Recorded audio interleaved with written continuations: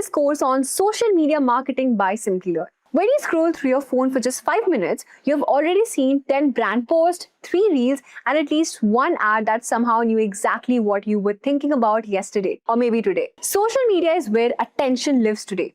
And for brands, that attention is everything. But just posting content is not enough anymore. The marketers who actually win on social media are the ones who understand the strategy behind it, the tools that support it, and the numbers that prove it's working. And that's where this session is going to break down for you in a very practical, no fluff way. So whether you're just starting out, managing a brand social presence, or offering it as a freelance service, by the end of the session, you will have a clear picture of how social media marketing actually works on the ground. So here's what we'll be covering in today's video. First, we will see how people search and what kind of content catches their attention online. Second, we will look at keywords and content ideas that helps you post and pages reach the right audience. Third, we will understand how to write better titles, descriptions, content that connects with viewers. Next, we'll be covering how to understand user intent so that your marketing message feels more relevant. And finally, we'll look at basic tracking and performance measurement to understand what is working and what needs improvement. So if you want to become a digital marketer, I highly recommend you checking out this AI-powered digital marketing certificate program from SP Jain Global Management and Simplilearn. This is a 5-month online course that will teach you everything you need to know about modern digital marketing, and it's designed specifically for the AI era we're living in right now. The best part is, you will learn how to use AI tools like ChatGPT, Canva, SEMrush, along with 50 other marketing tools that companies are actually using today. This isn't just theory. You'll be getting live interactive classes with real professors from SP Jain Global, work on 7 hands-on projects, and mentor support, and study over 15 real-world case studies.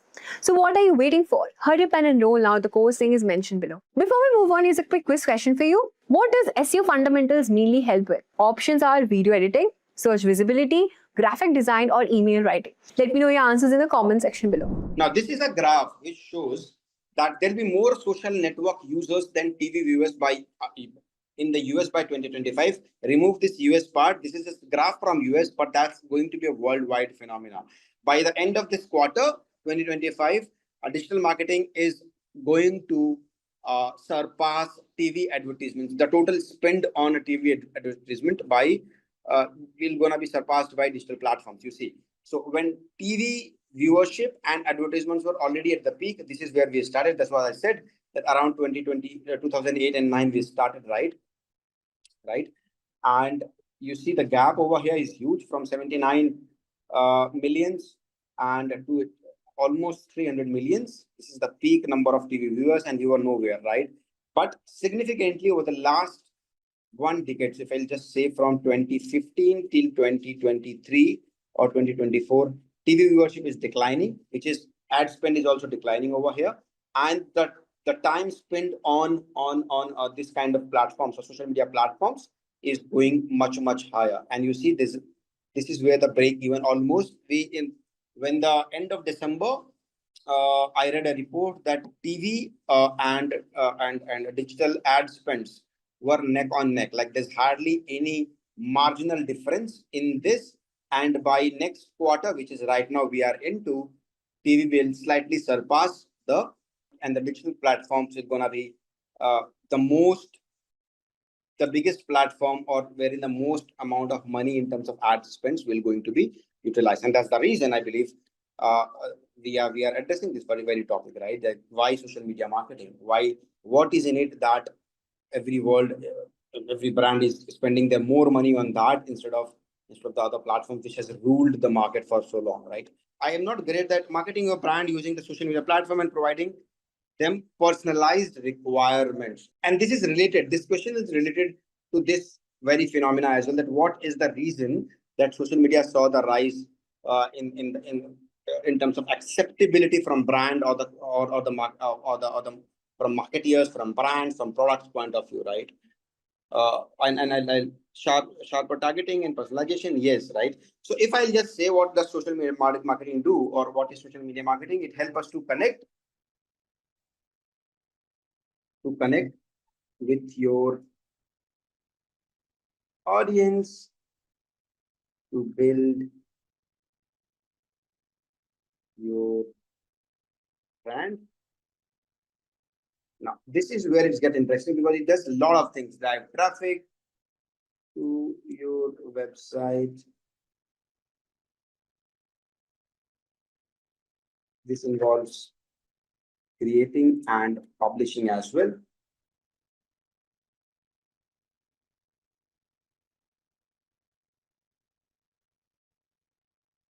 Like in most of the times when I ask what is social media marketing and what it does and what a brand should be doing for and what the brands are doing for, a very common phenomena arises and very common factor they mention is to do the sales.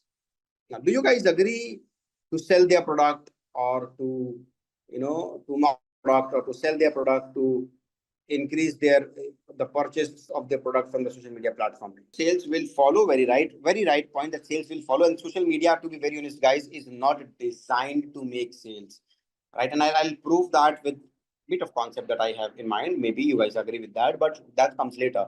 Social media, the algorithm of that is not designed. Not algorithm. Forget about algorithm. The design of social media itself is not to do the sales. Sales is a byproduct of what all you do right over there, and sales will follow. And then most common thing that I hear is, and I'll write that down in strong words, that social media is then what it does is it helps you to do all these things and help brands to in terms of listening to and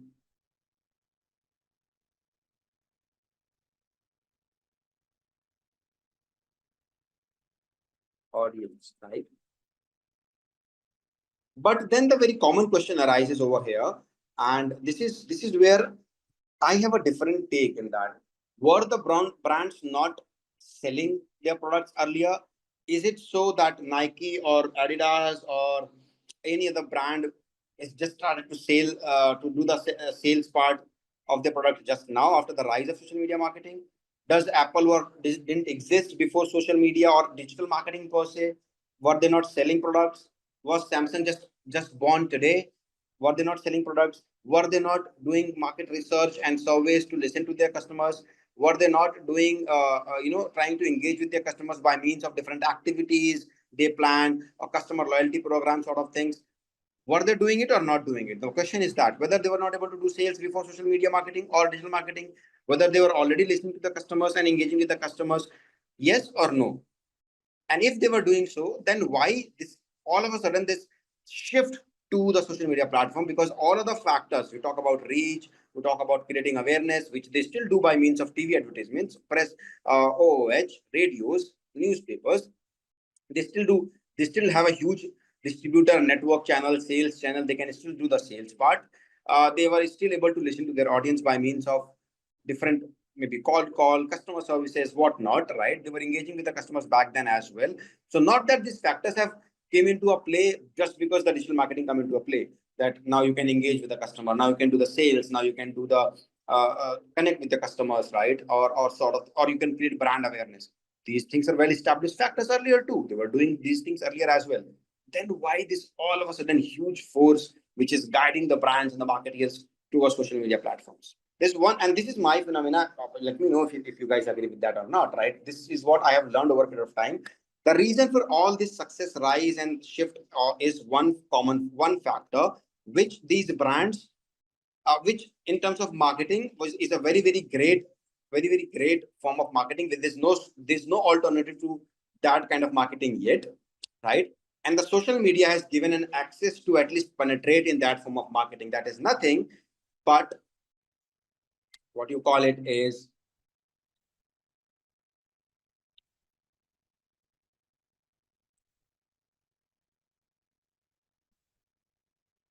or say word of mouth, right? Now, with all the spends, with all the technology, with all the sort of campaigns targeting print media, digital print, TV, and everything else, there's one form of marketing which brand for a longer period of time has no control over. No matter what, if I'll take an example of Nike because it's a more renowned brand and everyone knows that. Not to demean or not to praise that, just for example point of view. Nike was doing great in terms of sales numbers. They were engaging with the audience. This is one of the biggest sport creating culture brand, right? And they have hired popular figures like Michael Jordan and whatnot. They were engaging with the customers, inviting customers to play around, events, engagements, sort of thing. So they were doing that engagement. They were doing sales. They were listening to the consumers as well. They were known as a rebel brand as such. But for that brand also, there was one thing which were missing, which was missing is to control the peer-to-peer conversation or word of mouth, which to my mind is one of the biggest form of marketing is word of mouth. An example of that is, let's say Nike being a very good product, but let's suppose if I want to buy a product today, right, and if I just ask among my friends and family whom I trust, and I say I'm planning to buy these shoes, and if 5 people out of that will say no, don't buy it, it's not a very good product, right? And they are this fault and that fault. Chances are 90% I'll be convinced I'll not buy that. And for a long period of time, brands do not have any control that once they are away from the product, once the service has been consumed, and once they detach from the brand, what exactly they talk about the product and service. They were not able to understand that, right? Today, the phenomena has changed. Today, if I'm buying a product, more than so this peer-to-peer conversation, social media has increased the volume of it, increased the size of it. My friends and family is not the only peer I'm communicating about a brand or service. I'm now communicating. My peer group is much bigger now. In fact, I don't know my neighbor, but I know the entire world for that product who are looking forward to. And then if there is any issue, there is anything wrong, anything right or whatever, the first thing that's an impulse says, and let me know if you guys are agreeing with me or not. The first thing I do is I go to Twitter or Facebook or let's say any other platform. I'll write about it. I bought this product XYZ and I face this problem, blah blah blah, issues, this and that sort of. And I try to increase the magnitude of that conversation going bigger. If I'm good, then too I write, oh, what an experience. I have went to this coffee chain and all sort of things, and amazing experience I received. If it's bad, I'll write it too, even more aggressively.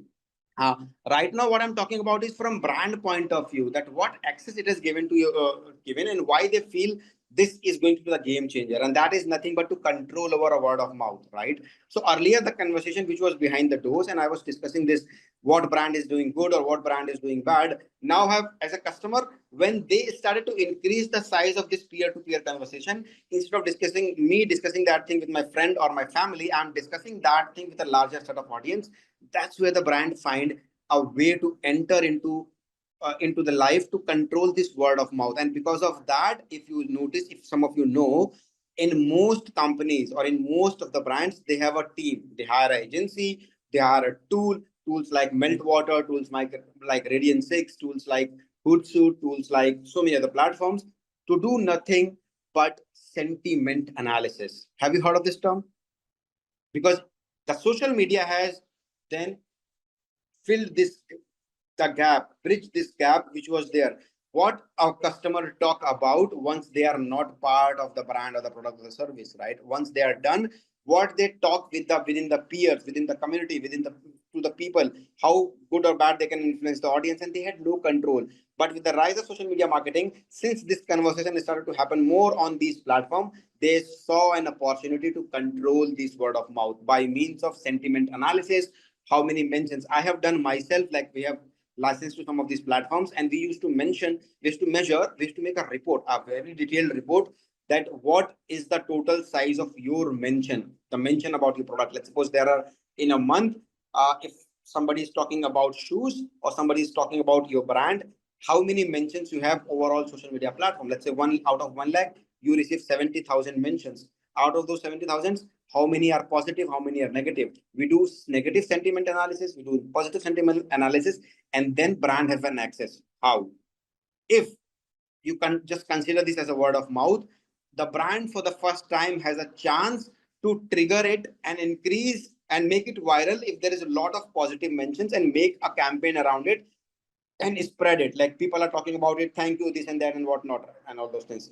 If there is a negative mention, for the first time, brands has the opportunity to reach to that consumer and convert that negative sentiment into the positive sentiment, like maybe providing some solution, addressing their challenges, And once that happened, the negative one also talked the positive one. So the conversion of a negative customer, which I might have lost before the social media era, now is getting converted into a positive customer. And that's is one of the biggest reason that shift from the brand point of view happened to these platforms, because everything else, pricing, promotions, place, product, sales, engagement with the consumers, creating awareness, trying to have a wider reach. They were doing it, but they had no control over what you think, what your sentiment is about the brand after you detach from the brand, what you talk among the groups and the community, and can they be able to control that ever? And social media has given access to that.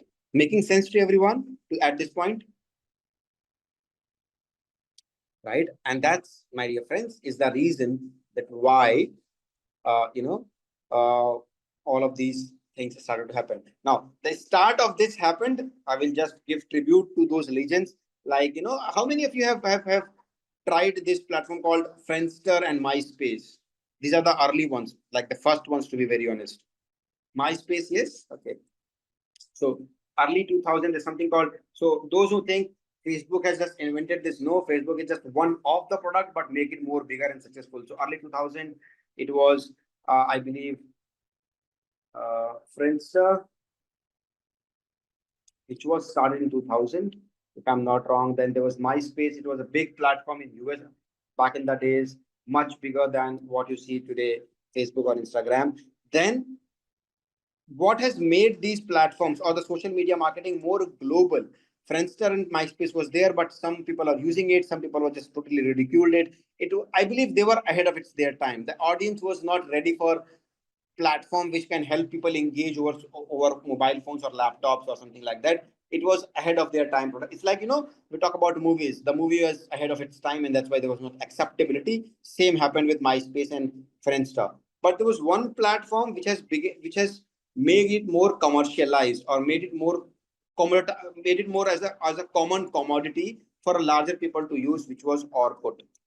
How many of you have used Orkut ever, or have seen Orkut, or been on Orkut? Yeah, so this Orkut was one of the one sensation or kind of a success back in the time, say early 2005, 6 till 2007, till Facebook didn't came, right? And Orkut was the platform, right? It was a global platform. People, and it was a product of Google, by the way. So it's a Google product. Orkut was just first, you can say, first global social media platform, much like Facebook or Instagram today, right? And it was an instant hit for people, because I'll tell you, the millennials, like those who are now called millennials, for them it was a challenging year in the 90s and 2000, because technology was not that evolved. uh, if you leave your city, country, or sort of things after the education, say after your schooling, it was very tough to maintain content, connect with your friends back in the time, right? And then came in Orkut, and all of a sudden in 2006, 5, 6 people, those who have done graduation by then, the millennials, or shifted cities, did their schooling and sort of things, they start to find their long lost friends on Orkut, right? And it become a sudden hit, because for them it was not time like this. People go to college with mobile phones. Even now they have access to mobile phones, or everyone who is going to school or college today will have a social media account, and they can connect for life, right? It was a tough time for getting connected with your friends, right? And Orkut was become a sudden hit, but only remained successful till Facebook didn't came. And in 2007, I believe, uh, rise of Facebook happens.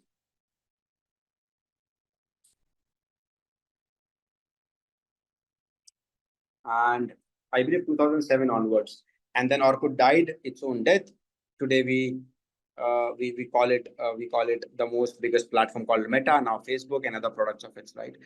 Uh, any idea why do you think people have left Orkut, and why Facebook become a sudden hit, even though Facebook doesn't had a first mover advantage? Orkut had it in that sense, global way. But why Facebook become sudden hit?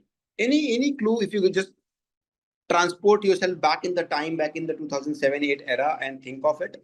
All the millennials are, I mean, the millennials were the first ones who tasted first social media platforms. Gen Z came much later, right? So it was millennials who have tasted the social media first, right? And most of the people who are at that age, at that era in 2007-8, who shifted to Facebook were the millennials and have heard of moved to Facebook because their friends were moving to Facebook, and also they heard from the other friend that I am now on Facebook, I'm not on Orkut. Yeah, FOMO. Yeah, that's very true, very true. Because now all my friends with whom I connected on, with whom I wanted to get connected with, are moving on Facebook. So why should I be on Orkut, right? Very true. And people have moved to Facebook. So all of, even I moved on Facebook because my friends said that I'm on Facebook now, right? And the transition happened. Very true.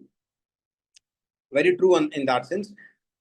Mobile friendliness much happened much later, Sarthak. Much later. I'm talking about 2007-8. Remember, Apple was still not there, or just around there. There's huge Nokia phones with smaller screens, so they were like you can access on Facebook on mobile. Same way you can access Orkut as well. So Facebook was not an app earlier. Facebook was a website like Orkut.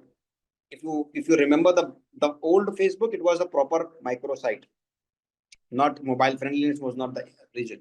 Yes, and so, Ojas was right. It just people moved on that because of the other people were moving, and word of mouth was played a role.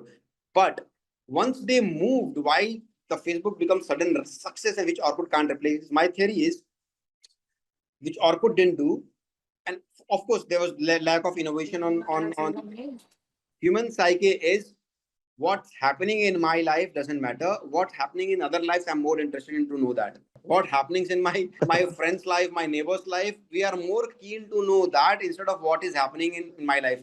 And to show that we also doing that, to what you call, to show people that okay, I went to this, I went to that, and also to know that what other people are doing. That's where Facebook play a role, right? It was a very open platform. Whatever you share, your friends are share, or you can go to their profile and check that what activity they are doing.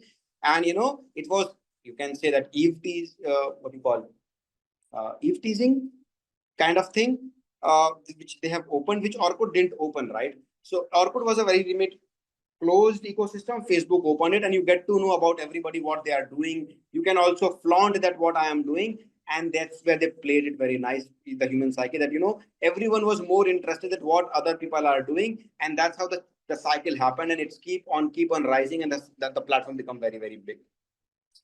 Yeah.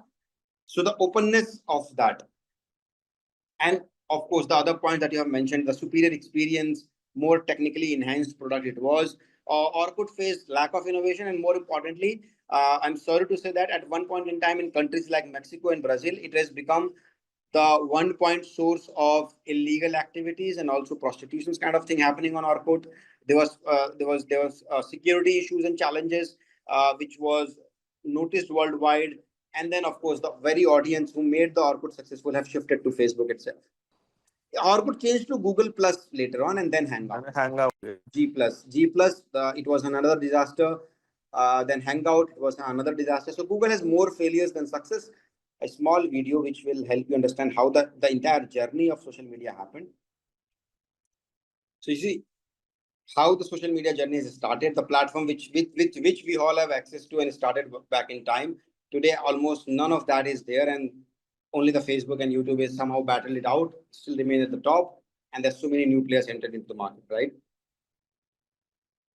Just a small journey of last 15 years been technological in terms of changes in the field of social media, in terms of how new players have entered. Today, TikTok is a new revolution is happening in the world. People are moving to TikTok and sort of things. So a sort of thing happening.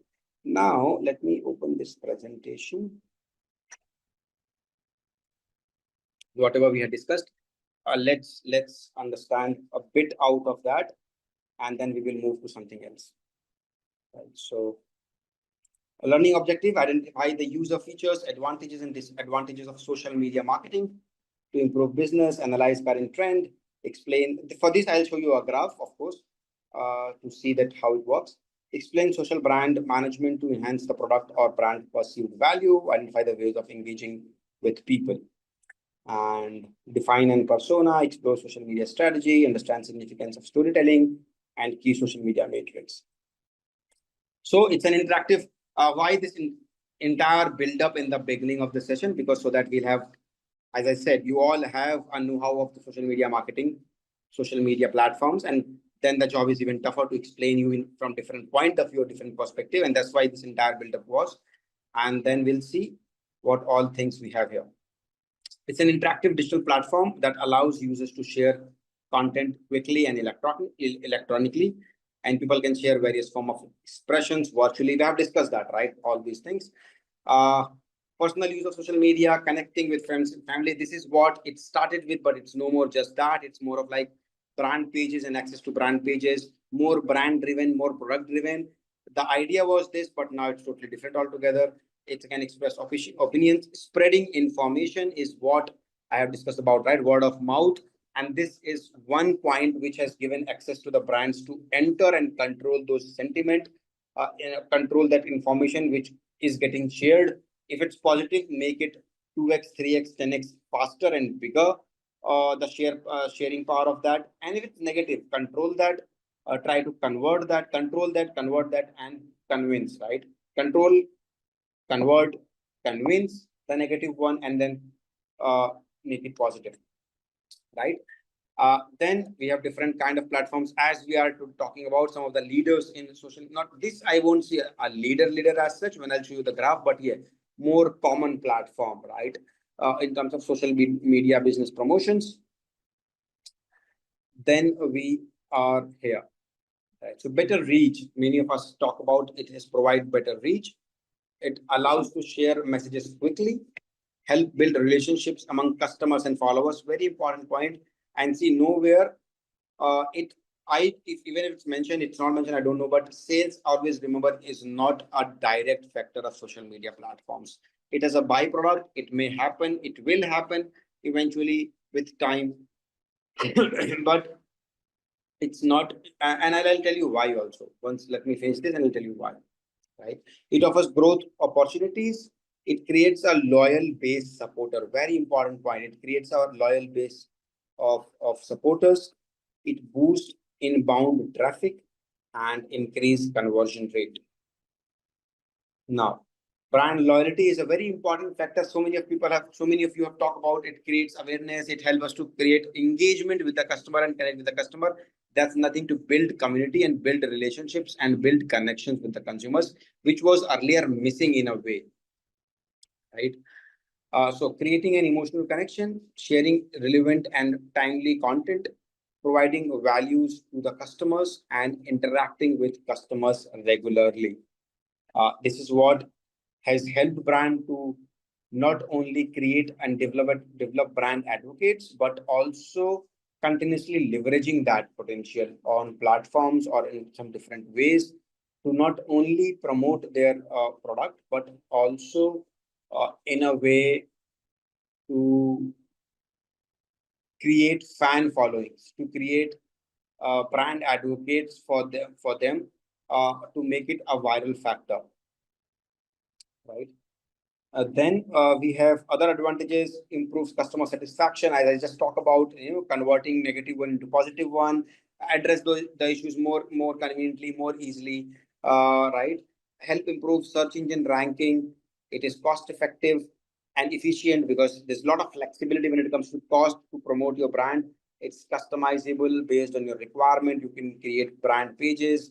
You can create your own communication. You can have your own what you call metric budgetary issues. You can solve that. You can optimize which part of the social media you want to advertise, what kind of advertisement you want to do, and all sort of things. And then of course influence market insight is what I mentioned.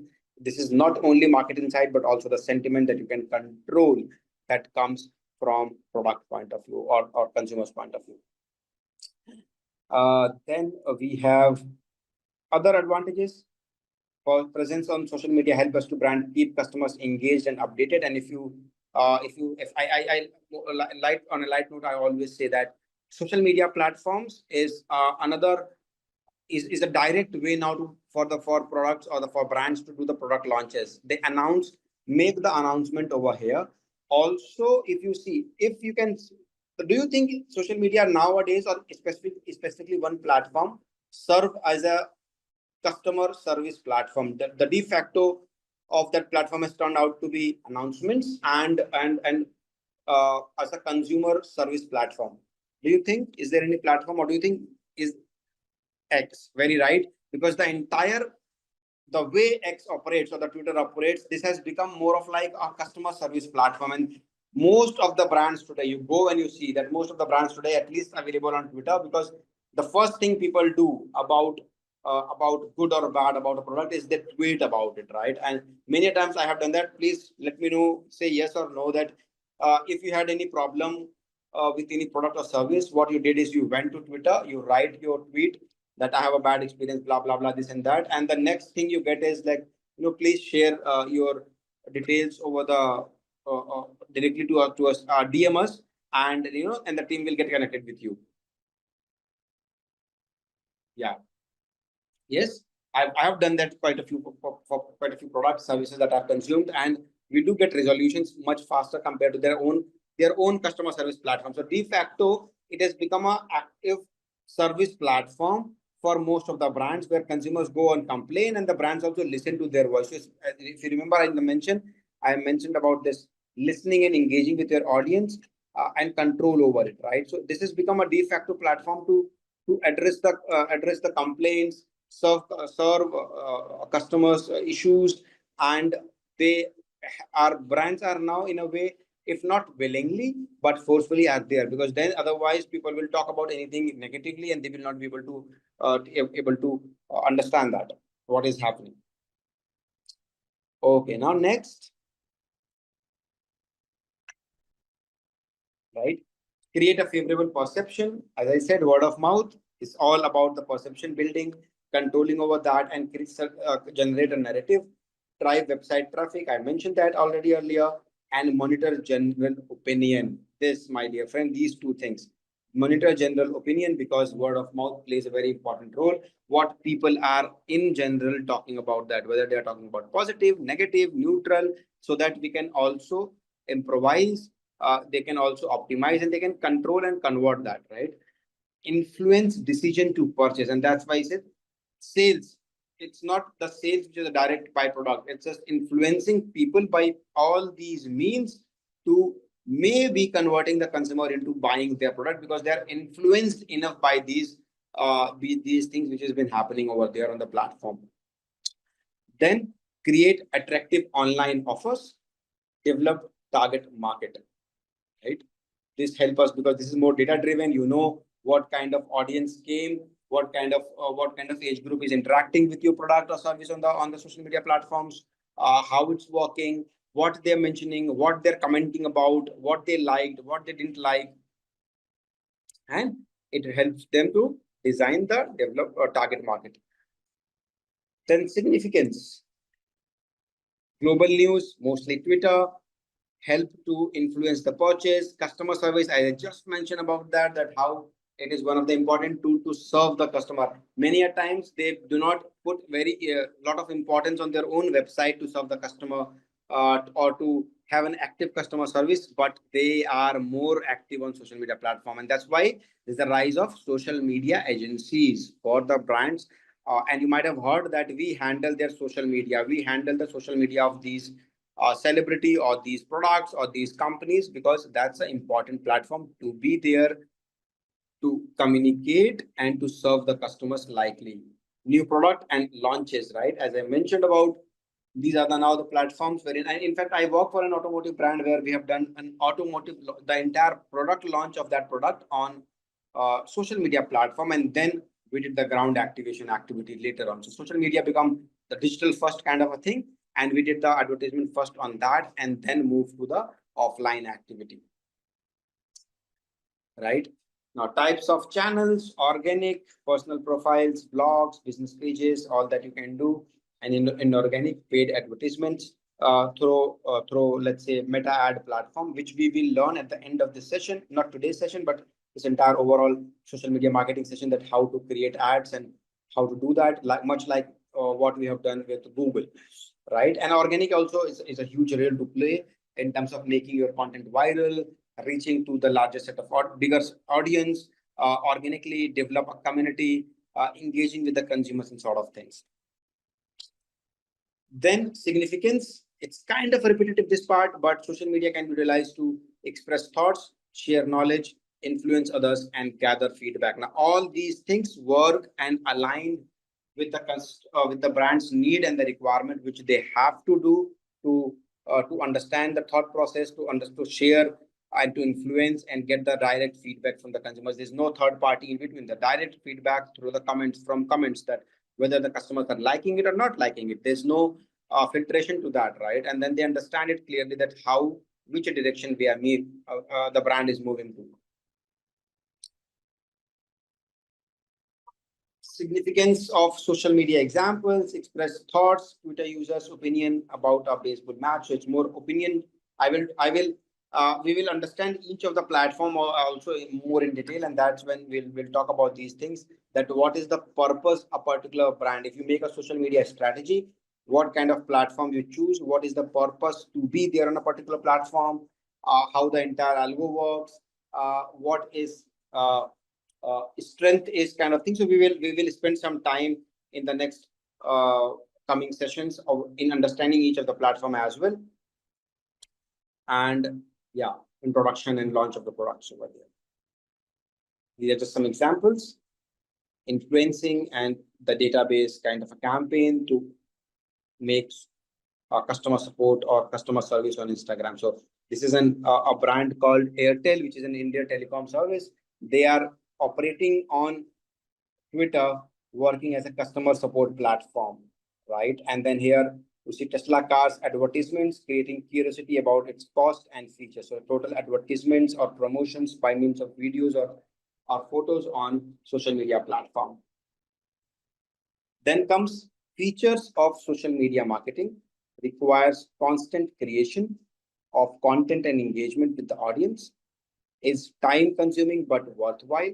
Requires minimal time and budget for campaign launch. Now, this is what you all have talk about. It's cheap product and everything else. Yes, but it's not cheap. Rather, as I said, it's more flexible in terms of minimum requirement, maximum output, or minimum budget, and you can go ahead with that. So there's no caveat that you have to only spend $1,000 or $2,000. Then only you will be able to access the marketing platform to advertise your product, and that's where most of the small businesses or the startups today, there's a wave of startups, the culture of startups, and you see they can easily access social media platform to create brand engagement and also to influence the decision making. And you see it's mentioned over here, provides opportunities for smaller businesses. So very rightly said, right? Then we have more data driven is what we talk about. So it can manage, monitor, and analyze the content regularly, which means you can optimize it. You can go back to the boardroom and see that what has worked for me, what is not working for me, and then you can save your money. More than that, you can make your campaign success, even if it's initially not able to see the kind of result you want to. Ensure availability of resources and utilize effective tools to reach key audience, which we started with, that it can help you to be there with a wider set of audience, reach a larger set of audience, or also as smaller as you want to. So you can filter that out how you want to communicate, and accordingly you can be reachable to the set of audience you want to. Then what are things that you can help, or what are the goals that you can achieve from using social media? It's playable, right? So you can increase followers and subscribers. Basically, these two things. You can increase followers and subscribers and build community, which is very important. We're going to talk about the importance of community building, generate leads, increase app install and usage, promote sales and conversions. Now, when I'm saying, you see, not sales and conversions, but promote. You can promote and then converting that into conversions and get leads, which will eventually help you to increase revenue. But this side, the creating awareness, influence traffic, increase followers, and generate leads is larger or bigger topic that we can address using the social media platform. So we'll limit our slides till that, and we'll not further go into presentation because there are other topics which we will go back to it when it's needed, right? But I will. Is it clear to everyone so far? Nothing to be not clear about, but still, as I need to ask, right? Now, Let me show you another graph or another chart before we move further, which is, let's say this, or rather before this, let me ask a question that what do you think is one of the most biggest platform? Of course, you guys have seen the video, so it's easy to answer. But apart from just what you have seen, in your mind, what do you think is one of the biggest platform today, right? And why do you think uh, it matters? And if you think there's another platform which is where the audience is moving, like much like from Orkut to Facebook happened, which platform is that, and why do you think that's happening? Okay, Satak says TikTok. Any other? FB to Insta. Sheetal, yes. From larger perspective, it's Instagram. TikTok is not available in some countries, like it's not available in India. US, things going on. Let's see how it will happen. The latest update is, which I wrote a post about also on my LinkedIn, that now TikTok most likely will be the operation part of it, most likely will be handled by, earlier it was everyone wanted to handle the operation of TikTok in US, say Microsoft or X or Google or anybody else, Meta. But Oracle, a software company, is most likely be the winner, succeeding to handle the US operations. Not clear how what will happen to the priced algorithm of TikTok, whether they will handle that as well to US entity, because if that happens, it's like digging the grave for TikTok, right? But yeah, till now it's available in US, so we can say that. So okay, Instagram, the movement is happening, but we have already seen the video. Let's see the photo. That if and then I'll have some questions from you all. Let's see that what your take on that, right? So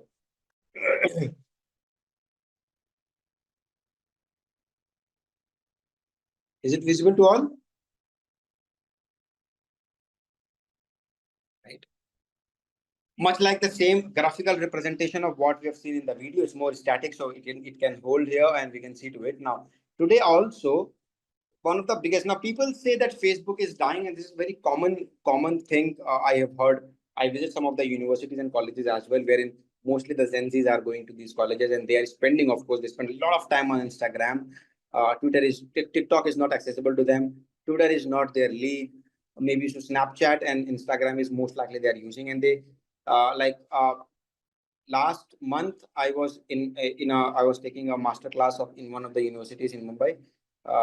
All the MBA students, it's a huge, let's say 220 students, and I asked this question that, how many of you over here use Facebook or aware of Facebook or which platform you're using? They said Instagram, anonymously, everyone in one voice.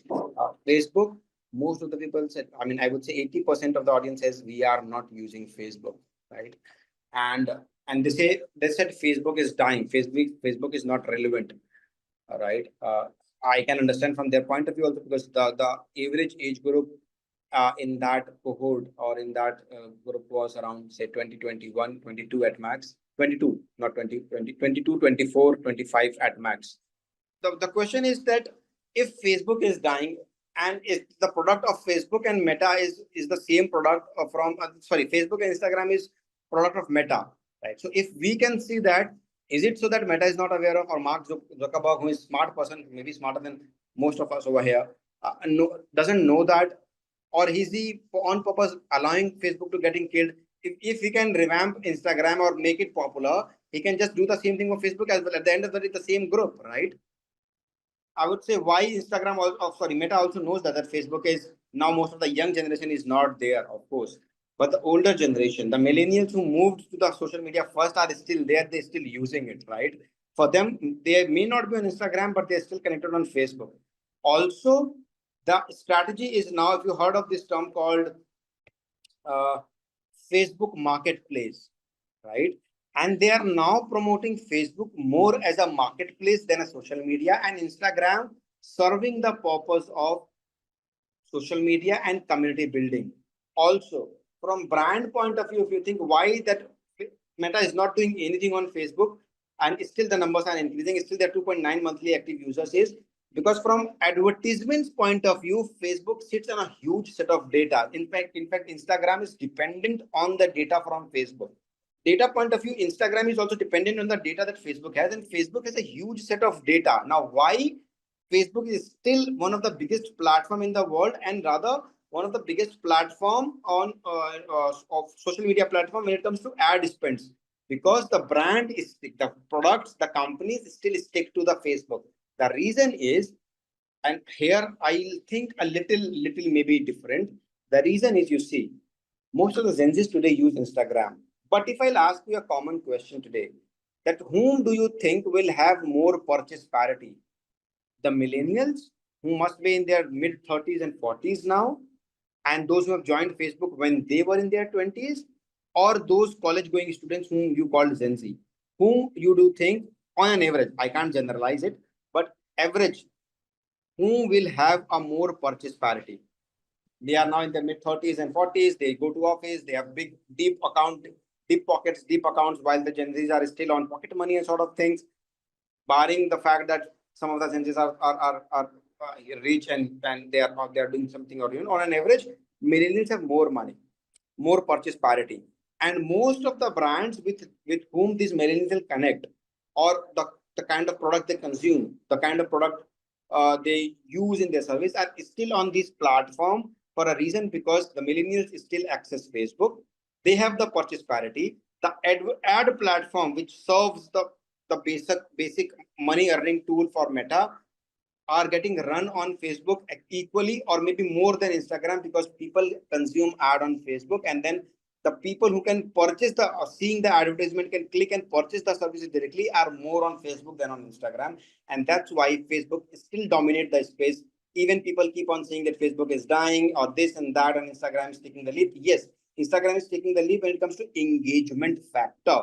But Facebook, when it comes to data, Facebook, when it comes to advertisements, Facebook, when it comes to an audience, or the demographic of the audience, who can still spend more money on Facebook than on any other platform, right? And that's the reason we have these kind of numbers. They also know that the millennials are there, they have the purchase parity, but this new generation which is there, soon they're gonna be in the workplaces, they have the money and they are spending. They are spendthrift generation. They'll be spending more money rather. The millennials were more saving driven. The Gen Z is more spendthrift, right? So they want to also want to cater that audience, and that's why they are developing Facebook as a marketplace. So the next question, when I ask to people that, okay, those who are have seen of Facebook, have they tried to use Facebook to buy some products, and they said yes. The Facebook marketplace offers them second-hand goods, sustainable products, and sort of things wherein they can go and check the products, right? So Meta also knows, but they just wanted to create this division, keep on keeping that, because they know that Facebook will survive for a long, because Instagram is dependent for data point of view on Facebook itself, and the marketplace they are growing up to. If they will make it big, the kind of hold the Facebook is will remain unchallenged for even for more years. And again, the data that they have. Why this rise? Because brand will still stick to FB ads for campaign. First, the kind of audience the Facebook has, the purchase parity, and from advertisement point of view, the targeting capacity and the capabilities to advertise. And if you go to the Facebook still has this feature called brand pages, right? Brand pages, and you have followers of those brands on Facebook, right? Community kind of thing. Like you go to any automobile, you go to any Apple, Samsung. They, like, once upon a time, Coke, Pepsi war used to happen on Facebook, right? So all these brands, if you just go after this session, I request please go and check Coca-Cola or Pepsi, and you'll see their official brand pages over there, and they do the announcements over there, right? They are available over there in all good sense. Engaging with the consumers, launching the products and advertising over there, promotion over there. You check Coke, you check Pepsi, you check any of the automobile product that you like, maybe the common products, brands that you have, and check all the brands which you can think of are there today because of the brand repute and the brand awareness, have their pages, exclusive pages on Facebook, business pages, which you might not see on Instagram.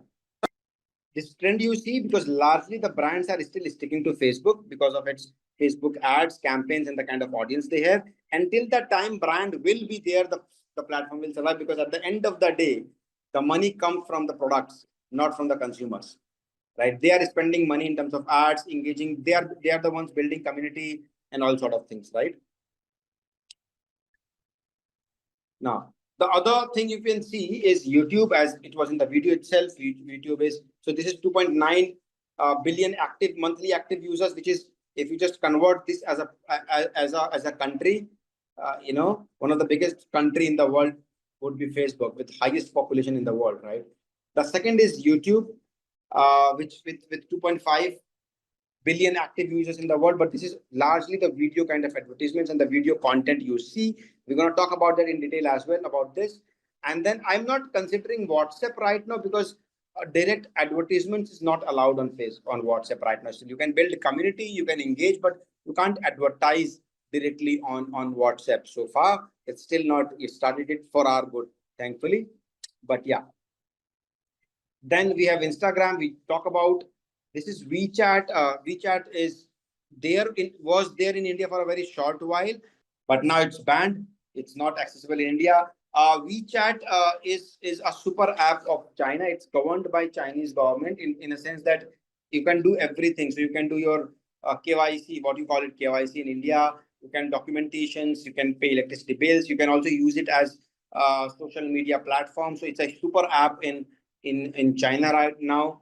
And then we have, if you see these two things, TikTok, which is kind of sensation. I just talk about the kind of algorithm. This is one of the biggest, most fastest gaining successful platform in the world today. You talk about the brands, they are there, right? And I'm going to talk about that TikTok in detail for separately for all the platforms, much say. But the algorithm is still not unmatched. It's still unmatched, and none of the other platforms are able to match it to the kind of algorithm they have, the kind of virality factor they have, and the kind of success they have tasted, right? So it's also short video content platform. And if you see, there are two TikToks over here, the kind of TikToks, TikTok and Douyin. No, it's not desktop or mobile version. TikTok is a global platform which they serve. Now that's where the Chinese government also play a role, right? So the algorithm for TikTok, the kind of content you see, people say it's a big conspiracy. Some people say, some people believe in it, some doesn't. The TikTok platform is for the global audience. Wherever this is accessible, like in US, you see this version. Specifically in China, you have this platform, Douyin, right? Because in China, Chinese government has a huge control over the platform, and everything, every platform, social media platform has to have a government intake into that. So for China, that's Douyin. Also, if some of you have able to access that, I have some connection in China, and I've just spoke about this.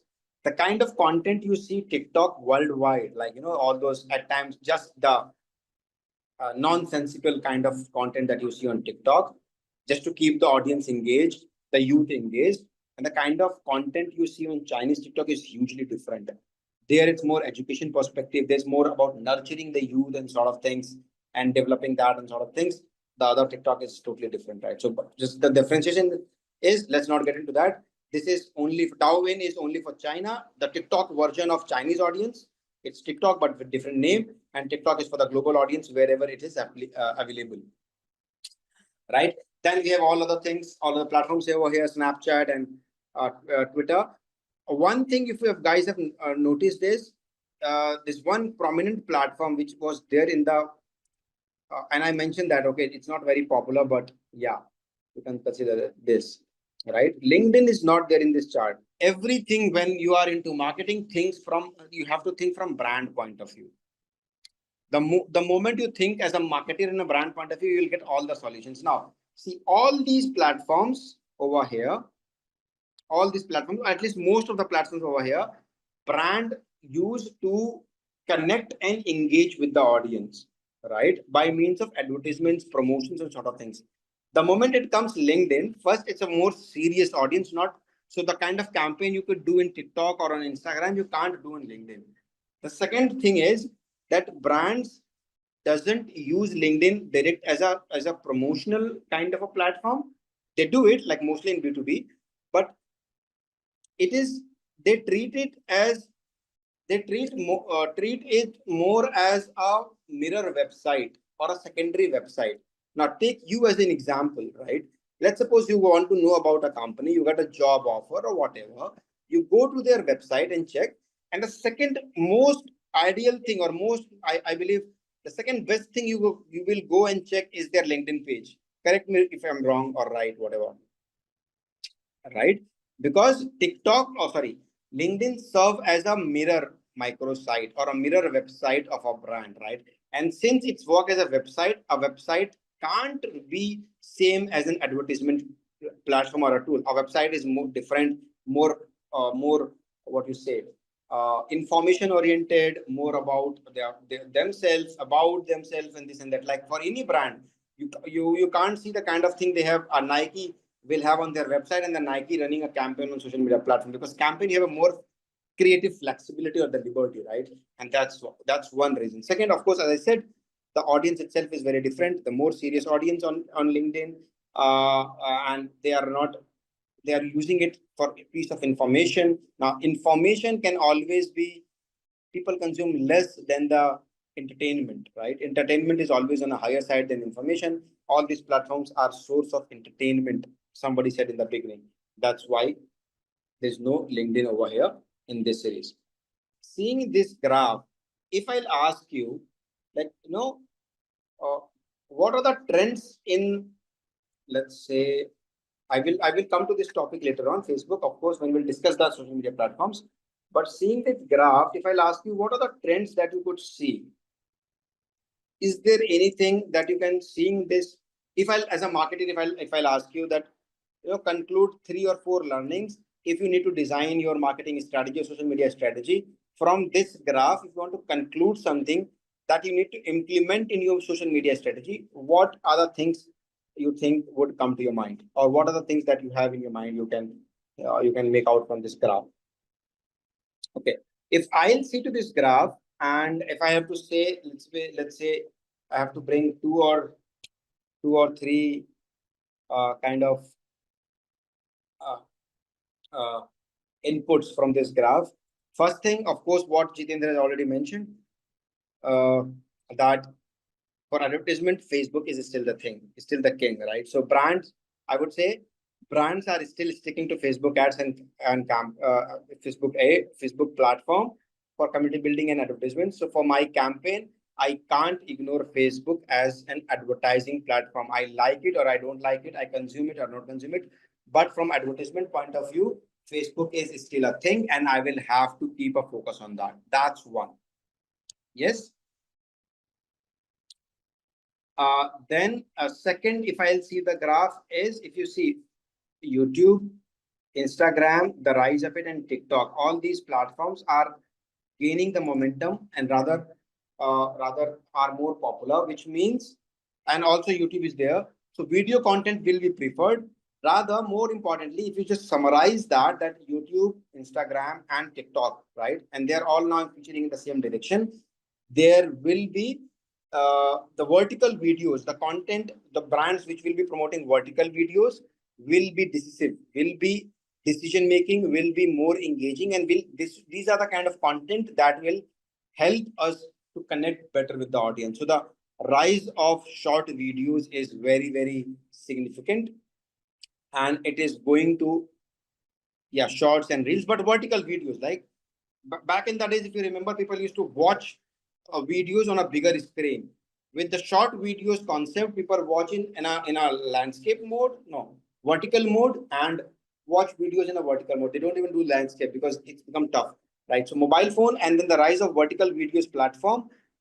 Vertical video is gonna be more decisive and gonna play a very important role in terms of branding and advertisements. Now, in that, if I just, so I'll just write it down first. Trends, first being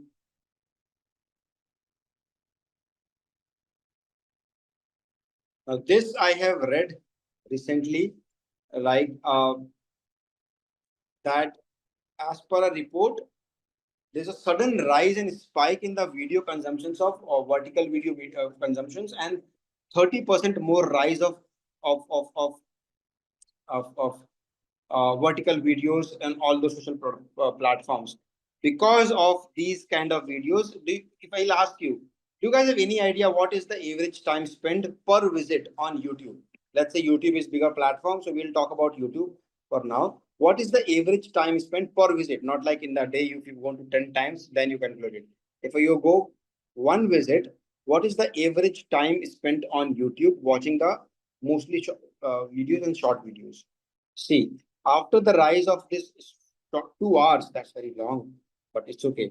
I believe the way things are going, 2 hours won't be a distant thing. But in one visit, I mean to say, in one visit earlier, the average time spent on YouTube. Say, I'm taking YouTube as a one platform, not just generalizing for all, but YouTube. As per the report, it says that if any single visit, the average time spent on YouTube earlier was around 7 minutes. How much? 7 minutes in one visit, and that's it. But the other factor now comes in that today, with the rise of vertical videos, if you remember, YouTube was not primarily into vertical videos. They were into full-fledged long-term content, long content, and you can watch keep the mobile like this in landscape mode and keep on watching it. It's not like, continuous scrolling and sort of things. But from the time YouTube also launched it as a Me Too product, seeing success of TikTok and Instagram, right? The average time has increased from 7 minutes to 25 minutes, which is almost what? 3 times of their earlier time, a 3-time engagement or time spent on a platform, which is a significant number in its own right. So if I just write it down, third and fourth one rather, see, one is about the advertisements. Second is about seeing these trends, video trends. We can say the vertical rise of videos. The third is that brands now can't skip WhatsApp, even though the advertisements are not allowed on that. But for community building, for engaging with consumers, WhatsApp is going to dominate the role, and soon it is going to be the one factor to not only engage with the consumers, but also as a customer service platform, personalization of content in terms of reaching one-on-one, because WhatsApp is largely one-on-one, right? So while YouTube and or sorry, while on Facebook and on YouTube or on Instagram, you can advertise to larger set of audience, different one ad being seen by thousands and hundreds of people, but not on WhatsApp, because you can't advertise on WhatsApp yet, right? So what WhatsApp Excel is to have a personalized reach. We talk about awareness, reach, personalization. Personalization is a factor that will be played out by WhatsApp, because there you can reach one-on-one, engage with the customer, may say that, okay, sir, you are not okay with us, you can take 50% discount. The same product, other customer, we can say you can have something else, you can have one-on-one free or whatsoever, right? Because we have a team over there. And you can also talk about feedbacks and surveys and market survey, seeing the engagement factor, seeing the kind of as a customer service platform. So WhatsApp is going to play a very important role, and that's the reason. I'm sure most of you people are also now today these days getting messages from your products and services you're consuming. So please get in touch with WhatsApp or chat with us or something like that. Do you guys get it? You get, yes, these days. Now all of a sudden this increases. So WhatsApp is going to play a role when it comes to personalization, customer service, and engaging with customers on one-on-one basis. Right? Fourth, and a very important factor is that the future also, if not future, but the customers, apart from promotions, apart from ads, apart from these kind of one-on-one engagement, are, yeah, they also get subscription features, right? Very true. The fourth of what I can see from this is that customers soon, if you see from here, right, these are all, barring this, mostly the platforms like maybe Pinterest, maybe Quora, Reddit, Twitter are information driven platforms. So the fourth outcome that we can bring it out from the graph is that customer are significantly becoming more aware, and they are seeking more and more information driven content, and hence also spending significant amount of time on the platforms which not only just do promotion but teach them or educate them in that sense, right? So these are the four key takeaways that I can think of from this graph. I don't know. It's more of like, it's still mostly like a customer service platform, not advertisement. Because advertisement, the very meaning of advertisement is that you advertise something and it reaches to the largest set of audience. Like You go to YouTube, the same ad can be seen by many people. That's why it's advertisement, right? In this case, they are reaching one-on-one to you, so they are not flashing out something, and you have to just be there. They have to be in your window, and it's like a message service. So they have to. It's like one-on-one, and that's why they are not. They can't do direct promotion right now because it's not yet open to that. That, like how you can see advertisements, how that thing will also materialize on WhatsApp. That's a thing to see. But like the way you can see advertisements, videos, or thing on Twitter, on YouTube, or on Facebook, or on Instagram, you can't still do on Twitter. So they, and using without you being asking for it, at times you don't even know you're asking for it. Like, yeah, indirectly they say that, you are giving permission us to connect with on WhatsApp, and that's when they connect with you on WhatsApp. It's like a connection service, not promotion service. So we were talking about social media marketing starting yesterday. We talked about very briefly. We discussed about the type of what is the reason for the rise of social media marketing, why we need to do social media marketing. We understand it's one of the most important aspects, which is from marketing point of view, is following the population, and secondly, also that its ability to connect and build brands, drive traffic to your website, and involves publishing great content, and more importantly, this part which is called word of mouth or peer-to-peer conversation, which for a long brand were want to have a catch hold of want to control that in some way, that what is the conversation happening among the people about the product or the services or the brand, and how can they utilize that when if it's positive, or if they can make it as a marketing tool out of it or marketing campaign out of it.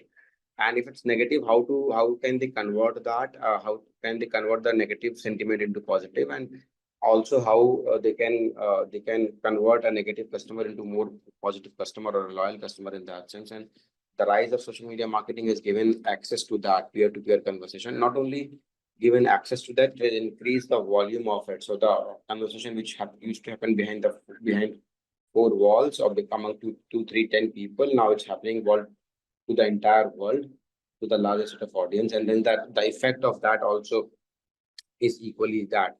So if it's positive, brands are happy because then it can work as a ripple effect and enhance your brand equity, brand value, and kind of campaign or messaging that you are doing it right.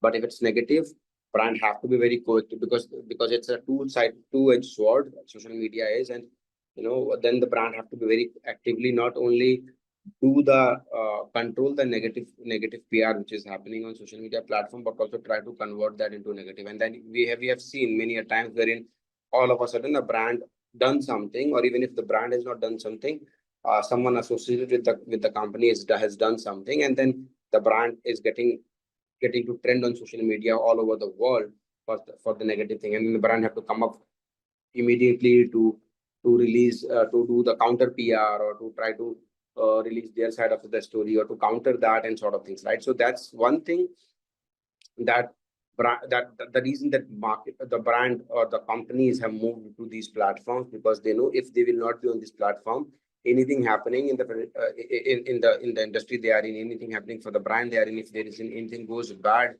right, then there will be no control, and the negativity which was earlier between 10 people can go to millions of people, and then they will lose a huge amount of brand equity that they have built over a period of time, right? And that's a very important point for them to at least ensure that to have a control over all these peer-to-peer conversation, which and control the impact of it if it's negative, spread the impact of it if it's positive, right? That's what we have discussed quite a few more things in terms of, we have seen some video and some graphs, and we try to figure out the kind of trends that we can see in the coming time when it comes to social media marketing. Be it Facebook, which is a giant, and people say this it's dying, but it's still there. Which in a very small way we talk about why it's there. Then we have spoke about vertical videos on the rise, and how there was 33% or more a rise of short videos content and its consumption, and that's One thing I missed to mention over here, this is a global phenomena, right? And this 33% rise of short video content is a global thing, but also a lot in that is getting contributed by TikTok, right? So not like YouTube or Instagram. They are there. They also have their vertical videos. Largely, Instagram is vertical videos, but YouTube has also started that. But a lot of contribution in this at a global level comes from TikTok. As we know, that TikTok is one of the biggest platform when it comes to content wise, uh, uh, vertical videos, right? Okay. Great, great. So the point is, and then yesterday we also talk about that the we also talk about that social media platform de facto is not mere for sales. It's purely for promotion, and more than promotion, it's for engagement. And the other most important thing with the brand does is there's a sudden rise of, and this is what every brand is trying to do today. This is the new phenomena. You might have heard of these things many a times, right? And it's not like anymore that we have to promote, or we have to just promote, or we have to just do the sales campaign or generate leads. On social media, it's largely about community building, because once you build a community, you know that this is a loyal fan base kind of a thing that you have created. You are creating a brand advocates, which in presence or in absence of yours will also be will be your army for the brand to defend on social media platforms, right? And most of the brands today are in this phase of building community. At least mass driven brands, they build community. They are, as I said yesterday as well, that brands were able to engage with the customers earlier as well. The mediums were different. They were able to do sales as well earlier. The mediums were different. They were able to hear to the voices of customers, as the medium were different, right? They were doing ads as well earlier. But there's one thing which is called community building, which was there earlier only for the sports teams or sports fan base. Like, you are a follower of a particular football club, your IPL is going on, and you are a follower of a particular IPL team. But for brands to create such kind of fan following was tough. You can have engagement, you can have a bit of loyalty sort of things, but fan following is a different league, because then a fan can defend you even if you're wrong, right, whatsoever, right? And today, all the brands are in this race of building community. A very classic example of this is that how build community building or use of social media platforms can help a brand to revive its position also. A very good example is of that is Coca-Cola, right? How many of you have heard of this thing called Share a Coke campaign by Coca-Cola, right? And that's, for example, so the Coca-Cola overall strategy, or most of the brands today, be it Nike also you talk about, be it Adidas also you talk about, Coke, Pepsi, whatever, their larger strategy today is to build, share content, engage with the customers, but for a longer go, to build a fan base, to build a community of their customers or something like that. And for that, what Coke does is, now what example, Coke is a very old brand, right? It started ages back, hundreds and hundreds of years back, right? And the first, second, third generation of users have used Coke. Now this generation, or the new generation, they have done a survey in a country of Australia, random, right? And they found that almost 50% of the audience, 50% of the youngsters rather, or the new generation, with who usually consume more of cold drinks sort of things, have not even tasted Coke once in their life. Now 50% of overall population, or overall young population in Australia, it's a huge number for a brand like Coke, because their entire business runs on that, right? And if 50% of the population is not even tasted Coke, you can remember. So their sales were depleting, and this was just 10 years from now, from today, 10 years back from today, right? 50% is a great number, yeah. And to counter that, they have to think of something to bring and engage with the new audience, that what they could do to to get in the eyes of new customers or the new audiences, and also at least bring them closer to the brand. Now they were doing advertisements, not that they were not doing advertisements. They were They had a sales team over there. They were on. They were doing all kind of activities, promotional activities. But imagine 50% of the people were not even able to connect with the brand, and they were not used the product. They have not tasted once in their life the product of Coca-Cola because they were not feeling this essence of connectivity. So the next phase of advertising is more about community building and building connections. It's no more the days where you can just promote it and then they will buy it.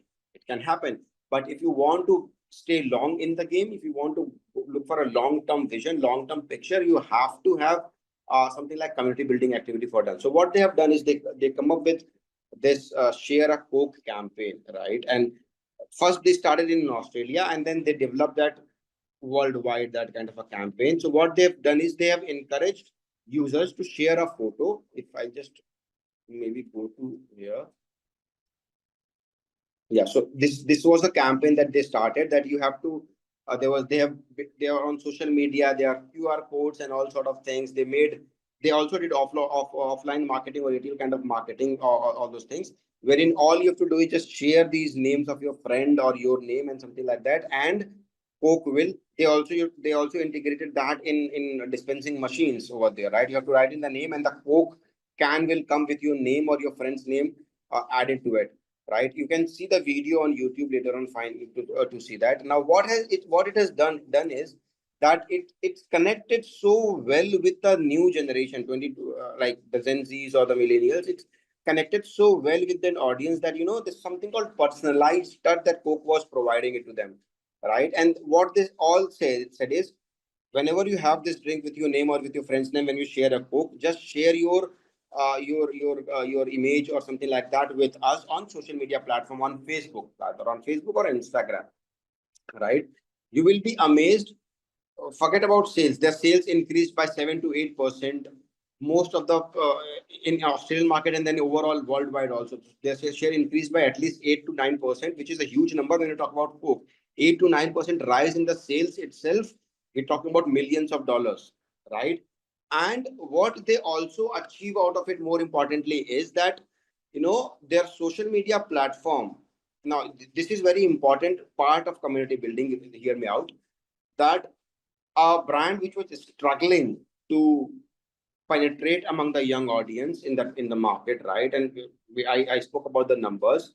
Within a month's time, at least 5 lakh photos of Coca-Cola and users were shared on social media platforms. Now, 5 lakh photos, user generated content. So almost social media platforms were flooded with Coke hashtags, Coke campaign, which was Coke done nothing. Coke did one campaign and it's all user generated content which has flooded the social media platform. So kind of media inventory they were able to create, right, for free was huge.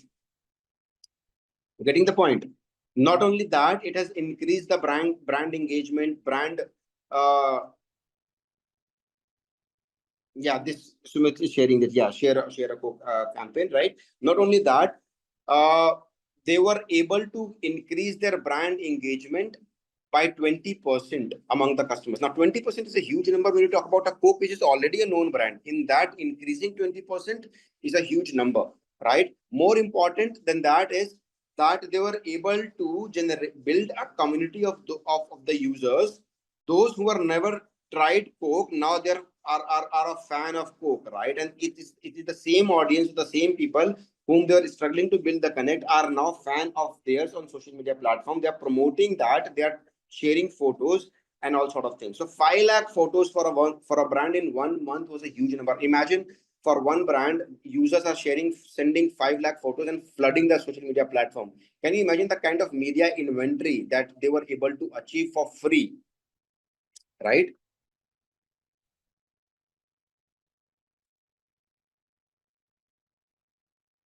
Guys, I can understand it's Sunday, end of the weekend, but bit of excitement, bit of energy would be fine. Share a Coke. I will just write it down so that you can remember this example. Now, why I'm writing this, because these things are not there in the slides, right? So I'll just give this as an example point of view.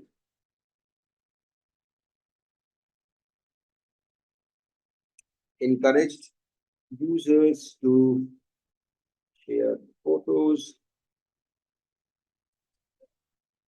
creating now this is very important. That has created a viral trend for Coke. The Coke did, right? So the point being, what I'm trying to say is, today, if you're using social media platform, even if you're using it as a startup or your own company or something like that, right? Do not just see social media platform to do sales, because now this is where the difference come into a play, right? You think of you as a user. When you go to Google, when you search something on Google, your intention is usually either to buy the product or to consume that content, specifically about that particular matter, right? So you go with an intention to at least buy, check the product or something like that. So you are almost there. You are not going there to spend your time looking for a content to do time pass sort of things, right? But when you go to social media platform, even if it's you as an individual, the same person, your intent changes. You go to social media to spend your time, to find some relatable content with which you can find a connect, right? Or you can have some good time over there, right? So social media works totally different compared to the search engine marketing or search engine platforms.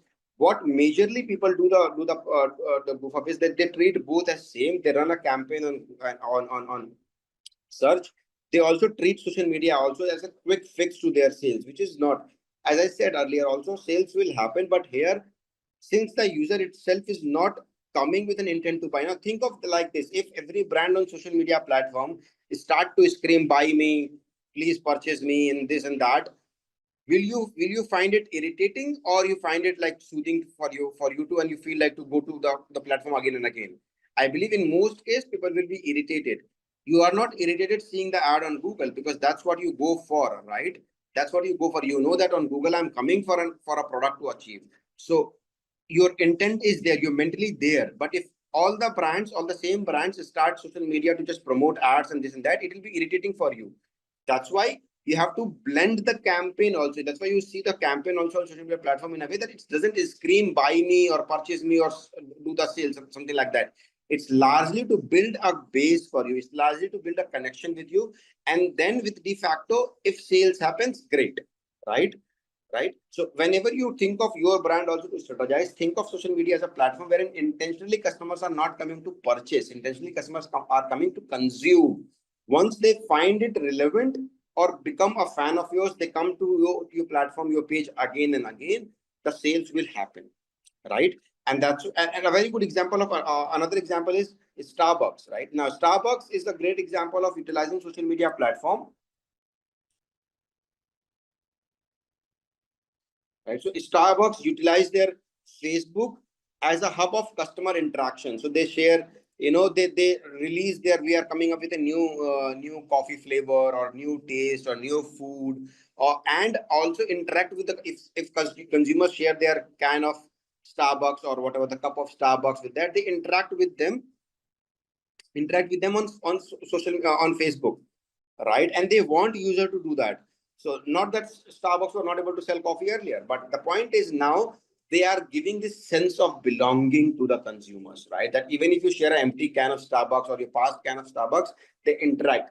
Also using it as a platform wherein they are interacting with the consumers and doing the launches or informing the consumers about their new products coming in, about the new launches which is there, right?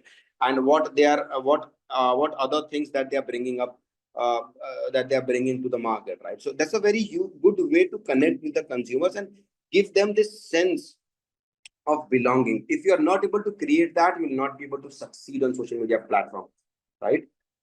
Or very, if you guys, some of you guys have might have, if seen this shows like Shark Tank and all, you might have heard of that some of the brands who come up with and say that we have this much of data and on social media platform, they say, I believe one of the judges over there have said that, on social media it's all about community building. So we have built a community of, like Boat, for example. Like Boat headphones is an Indian headphone company of manufacturer of headphones and all sort of things.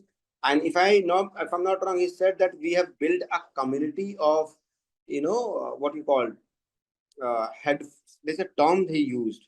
I'm not able to remember that, but he used something like that, right? that we have built a community of headphone users or college goers, and there's a particular tagline they use it, right? There are so many headphones in the market. That is it the first headphone ever?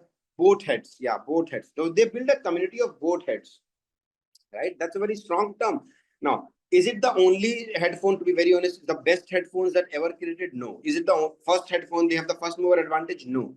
There are many headphones much before the boat even come into a play. We have been using headphones since our from our college days, much earlier days, right? But what they succeeded in terms of breakthrough to do their marketing on social media platforms, and they were able to create that community of boat heads, as the right term been given by the by Jitendra, right? Both heads, and he said it that we have built a community that is strong now, that my community member itself promote my brand to the other fellow members. Also, if they need a new headphone, they will not look beyond boat, because now they are into that fan. We have created a fan base or sort of things, right? And that's the important of creating a fan base, or building a strong community, right? Harley Davidson, yes. For example, Royal Enfield also in India, which is one of the biking, right, company.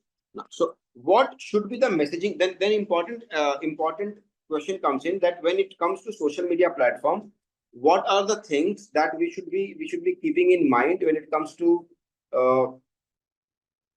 comes to messaging element, right? What are the things we could do, or we can think of? Now, this is a no-brainer in a way that you all are aware of, that how to write on social media platform, what to write on all those things. But there are few things which you need to keep in mind, depending upon the kind of category, the kind of product you are into, right? But obvious when it comes to social media platform, and when it comes to building or creating the message, what are the elements that you keep in mind? First, it has to be focused upon brand awareness, not brand selling or product selling, right? So because social media is a platform, it's cluttered platform, and there we have to create a niche for yourself. There you have to cut the clutter in a way. So you have to do a campaign. Even if you're doing a campaign, you're doing a content, you're writing a content on the social media platform, you have to create some content in a way that should create a brand awareness and will able to create a recall in the consumer's mind, right? Or recognize your brand among the clutter.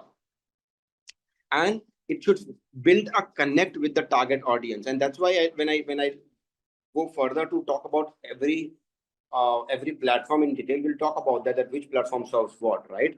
And it should have a consistency in terms of branding and promotional content, right? Coca-Cola, they are stuck with a theme, and that's what they do on social media platform, right?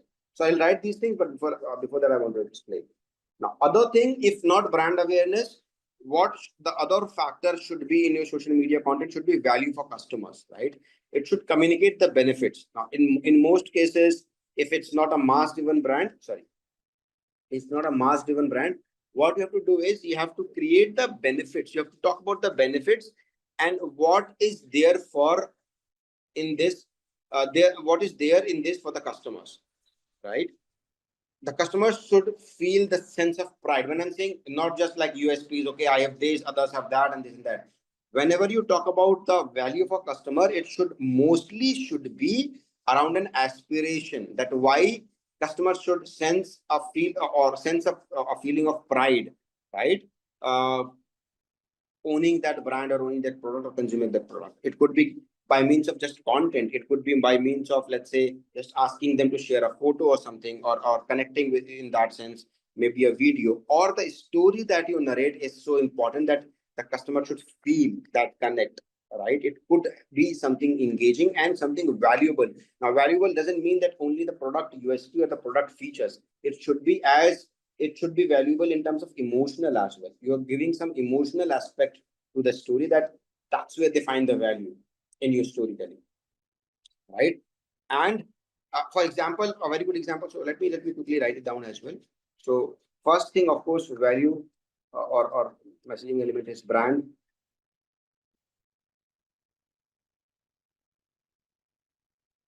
awareness, wherein it has to have brand recall or something that keeps you at the top of the mind, right? Increase. Right now, this is don't get it wrong. As I explained, also it could be something aspirational value, something emotional, whatever. But there has to be some value to it, right? And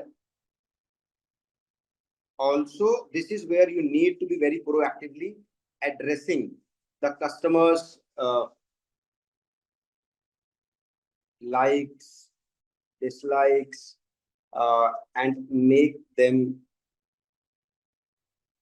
part of the journey, right? And that's where you will what you are doing is you're making them part of the journey. Means you are creating a brand advocate for yourself by means of anything. It could be by means of case study, it could be by means of content itself, that you are giving something emotional to them, or testimonial.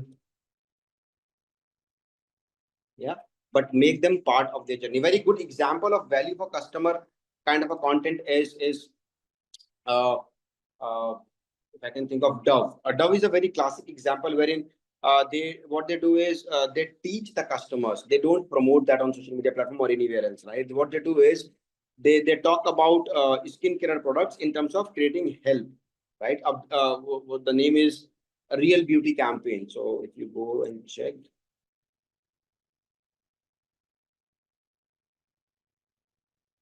Yeah, right. Now you can read about this. I can go to their website itself. Now, as a company level, since Dove is also from HUL, I don't believe that on one side you talk about beauty, or on the other side you're creating the differentiation about the color, skin tone, and all sort of things.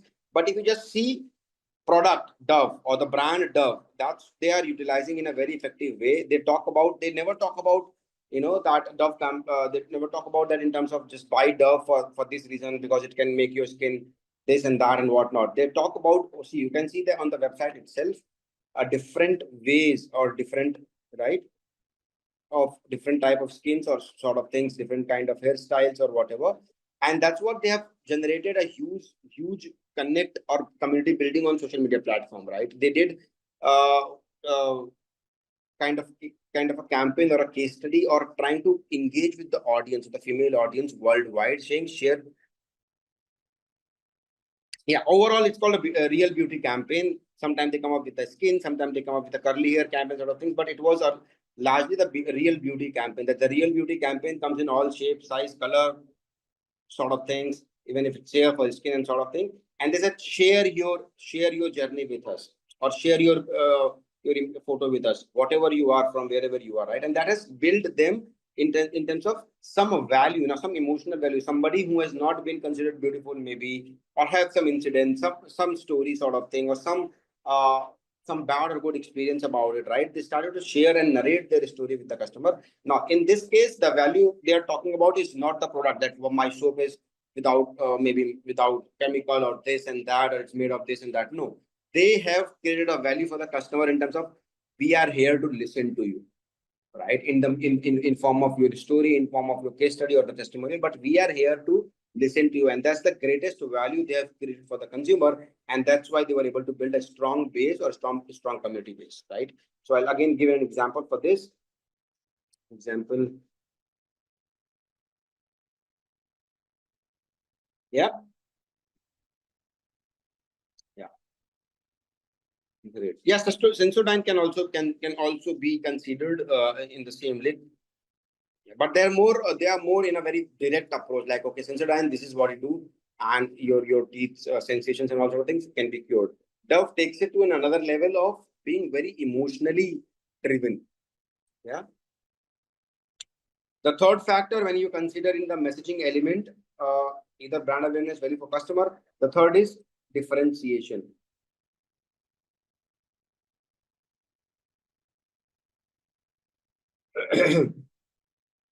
Now here the things become a little tricky. Let's suppose you already is a big brand, and you don't want to create a brand awareness, and you are not in a category wherein with like Coca-Cola, with all the health thing and healthy living. Coke may reduce their fan following, and that's why they have to continuously keep on engaging the consumers to build the brand awareness, right? The other value for customer means you have to go on an emotional lane, or talk about their stories like Dove I'm talking about, right? And addressing the larger issue. Now there may be a brand or a product, and I'll give an example as well, that they already have a brand awareness, and as such people are aware of it. They can't get into this line of on social media campaigns wherein they can talk about share your story and sort of things, right? But in that, then comes the third element called differentiate. If not, set your brand apart from the competitors, and what makes you very unique. Your message tone, your element should be in a way that you are you are not even in the league of your competition. You are totally different, and that's what you want to stick at. Like you are something that you want to be known as. You are creating a differentiation. You are a different league altogether, right? So set your product slash brand apart from, right? And usually the content also should be like that, right? Now, a very good example which I can think of, I know it's a repetitive example which I've given many a times earlier as well, but it's called, it's for me, it's always an Apple, right? Now it's phone market, that's it's hugely cluttered, and more of like every brand is giving the same thing, but brand is well known. They don't go on the emotional lane, but their campaigns now, apart from that iPad campaign that I talk about, their campaigns is usually they're trying to bring a personality to your brand, right? Like if you carry an Apple, there's a different personality altogether. They don't go by the features or sort of things. It's largely about some bit of added value in your personality, and that's where the Apple play, right? So I don't know if I'm making sense to you all, or if you guys have any other better example.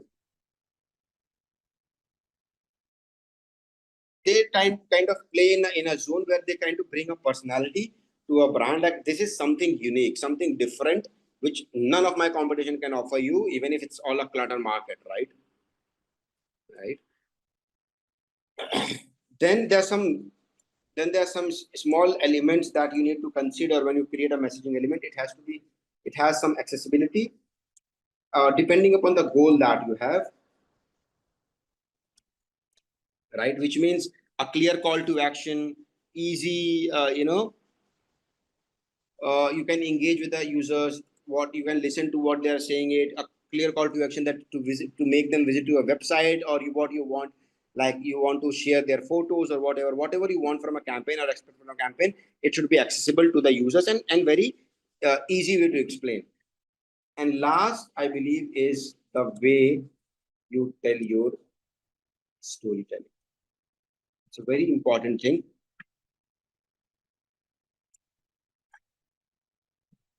right? Storytelling connect with the audience through compelling narratives and authentic experience on cloud tech campaign. Okay, Jitendra, right? So the storytelling point which I'm trying to say is that you need to connect with your brand in through a very compelling story narrative. Like you have to build a narrative. Like Share a Coke campaign was building a narrative that we are here, or this product which I mentioned about beauty campaign, or a real beauty campaign, right? The storytelling should be in a way that it feels authentic. It should not be like just you are doing it for sake of it, right? So you should connect with the audience through a compelling narrative. And let me write,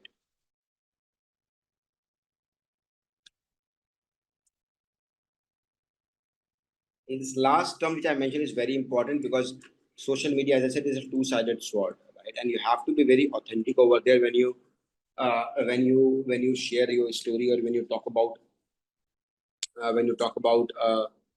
anything, or whenever you a story you bring into the user, because users uh, believe, and if their trust has been breach over there, it will be tough, right? uh, and if you're sharing something authentic, it will quickly help a brand to build the trust factor, right? And since you are playing with the emotion of the users, if it's go wrong, right? It will be very tough to come back from the kind of negative impact it will create, right? A very good example of storytelling these days, which has come up, and you guys may agree with me that no, many of the brands today, uh, when it comes to build that personality to the storytelling, or build that connect with the users, or try to build a more authentic, give them a more authentic experience in the narrative, in the add a kind of narrative in their storytelling, is they share the behind the scene kind of content, right?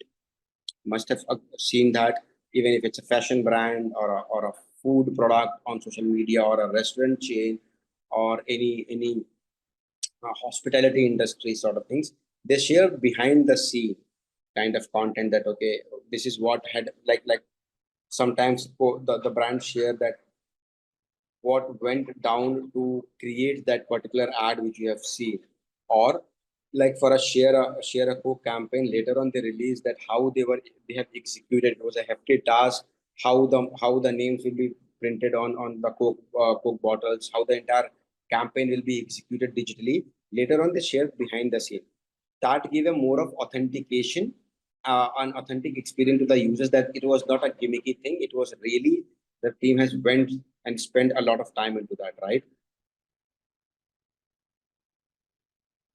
Yeah, so one of the examples of storytelling currently is Formula One Drive to Survive on Netflix, where they share their experiences. Yeah, very right example from that, right? And behind the scene, I believe, is one of the very crucial thing in, if you have a kind of a brand or a product where you can share the behind the scene content. It uh, for some reasons I don't know, right, it has found its audience base, and audience are liking it, for example. And that's why if you see, you've started to see the trend also now, that after every movie at the end they begin to show the behind the scene kind of a content, that what went through the shooting of a movie. Have you guys have experienced that? Yes, no? Yes. uh, uh, that the same is getting utilized on social media platform as well. Many of brands, like, like for example the Dove.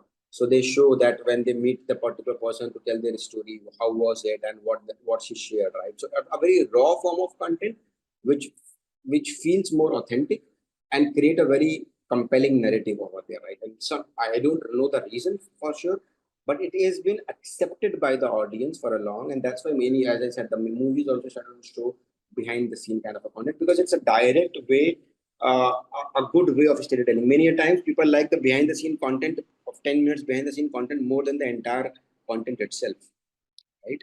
So these are the few fine things that I believe is needed whenever you build your strategy over the social media platforms to drive traffic, or to create engagement, or to create brand awareness for the product. Please keep this in mind. Now, is this the only thing that you have to do? No. Is this the like bible of utilizing social media? No, right? But at least the as it's ever evolving, the social media platforms are ever evolving, the audience are ever evolving, the market is itself are ever evolving, and there are different things keep on happening every alternate day, right?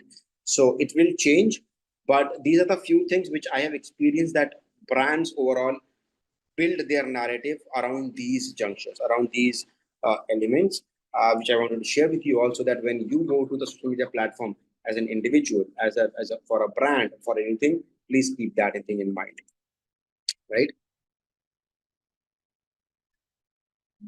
Yeah, so it started with a yeah, and that's what people started to believe, because earlier people used to think a very nice point. But people used to think that it's all VFX and it's not real stunt, and then a man is flying and kicking everything else, so there's no hard work into it. It's all VFX, and that's when a very nice point. Thanks, Alan Jitendra. That's when those movie makers have started to show that no, and that aligned with what the topic I've shared is authentic experience, and that's where, because people was thinking that it's all fake or it's all VFX sort of things, they started to share those behind the scene content of Jackie Chan movies, that no, there's a lot of hard blood, sweat, and work goes into to create that kind of action scenes. And they started to show at the end of the behind the scene that he's really kicking, jumping, and sort of things.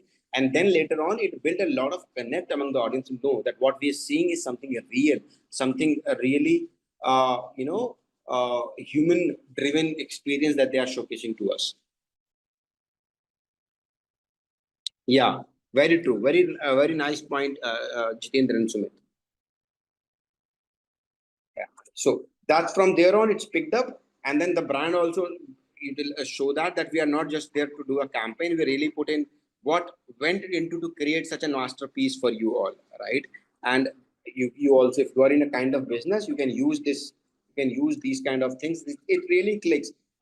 If you just go to some of the platforms like Facebook or Instagram and restaurants, if you'll see, they mostly show behind the scene kind of thing, that how they are flipping the dishes and making the dishes, the fire and the chaotic scene in the pantry by a restaurant, and how they are managing everything else. Those kind of glimpse connects better with the audience, right? And that's why even all these brands or the products also started to do that on social media platform.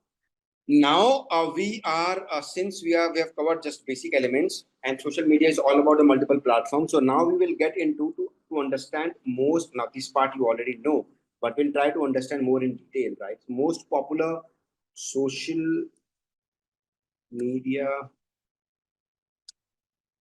platforms or social media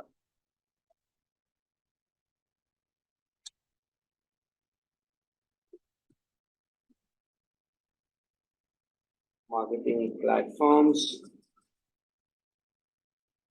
strategies, and we're going to learn about that, since most of the platforms you are already aware about, right? But we'll try to understand that how, even if you're catering to the same set of audience or maybe different set of audience, how the platform plays a role. Remember the 4 Ps of digital marketing when we started with digital marketing landscape session, the first session we did. How many of you remember that? Don't say no, please. It'll be heartbreaking for me. Yeah, but product place promotion was normal marketing mix. Then we talk about 7 Ps of marketing. Then we spoke about 4 Ps of digital marketing. Not the traditional 4 Ps. 4 Ps of digital marketing. We talk about platform, people, process, physical evidences. Remember that? Right, and the first P in that was platform, right? And that's why, so coming from the very first session we did, now it's coming back to over here to understand the platform, because the platform will decide the success of a campaign itself, right? So why the platform important? In this series we try to understand that what kind of platform is designed for what kind of a campaign you could do, how it can, what kind of a strategy that you can think of, how it differentiates from others, and how you can leverage the particular platform for the success of your product, service, brand, and utilize it, right? So this is more from the perspective of that, how different, even though the purpose of all the platform is same, but even then, is there a thin line difference where it can differentiate from the others, and how the platform is very important for you to understand each of the platform before even jumping to build a marketing strategy, or doing a campaign on and utilizing any of the platform. And then in sense that how you can leverage that, what you should be doing on this platform and what you should not be doing in this platform to leverage your brand presence or the brand campaign that you are doing. People, process, platform, and performance. Yes, right. So of course we're gonna learn about that. And if you're talking about most popular social media platforms, of course the first thing comes is Facebook. We have seen it yesterday that it has a huge number still, right? It still is one of the leaders when it comes to monthly active users, right? So first, that thing what we have learned, I'll write it down over here, and then we can discuss more in detail. 2.9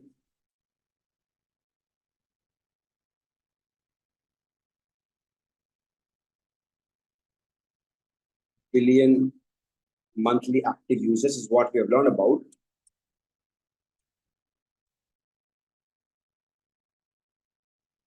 Right, and this number is by, I will not say exactly current, but 2024. So we just 3 months from 2024, not much of a difference, right?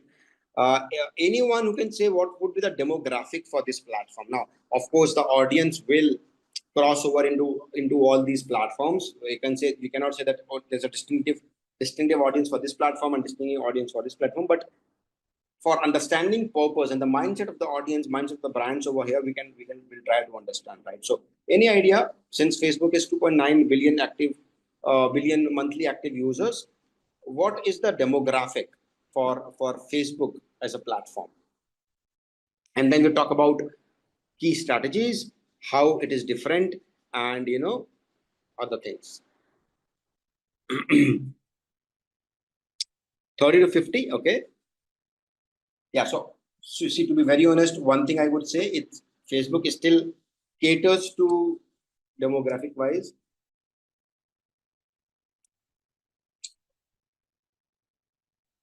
It caters to a very wide range of audience still, right? But it is particularly popular among the users of say 25 plus to 54, largely from 30 plus to 54, but I will say 25 as well, because now they're on the marketplace, right? Why 30 plus to 24? Because it's largely catering to the millennials. Remember the yesterday thing, the purchase parity, and the millennials are the first users who ever tasted social media, tried any social media platform, and they largely for a long spend their time on Facebook, right? And they're still there, right? So it caters to a wide range of audience, yes, but it's mostly, so I will write it down here.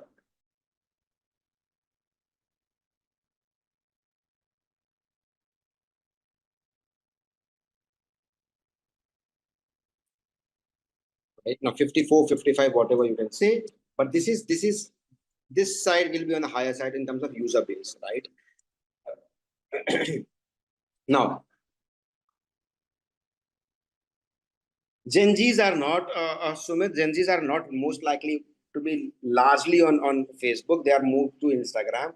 But millennials, yes, millennials are still one of the biggest Facebook users when it comes to content utilization. Yeah.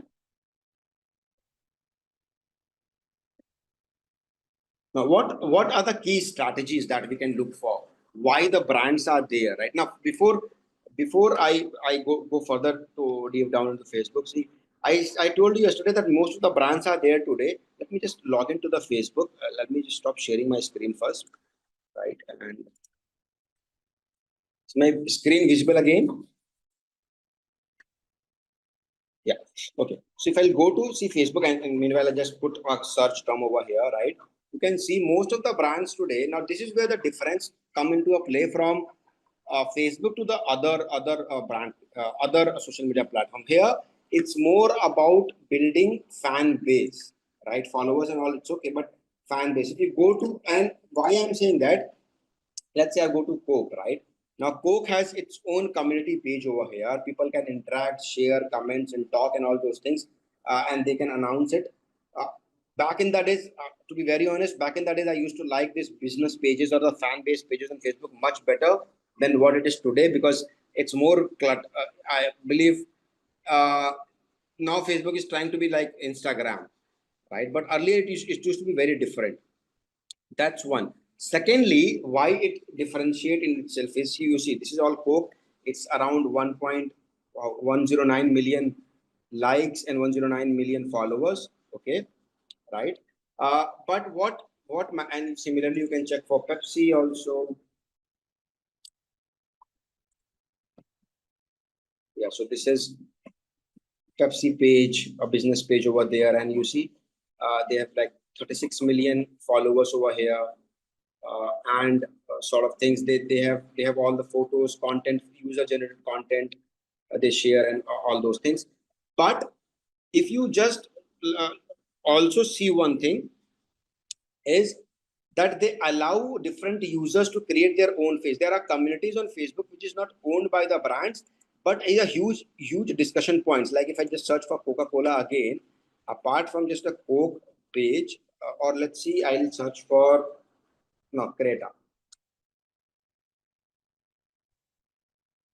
Yeah.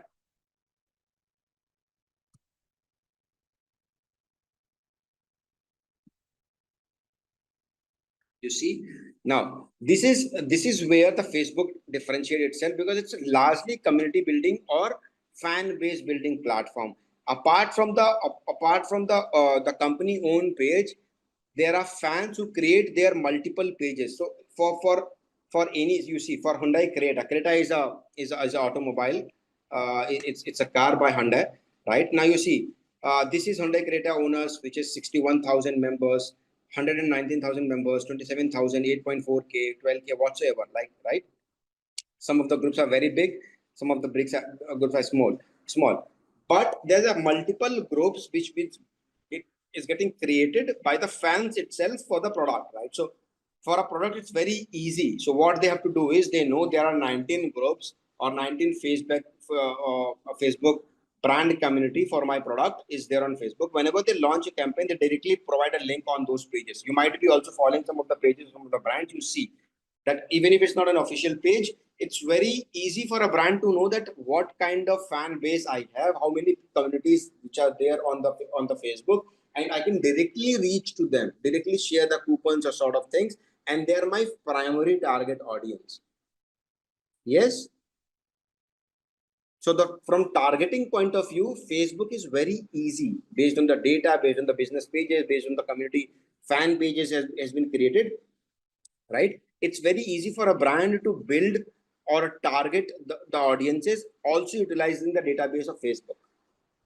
And that's the reason also, as I spoke about yesterday, the most of the brands are today, you talk about, let's say, any other brand you would like to, Nike maybe.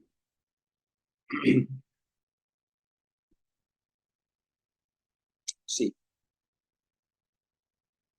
with their details over here, and they are here. So most of the brands, and you see in their content also, connect a lot of comments, these things and that which they share, right? And if you just search Nike randomly, not this is the brand page, right? And then there'll be multiple fan base pages by itself, which is not promoted by the company itself. You see, this is the groups that people have created out of love for the brand, right? And Nike is happy with that because they see the kind of fan following. So 47,000 followers, 102K, 500. This is a big group, right? Nike shoes 3.6, 91,000, 51,000, and all sort of things. So for a Nike, it's very easy to know that how many groups or the fan base is there on the Facebook platform. They can directly approach to them and create a fan movement at any point in time, much like the Coke has created. Are you guys okay, aligned with the thought? Is it good so far? Yeah. So that's where the Facebook takes an edge over. So if I write about the platform itself, right? So what is the key strategies that you have that is there that makes the Facebook unique, right? The utility of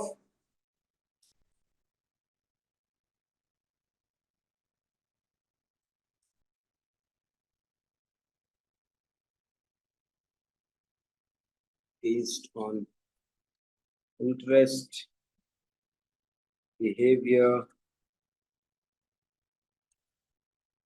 and location. Of course, this is what we have mentioned about. It has a huge database. So this from organic point of view, and as well as from campaign point of view, because there are so many fan pages, fan bases, and the data that Facebook has collected over the last 20 years, it's make it very easy for a brand if they want to organically just reach to a different to the similar mindset of people, or to the audience where they feel that the connect will be easy. They just have to post the content or reach to this fan bases or community pages over there, and their job is done. If they want to make an advertisement out of it, they know that the data that Facebook has or the Meta has in terms of demographics, age, interest, behavior, which kind of pages the user are. That's why I've showed the page, that what kind of pages user are a particular user is following, and then it becomes a direct or the indirect audience based on the likes or dislikes of the fan or the pages they are consuming content from, or make our fan base of, right? And directly they can put the ad on such kind of pages. So if I'm an automobile campaign and I want to promote, I know that these are the automobile. I only want to target automobile as a category. These are the pages wherein most importantly my ad will reflect, right? So the kind of data it has, uh, the kind of mechanics it has created, the Facebook has, it's still unmatched, right? For, right? And that's why Facebook still has one of the highest active monthly users. Not only that, that Meta is keeping Facebook as an old aging but a very significant contributor to their entire revenue sort of thing, because the targeting capacity that Facebook creates, it's yet second to none, right?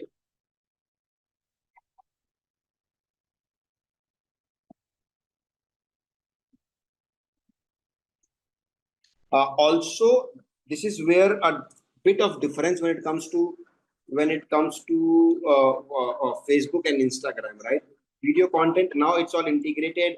Like the other day, Otis was sharing that if you put something on Instagram, it's asked you to share the reel on Facebook as well. A disparate attempt to revive Facebook for the young generation. But when it comes to video content, that is where the differentiation between the Instagram and Facebook appears, because Facebook can still leverage to have a bit of larger content over there, right?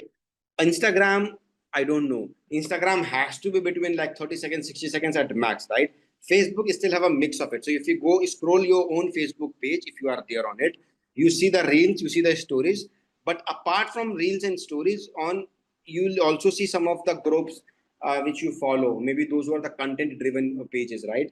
They share the long videos as well, maybe downloading from YouTube or directly providing a link of YouTube, or releasing their video exclusively on Facebook. But there are also a flexibility to release longer video content, which people will not see if it's on Instagram. So that's where the differentiation come into play. Even though the Instagram is leading when it comes to short videos and sort of things, but there's always an audience who not everybody is looking for 30-second videos, right?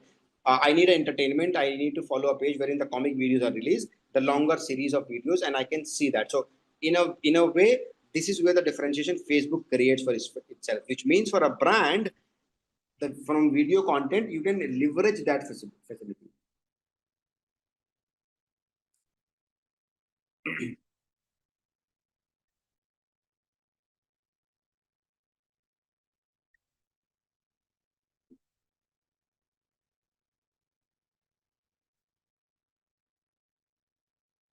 Yeah. So this is how you can leverage the platform of Facebook. Even though you feel there's a correlation, yes, but a bit of differentiation Facebook creates when it comes to video content, right? We'll talk about the YouTube later on also, because that's a giant in video content itself. But this is what Facebook is now. A very, as I've shown you some examples of fan basis pages, a very great platform for community building, right? Using,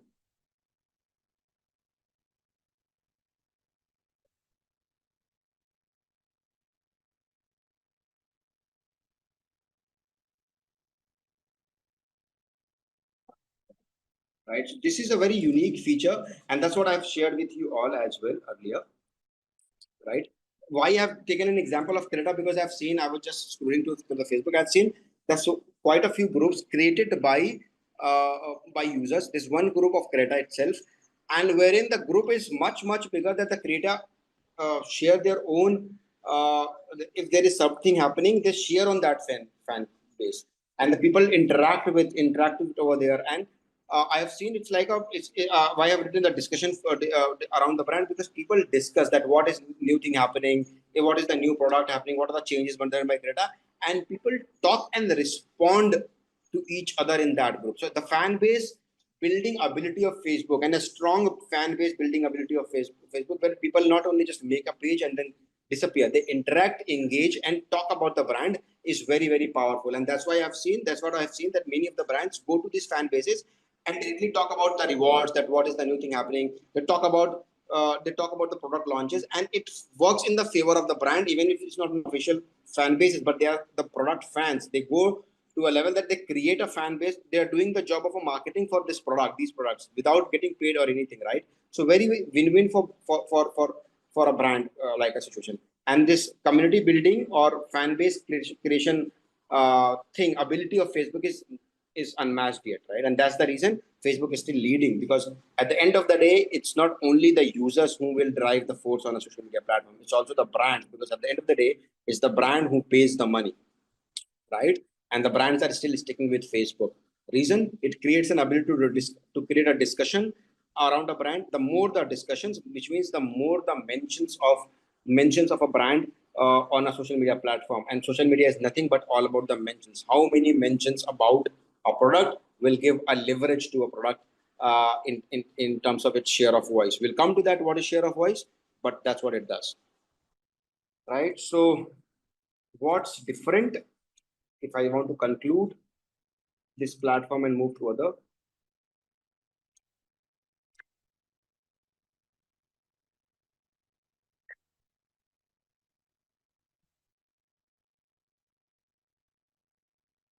It's robust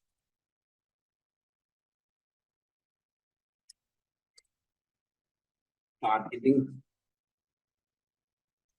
capabilities,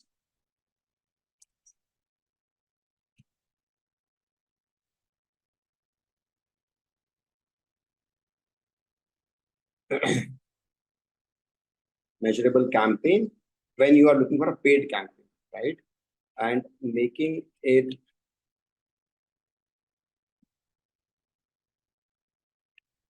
a powerful platform for paid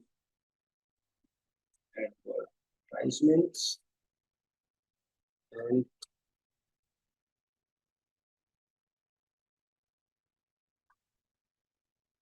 community level engagement, right? That's what makes Facebook different. It's robust targeting capabilities when it comes to paid campaign.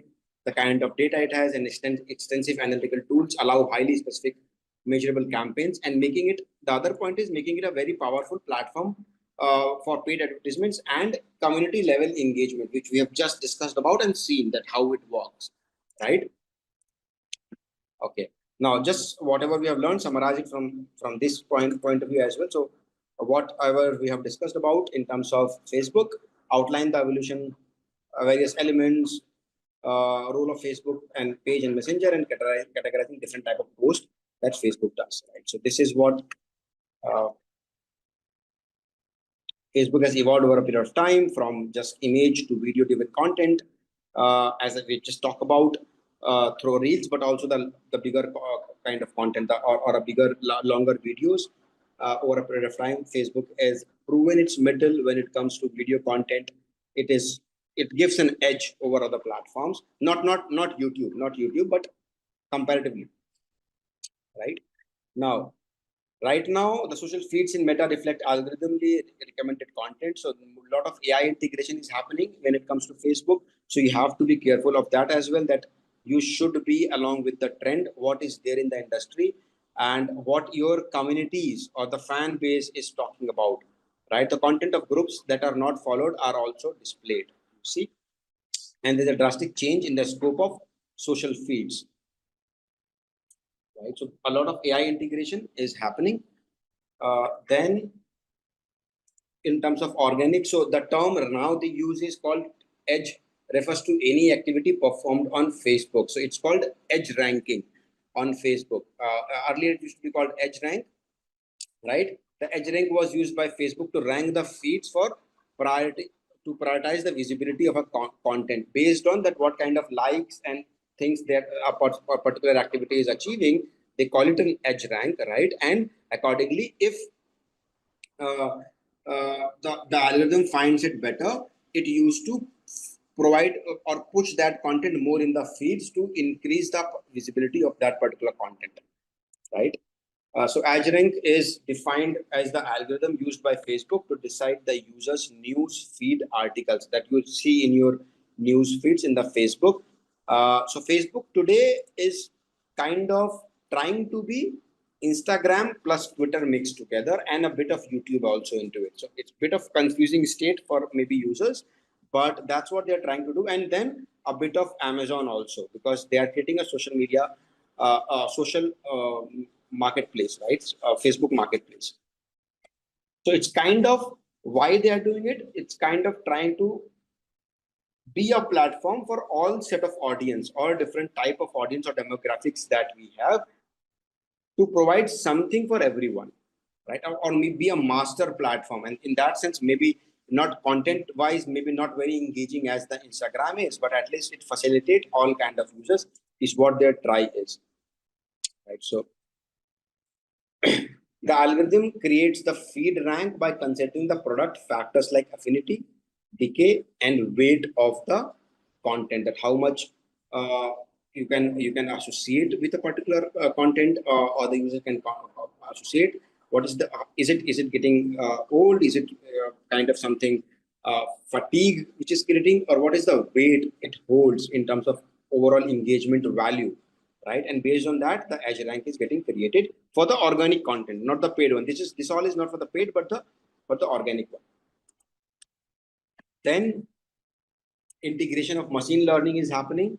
It helps to predict the type of content people will see in their feeds on Facebook, right? So calculate the signal score, applies demotions to content, and calculates a post final score. So all this at the back end happens. That's why you see some of the organic posts get more engagement on Facebook. Some of the posts doesn't get engagement on the Facebook, because the algorithm is right now keep on predicting that okay, this kind of content people are utilizing more, or this kind of content maybe not get a value in their feed, and they will not push it, right? So they calculate the score for each kind of content which is getting published. Accordingly, they create the ranking, and then if they find it, we won't know that what are the other ways the algorithm works on Facebook. But if they find it better in terms of ranking and evaluate it in a better way, then those kind of content will appear more in the news feeds of the larger audience base. Then we have ranking Facebook feeds. How? So bit of explanation of the same, that machine learning algorithm that uses, but what are the features that machine learning uses to define that ranking, right? So first thing, of course, if you are an authoritative person who posted the content, if it's a brand like Coke or a Pepsi or a Nike, then it's become like a more influential or more powerful brand, or more powerful people have been utilizing it. That's defined on consistency and the user base that they were able to create, or the fan base they were able to create, right? Then what is the type of content, whether it is informational, whether it is engaging, whether it is entertainment value, or is it like kind of negative. So that also it measures. And then what is the number of interactions on the past posts, right? So whether the brand page or the users have been, that's why I said consistency matters a lot on all these platforms, has been consistently posting and able to generate good numbers. If all these criteria been checked, defining upon, and then the machine learning play its own role and push the feed to the larger set of audience base organically to find the content there in the news feeds. I'm showing it to you all because I've explained the platform in detail, what it does, how it differentiates, what all things you can leverage, but also how the at the back end, which things which is beyond our control at times, and we don't see organically. Like campaign we can control, but organically, what are the things, how things are defined. So you will not be puzzled that okay, why this is happening or what is happening. We all have been using Facebook for not we all have are using, but must have used it for long. But these things at the back end, maybe it's like something like edge rank, right? Or integration of AI and ML, which is done by Facebook. Maybe not everyone is aware of, and that's why I'm touching upon these points.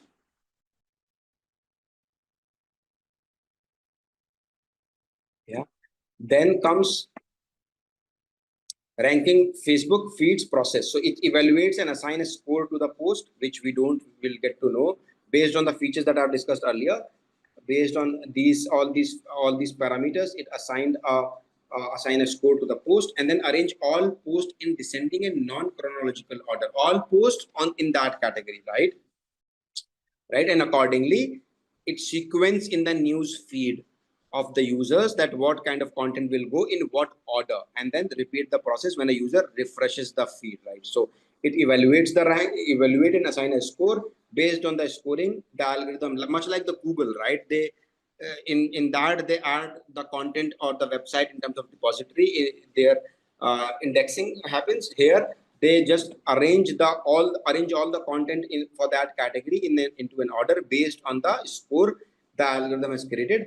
And whenever the user will go to the higher the score, the earlier it will appear on the news feed of the users. When you refresh it, the other one will come into a play, right? Then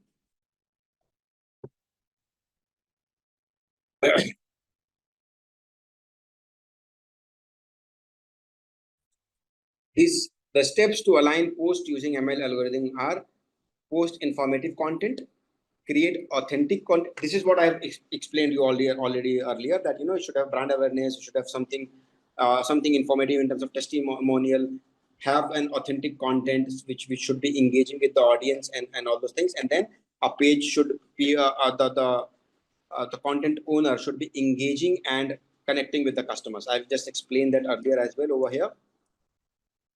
The kind of brand elements, messaging element you need to keep in mind in more in detail, but it's just a representation of the same, right? So post informative content, create authentic content, and engage with the audience and connect with each other, right? Very important thing.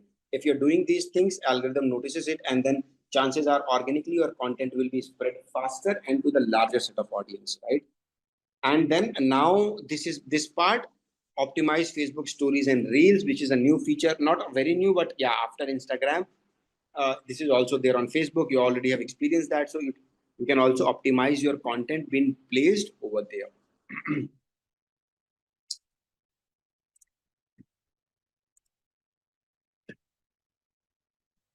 Now, this is what we talk about. Facebook interactions helps the community to know the significance of their post, photos, stories, and articles. And this is, since you talk about the community, it's very important, because then the pages also can go and interact with them.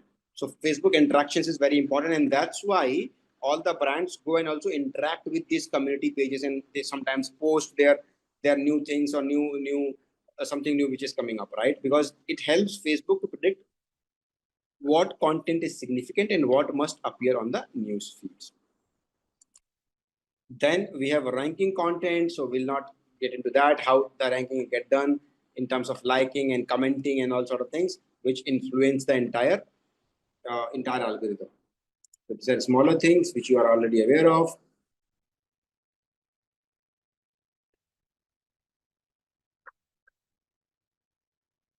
Yeah. What more important for me is this. So what are the other elements? There's something called personal profile. Yesterday, somebody asked me that whether the Facebooks are paid, right? No. So there's something called personal profile, like which you and me use is a personal profile. You can convert a personal profile into a Facebook page as a brand page. The same is the process on Instagram also, right? Then we talk about the groups, like I have just shown you Coke, Pepsi, or Hyundai Creta groups. So there's are three ways. One is called personal profile, other is a brand page, and then there you can create groups. Then you can create Facebook page. Facebook feeds is decided by the algorithm what comes into a play, and then all these things are the paid ones. Like you can have Facebook. This is marketplace, which you know that you can list your products today, right? And these things are like Facebook, like you can start. This is primarily the paid version, which we talk about towards the end of this series, how to set up a Facebook ad campaign, like much we did in search engine marketing, right? And then Mehboob, this, so type of sorry. posts that you could Hello. create: storytelling, from motivational, engaging, and personal. This is I talk about, right? There has to be something motivational, promotional, or educating, or other Mehboob, I kind have of a emotional, be question. it humor or be it personal, that you could create. So I've already written it down for you all. Some value, there has to be some value for the customer, right, into the content that you are delivering to the users. If not, it will not be able to create the kind of, and that's why I said storytelling is a very important factor over here. Connect with the audience through compelling narratives and authentic experiences. You have to create that, else you keep on. How long you can advertise on Facebook? You have to increase your organic fan base as well, and for that, these are the type of elements that you should include in the messaging of yours. Then there are public profiles created for various organizations and offers following features. So we not get into that, because these are all public profiles, maybe politicians or the brand itself, or maybe some influencers. Hello, Mehboob. So you know how it works, and I will not explain more time on that. It's one thing is very important over here, that if you are kind of working for an NGO or a political group, then you have to you have to comply with Facebook policies a lot way. Otherwise, you might have heard that the particular page of a particular group of a political page has been removed from the Facebook because of that reasons.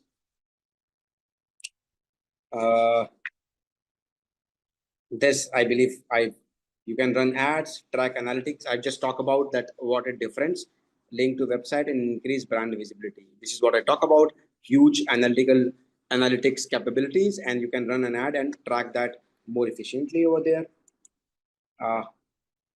This we talk about that what in which kind of demographics is more importantly popular. So I talk about 25 to 54. Then various languages it's appearing. It's a worldwide. Apart from China, I believe available everywhere. All set of genders, all set of age, but primarily 25 to 54 is what it is importantly there and actively there utilizing the content, right? So this is I want to get into. And then lastly, the another integration of Facebook Messenger. Now, I want to ask a question. How many of you think that I'll ask it first. So it enhances customers journey for a seamless experience, enable precise targeting and lead generation. It is effective marketing strategy and improves customer service and automates messaging engage with bots and tracking metrics. Now you can also integrate Facebook Messenger in your ads, like people can directly message you. We'll see to it how to do that. But if you run a campaign and you want the primary touch points maybe of Facebook Messenger, I believe you can still do that. Earlier it was there. You can integrate Facebook Messenger into your campaign, and people can directly, for any query, any questions, they can directly message you on Facebook Messenger, right? And yeah. So what are the benefits? It ensures customer privilege. I don't know this part, but yeah, if you can share information conveniently via links, files, and photos, provide quick and responsive services. As I said in the ads, you can also add the messenger facility where people can directly connect with you. See, you have to create for a business page, also have to create a profile, right? And then you convert that profile into a business page. Now, if you are use a personal profile when, let's suppose you are an individual connecting with people socially, maybe an influencer, right? And you yourself is a brand. Okay. Yeah, when your identity itself is a brand. Let's suppose like you are a celebrity, or you are an influencer, or you are some known personality. So your name itself or your face itself has a value, and you itself you are a brand in itself, right? In that case, never turn to a business page. Be a personal profile, because that will give you that engagement with the audience that you are interacting with, and keep that personal touch rather than just using it as a promotional tool or a platform, right? Okay. And when you should convert on a business page, when you have a brand or a product. Let's suppose you are a person and also you are an artist, right? But more than you, your art has, like you mentioned, more than you, your art has a value, that what you create in your art, what kind of paintings or whatever, right? Then people should be seeing the art that you have created more than you, right? In that, Yes. and then also see, when you are a celebrity, you can't advertise yourself, right? That you can Yes. use the tool of Facebook ads and advertise that, okay, like me and something like that. But once you are an artist, you can advertise the art of yours, maybe that buy this piece of art, or just bring the people to like your art more, and so that it will become viral. In that case, also because you also have to use the ad facility. If you are in a type of category, let's suppose like an artist, then you convert it into a business page, because then you can also boost your post or the content through using the analytics and using the ad platform which it provides. In a way, yes. See, because on a personal page, let's suppose whenever you are a personal page, at least you will be, if you want just to promote your content, but what is the end goal you are driving out of it, right? For a users. So analytics performs but better because there is a tangible or some better call to action for the users when it's a profile or a business page, like maybe driving sales, driving promotions, driving asking them to share their photos, whatever, right? And also the policies also differs, no? For Facebook policies, which is huge policies, For a profile page and the business page, the policies differs. That what you can do on business page, what you cannot, what you can do as a personal individual, right? So I believe everyone must have used Facebook, but these insights a bit added some value to for you for understanding an 2 decade old platform, and as a marketer also, that how you can approach to this platform. And thanks a lot, Sheetal, for asking that question. It's very important, and I believe I was able to address that.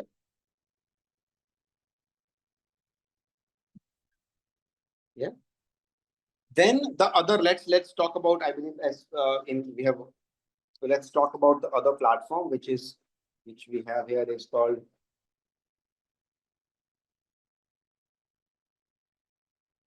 Now, before addition that, I said I have a question. Now, treat Facebook Messenger as a different entity altogether, also, right? That you can download Facebook Messenger from App Stores or Google Play Store. I don't know, but I just want to hear from your point of view. What do you think? Is it a good move, or is it like some good strategy, or what do you think? What's your opinion? That when it was part of the Facebook itself was better, or using it as a different messaging platform and different app altogether is a better idea? What's your thought on that? Right. So most people think it was better when it was more integrated instead of just using it as a different app altogether. Yeah. Because right now, I don't know if you use a Facebook app, sometimes I find a glitch to not able to message, right? You have to just add a different message altogether, a messaging app altogether, which is like already creating a clutter. That why, I mean, a messenger and then a Facebook and then a WhatsApp and then different platforms. In fact, it was when it was integrated in the app itself, even I find it better. For me, see, I'll be very honest.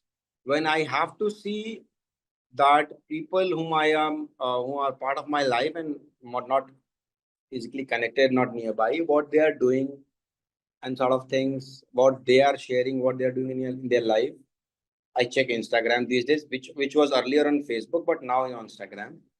For me, Facebook now is more of like a library of entertainment and content from the brand point of view.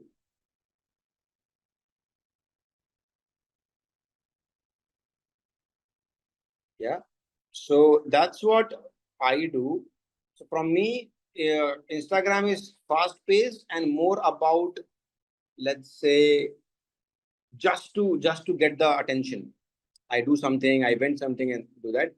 Facebook is now largely about kind of a content library or for me to consume, or any news things or something like that in detail from brand point of view, or the kind of groups or the pages that I follow to know more about that. That's where I can think the difference in me personally. So then let's go to Instagram now. Right now, Instagram, one of the popular platform, it's part of Meta, so it's right, and it's part of Meta, so it can utilize the capabilities that Facebook or Meta already has. We have seen that earlier. That's one of the most popular platform among one of the most popular platform with 2.35 billion active users, or rather monthly active users. Again, I will write since 2024 till 2024 because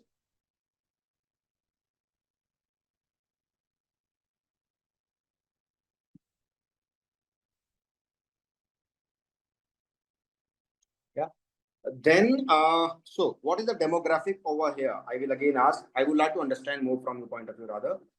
Demographics, where you think it's more popular and why? Anyone or everyone can answer that. One of the campaign wherein we need to target a specific set of audience, high network individuals, or maybe politically influenced people, right? And for that kind of audience, especially among the millennials and above, it was just the Facebook which helped him a lot to target and reach to that set of audience, right? Instead of any other platform, right? And that's what we have been also talking about, that it's quite actively been used by millennials and above.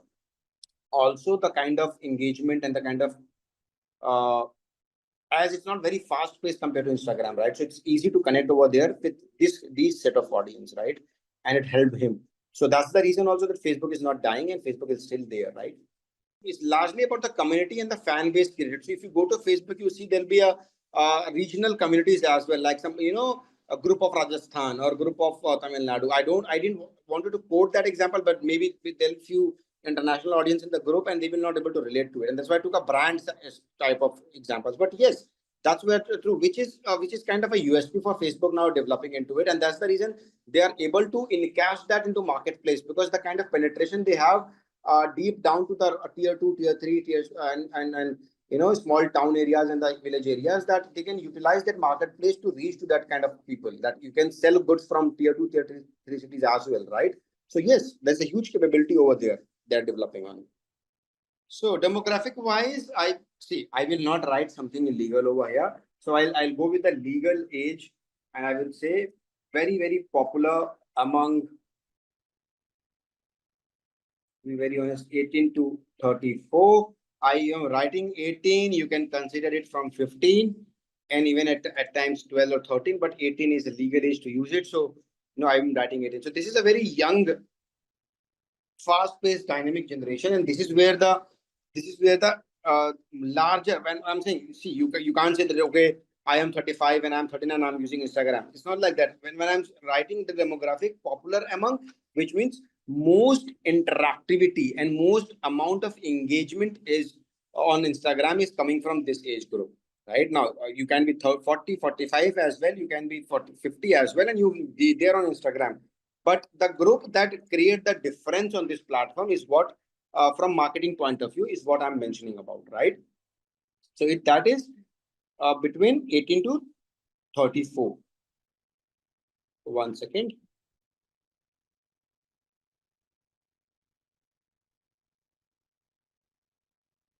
Yeah.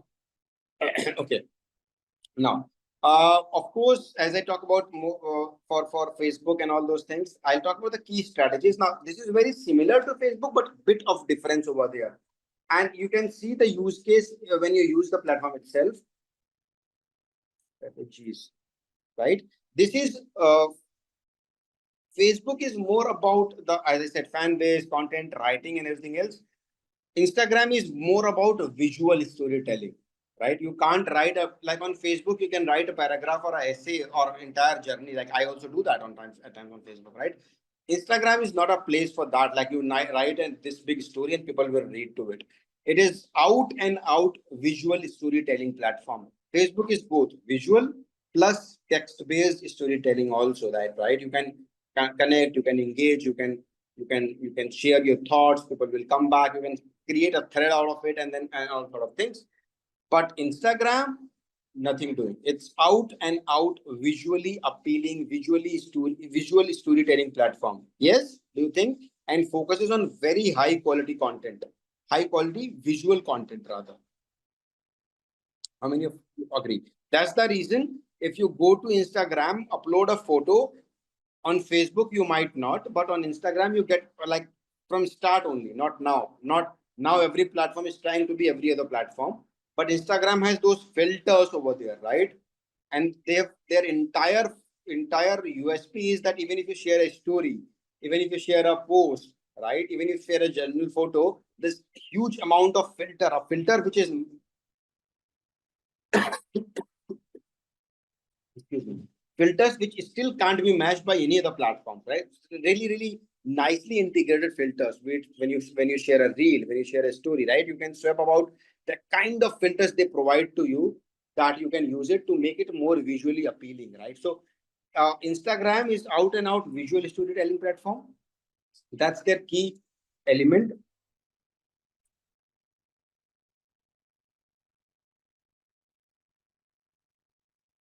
And which means focuses on high quality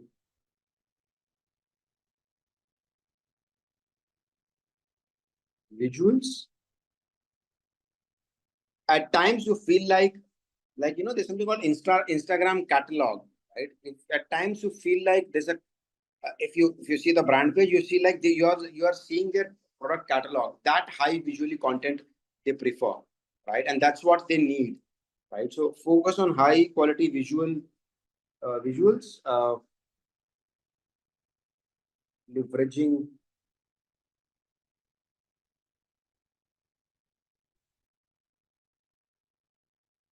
right.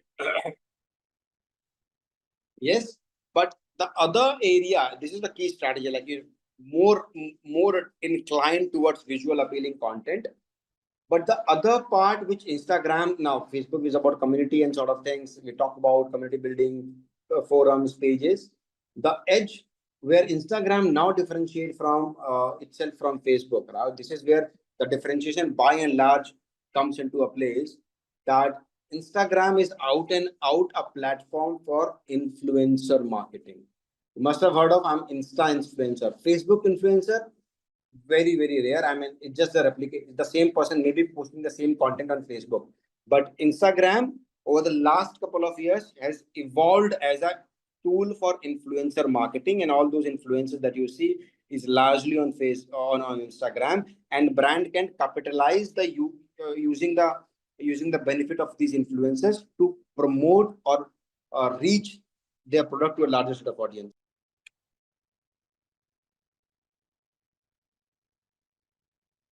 A big differentiation.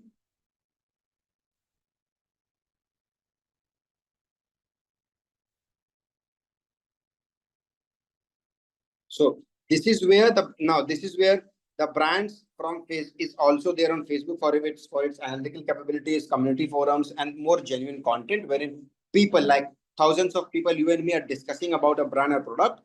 That's for Facebook. When it comes to leveraging a particular individual of or my credibility to enhance my brand reach, to enhance my brand promotion, they should go to Instagram, because that's where they can leverage the flexibility of influencer marketing. They can tie up, and you might have heard of this brand collaborations or collab marketing, right? For that kind of thing, Instagram's take an edge, and that's why there's if you need community based targeting, if you need fan based targeting, Facebook. If you need more of influencer marketing or fast paced video visual content and want to reach to the set of audience, Instagram. And that's why we say leverage the platform based on the goal, based on the objective, and based on the kind of campaign you want to do, right? All these platforms can be called a social media platform, but what you want to do, all these platforms differentiate each other in some point in time with some different features. And influencer marketing is one of the biggest feature which comes with Instagram, and it beats others in that, right? And then the other form, as I talk about interactive content. When I talk about interactive content now, this is also a part of Facebook, but largely, I don't know, people go to see reels on Facebook as much as they see reels on Instagram, because Instagram is the core of Instagram is about reels and stories, right? And you can run polls and creative interaction. So when it comes to creative short-term interactions like use of reels and polls and boost what would be the right term? Boost engagement rather, right? Now that's where the Instagram come into a play.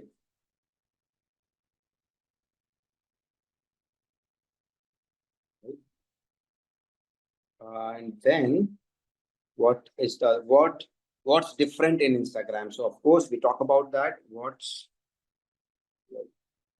different is about it's lots of Instagram marketing is about aesthetic value that you create, aesthetics and visual appeal instead of just the content.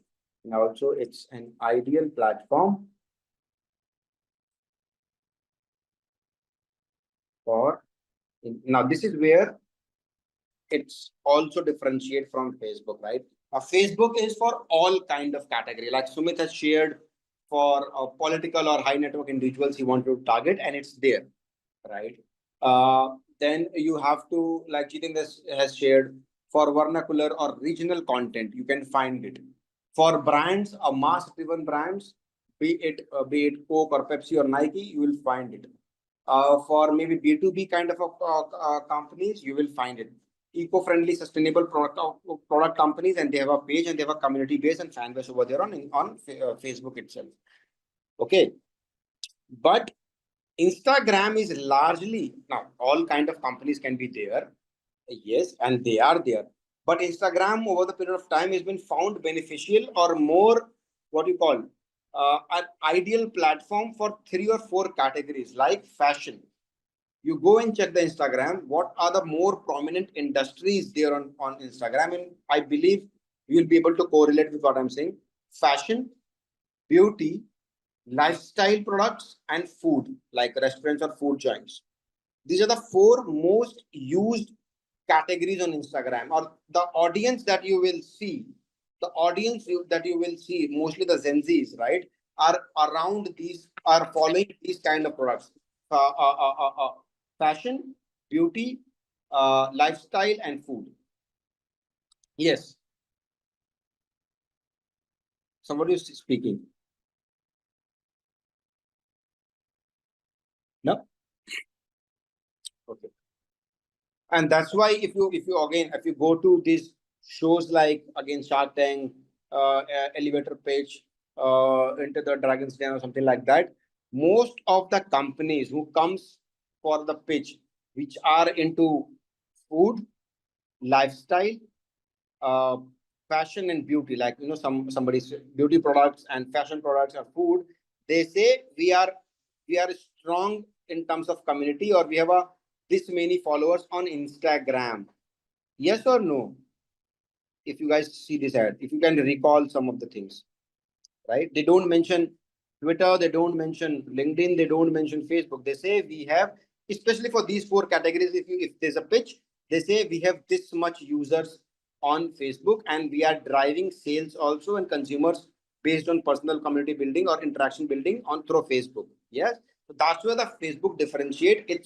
It is for all kind of industry, but it derives best results when it now of one or more industry here and there also, but when you it's around these industries. Why these? Because these are largely catering to Gen Zs or the young millennials or the Gen Zs, and those who are living in fast-paced life. College students want to have a beauty products, changing fashions every now and then. They want fast food, lifestyle sort of things, right? So our audience, which is more in terms of kind of showcase and fast paced, right? Apart, instead of just who are looking for a long term relationship and fan base kind of a thing. These kind of audiences and these kind of industries, Instagram shine out and give better results. Yes.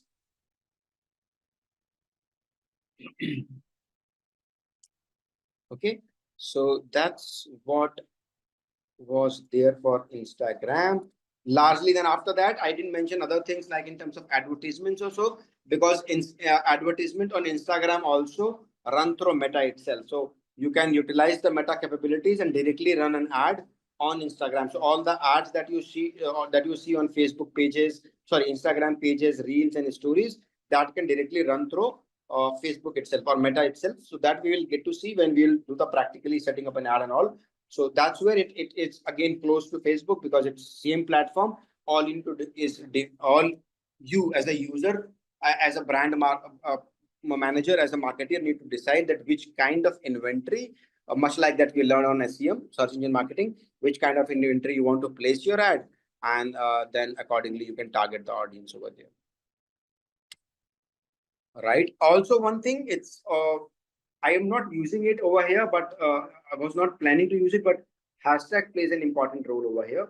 Like hashtag marketing is also great way to promote your brand on, which is not doesn't matter much on Facebook, to be very honest. People add hashtags on Facebook, on LinkedIn also, which is important for search point of view, but hashtag marketing plays a better result or better use case when it comes to Instagram. Yeah. Now let's see. So what we have learned is maybe We'll summarize, use various features on Instagram to promote maximum usage of the platform, identify how businesses use Instagram to make their products and services, gain insights into Instagram reels and effective tips to create, okay, and identify the role of influencer marketing. See, this was not part of the Facebook, but here to drive highly engaging marketing campaigns and identify the different types of influencers to match the brand's requirements. So we'll see about that, right? So this is Instagram. Now, it's a photo and video sharing social networking services owned by Facebook, blah, blah, bit of history. A very good study about the rebranding, right? If you are not able to recall or uh, associate a brand only with this logo, which means the rebranding worked well. If not, then rebranding didn't well. So always look for these hidden elements also in any study that you do, right? It's a clear case of a rebranding activity by Instagram once it was bought by Meta. Instagram is also part of Meta, right? So if anyone wants, this was the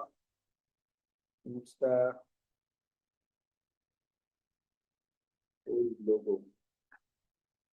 This was the old logo of Instagram, and you see here, this is the old to new transition. Yeah, so Sarthak, very nice one with the camera, right? To be very honest, I like the old one more in a way that it used to tell me what it's all about. A camera, and you see these filters, multiple color filters. This, I mean, now I can associate with this logo as well.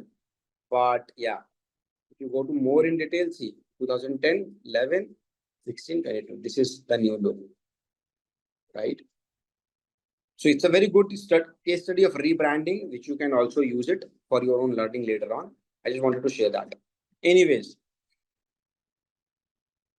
and I believe this is the only major social media platform which has changed its logo in totality. None of the other social media platforms, if I can recall, have changed it so much. Like Facebook is still the same, YouTube, yeah, the same, LinkedIn, same. Twitter, yeah, Twitter is in recent times. Twitter is one of the biggest challenge. They have changed the name itself. Forget about the name, so it's a rebranding, everything, right? But yeah, so Instagram and Twitter are the two brands which is social media platforms just changed totally and went for a total rebranding. Rest all remain the same. But as Facebook, I believe 2005-6, and yet the same logo. Yeah. Same is with LinkedIn also, if I'm not wrong. Yeah. Okay. Let's go to the point then, back to here. So this is different. This is some historical facts which we don't actually need to know that which year which version came in. So first it was available only for iPhone, which was used to give it as a premium feeling for the iPhone users because it was only there for iPhone. Then it came to Android around so after 2 years, almost 2 years later on, came to Android. Then different use case, right? This is where the features are. It is largely about post shared by a few posts shared by followers, use messaging services, add stories, view with stories within 24 hours. So this is like their recent thing, not recent thing, but the story feature. Share stories, upload photos and videos. This is the bigger game over here, and edit it. So these two elements is what make Instagram even more popular because editing and organizing the kind of, as I said, they are largely into the aesthetic value of visual appealing value of that, right? Okay. Then, so content in terms of content, photos, videos, stories, reels, Instagram TV, and Instagram shopping, right? So all apart from this, all of this is largely about the visual aesthetics and good amount of visual aesthetics that you can promote organically or inorganically to attach or to connect with the users, right? And that's what we talk about. So a shared video appears on Instagram feed like any other photo or video. You all use it, so I don't have to explain this.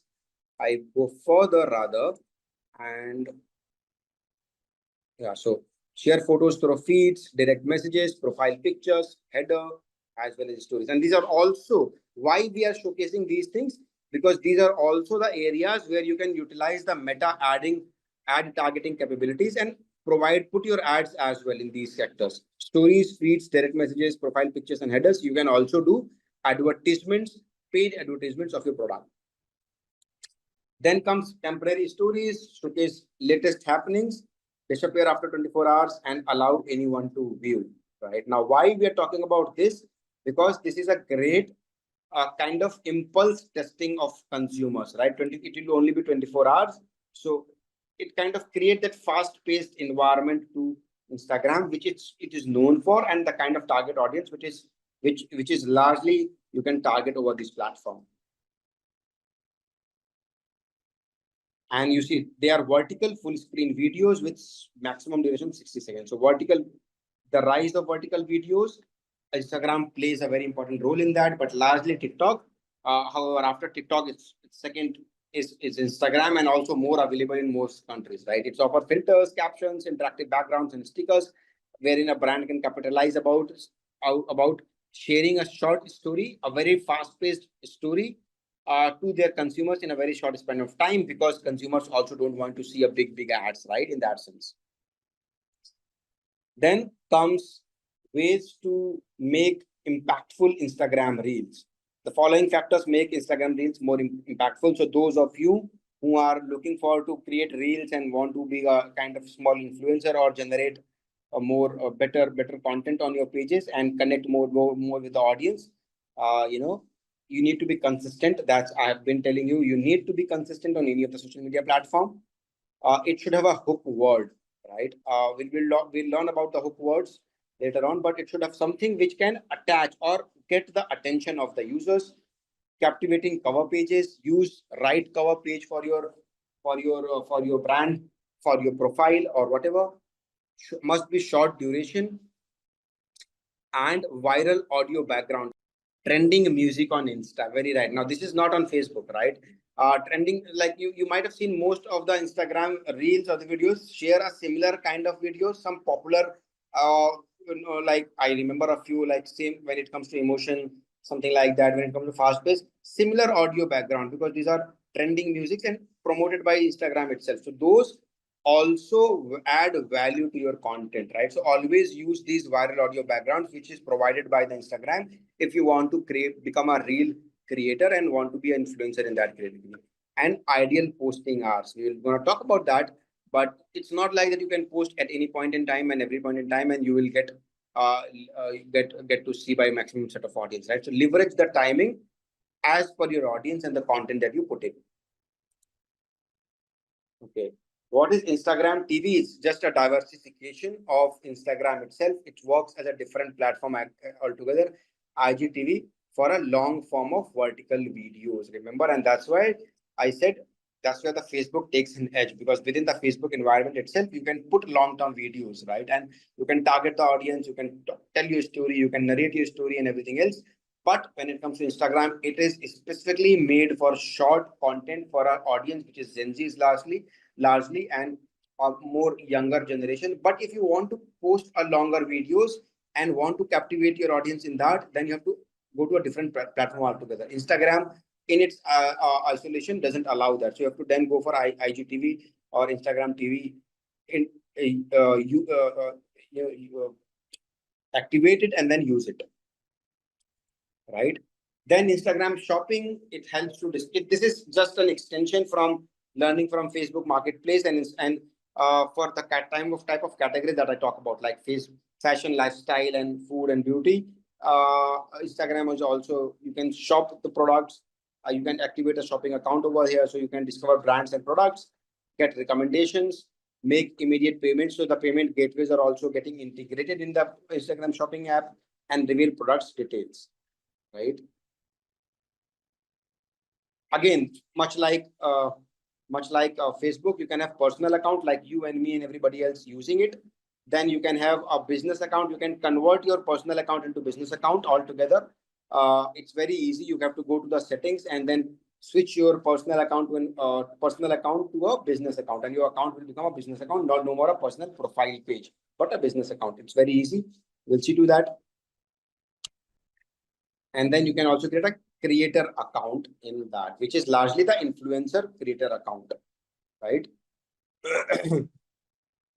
So we'll understand what is personal account. Allows individual to share photos and videos, has a profile picture and a bio, are private or public accounts, allowed to link the account to other social media platforms, and expand audience reach by sharing with a wider audience. So it's like how you, me, and everybody else utilizing this platform to share our journey, our story, our photos, videos among the community. If you just keep it like just the followers, or you can make it private account also, only your followers or only your friends can see to it. If you does not make it private, anybody can see to it, sort of things. This is, I believe everyone knows that, right? Then it is business account. It helps business promote their product or services. So the moment if you think that more than individual, you have a business or a product that you need to promote, you can convert your personal account into business account, which you can allow to link accounts on other social media platforms, expand audience reach by sharing a wider audience, contains content information like website and phone number. So you can then in the bio also share the website and the phone number, and use analytics to effectively target marketing efforts. Again, so adding to the question what Cetal has asked, once you convert the business profile, you can access the analytics in a much better way to advertise your product using meta ads, both on Facebook as well as on Instagram, right? So that capability get enhanced when it comes down to business accounts. Then this is a Instagram creator account. Maybe some of you want to be, right? It's designed from content creators, influencers, and public figures. Allows sharing photos and videos. Rest of the same things remains the same. It's just a creator account. Has a profile picture and a bio. Provide additional features and insights tailored to meet their needs. So what kind of influencer you are, and also based on what kind of things you want to activate, you get some features based on your requirement and the needs as per the kind of category or kind of creator you are.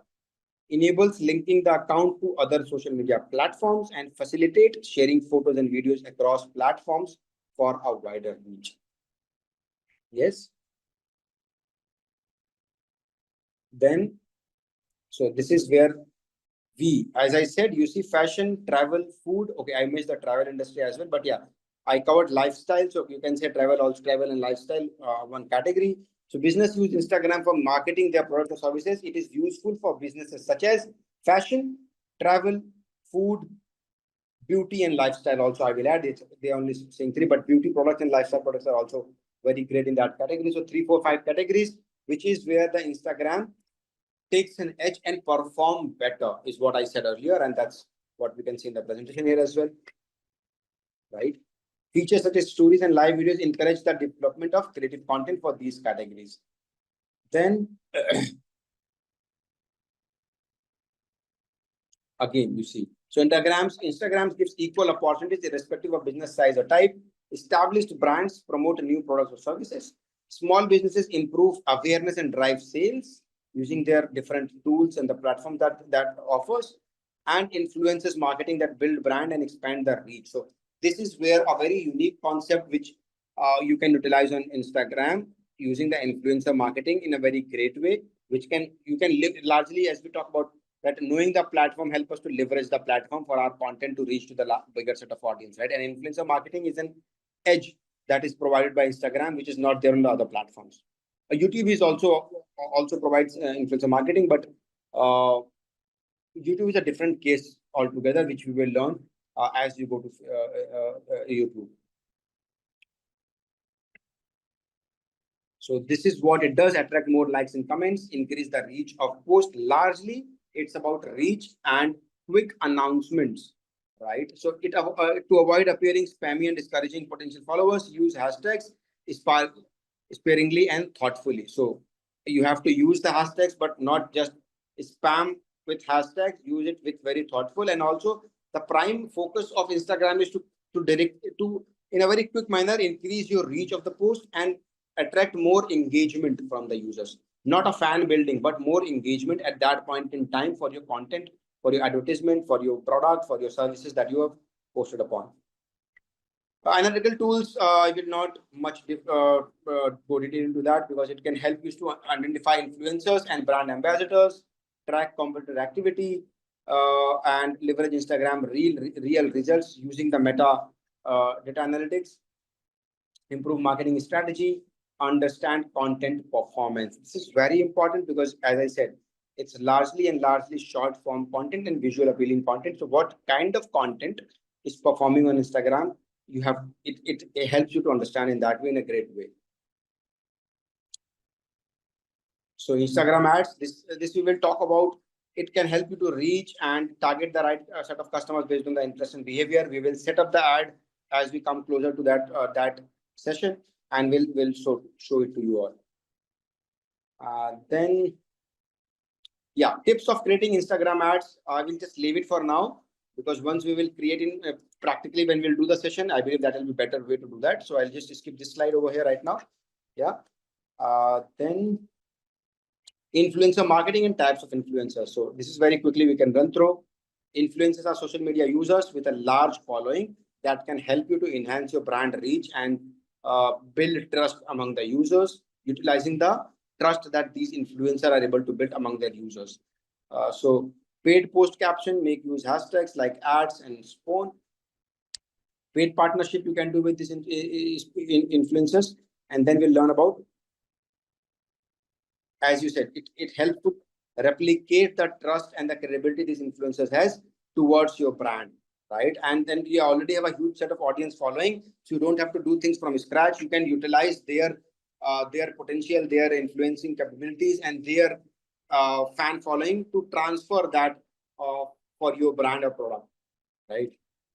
And then, yeah, so these are the different types of influencers: mega influencers, macro influencers, mid-tier influencers, micro influencers, and nano influencers.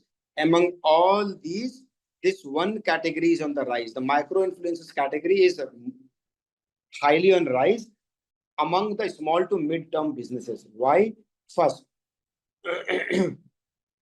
they also have a good set of audience through which these mid to small business want to reach. Second, they usually comes with a very lesser cost. The mega and the bigger influences comes with a very huge cost, right? And that's why among all the influences category, this is what is highly in use, and most of the brands, especially new startups, uses these micro influencers more importantly, more strategically rather. So among all the influences, this is most sought out because these are at times very expensive, which not most of the startups will be able to afford. This is affordable and good numbers. Let's see how. So mega influencers, they are the most popular and the influential social media users with over 1 million followers. And you see, so generate brand awareness in a very great way. 1 million followers is a big number, right? Then we have macro influencers, which is about 100,000 or to 1 million followers. In between that, they are the industry experts, slightly less popular than mega influencers, but have a good engagement level and have a right set of audience because they are more into industry expertise. Around 1 million to say between 10,000, 1 lakh to 1 million followers, and they're called micro influencers. Then we have mid-tier influencers, which is between say 50,000 to 500,000 followers, right? 50,000 to 500,000 followers. They have very specific targeted audience, niche audience, limited but good potential audience through which you can promote your brand. So whenever you are hiring an influencer, please remember these terms, that what you are hiring, if at all you are hiring for your business, and what you can expect from them. Then comes the category which I talk about. They are the everyday users with 10,000 to 50,000 followers. Now, why I said it's more in the rise, micro influencers, because the number is less. Second, they are more of like regular users. There's not brand names. Like let's suppose any celebrity kind of influencers. No, it could be you, me, anybody else who are there in this session and having a 10,000 to 50,000 followers, and we can use this as a micro influencer. Now, any small business or any small startup who want to reach, let's say initially for about 20,000 or 10,000 audience directly, impactfully in a one go, they can take use of this multiple micro influencers to reach different set of audience, and usually, and more importantly, that these influences comes with a very lesser cost. At times they don't even charge you, they just collab with the brand to get get paid in kinds. Like suppose I'm into hotel industry, I'll say you will promote me and I will give you a two night stay in my hotel, or a restaurant or something like that, or I'll give you free goodies or the accessories of my product if you will promote my product. So the cost part from the brand point of view is getting saved here a lot many ways, and you can hire multiple micro influencers to reach to the direct right set of audience. And it will give you also kind of not doesn't make you feel like a highly paid promotional campaign, because it's like anybody, maybe not very known, very famous, but it's like any common users can be a micro influencers, which you and me, on whom people can trust more, right? Because they are like any girl or the guy next door. So that's micro influencers. And then last is nano influencers, which is with 1,000 to 10,000 followers. They can help you in some ways to get the initial momentum or create initial reach for your brand to the right set of audience. And then, yes, how to find the right influencer. Very important is define the goals of the campaign, that what you want to achieve. If your goal is to go ambush and just in one go target the highest set of audience and all the audience in that category and create a huge amount of brand awareness and recall, go for the mega influencers. Search for the right influencer in the category, and then among the type of influencers, who is the right influencer for that product or for your product, and then contact the chosen influencer, and then of course deal with them. Nowadays they're also called influencer or influencer management agencies. You want micro influencer, you want mega influencer, you can go to those agencies. They can, based on your requirement, they can recommend that okay, you can take this influencer services, and they manage these influencers by them. So there are different kind of businesses popping up these days. There's something called, earlier there was celebrity management institutions, now there are influencer management institutions as well. Right. So that's all in the nutshell for Instagram, and I believe that's also, seeing the time, we should call it a day. So we cover in detail both the platforms in terms of how it differentiate, what you can do, what should be your strategy, what other things you can approach upon, and all those things. Now, so what we did is we discussed about social media marketing, what is the reason of the rise for social media marketing, and we discussed that in detail. Of course, we understood that what is the reason that digital marketing is today one of the most popular tool among the brands to be there, and they keep it in their entire marketing mix, so that dedicatedly have a budget for social media. And there's a reason, because a lot of population, when you think about population as a consumer based population, is getting diverted on these platform, spending a lot of time over there. And if a brand will not be able to put itself or put efforts on these platforms to reach to these audiences, it's a huge gap. So then what is social media marketing? I mean, it's just one liner over here, but to connect with your audience, to build your brand, drive traffic to your website. And this involves creating, publishing great content. And in that sense, we understood also the very important factor which comes with the social media marketing, and why it's the power that brings social media brings to the brand owners or the companies, is about the power of controlling, not controlling, but at least able to understand word of mouth or peer-to-peer conversation. We took an example that back in the days, people were not able to translate their feelings, or if they were able to translate their feelings, that remains within a boundary, and it used to impact negative. If it's negative, it used to impact the brand dearly, and there were no control over it. With the rise of social media platform, the entire behavior has changed. Today we talk about brands. Okay, today we talk about brands. If it's good or bad on social media platform, the first thing we do is that we need to go to these platforms and then discuss and talk about that how pathetic the journey have been for me with this particular product or with this particular service. Right now, this could have been gone wrong, but it has opened the door for brands to at least understand what people are talking about, and then also opportunity to convert the positive or translate the positive into a larger impactful sensation share of voice. And if it's negative, control over to check it then and there, not let it happen widespread and damage the brand dearly. And then That's the freedom, that's the flexibility that social media platform has provided to the social media, to the brands, and that's why we say that most of the brands today are available on some of the other social media platforms, especially Twitter in that case, that because it covers as a uh, customer support or the customer service kind of a platform. It's fast paced, but yet brand have to be there, because otherwise that will, if that sets a trend negatively or positively, that can impact the brand image in total. And we have seen in the past quite a few examples that how social media has decided the fall of a particular brand or rise of a particular brand, right? Then we talk about multiple platforms. What were the reasons who went down? We saw a movie. We saw talk about rise of Facebook, and what are the trends today. After seeing the graph, we have visited these few graphs over there. Uh, just in case you guys need to remember that how things are moving. Um, yeah, this one. So how the TV viewership has been always at the peak, and now it's a bit of declining in the social media platforms with TikTok, Instagram, for Facebook and other tools as well. It's always neck and neck, and by 2025, this quarter, the TV audience and the ad spend on a particular on a TV platform will be surpassed by the social media platform or digital platforms, which is a great impact in last just in say 15 odd years or so. Right.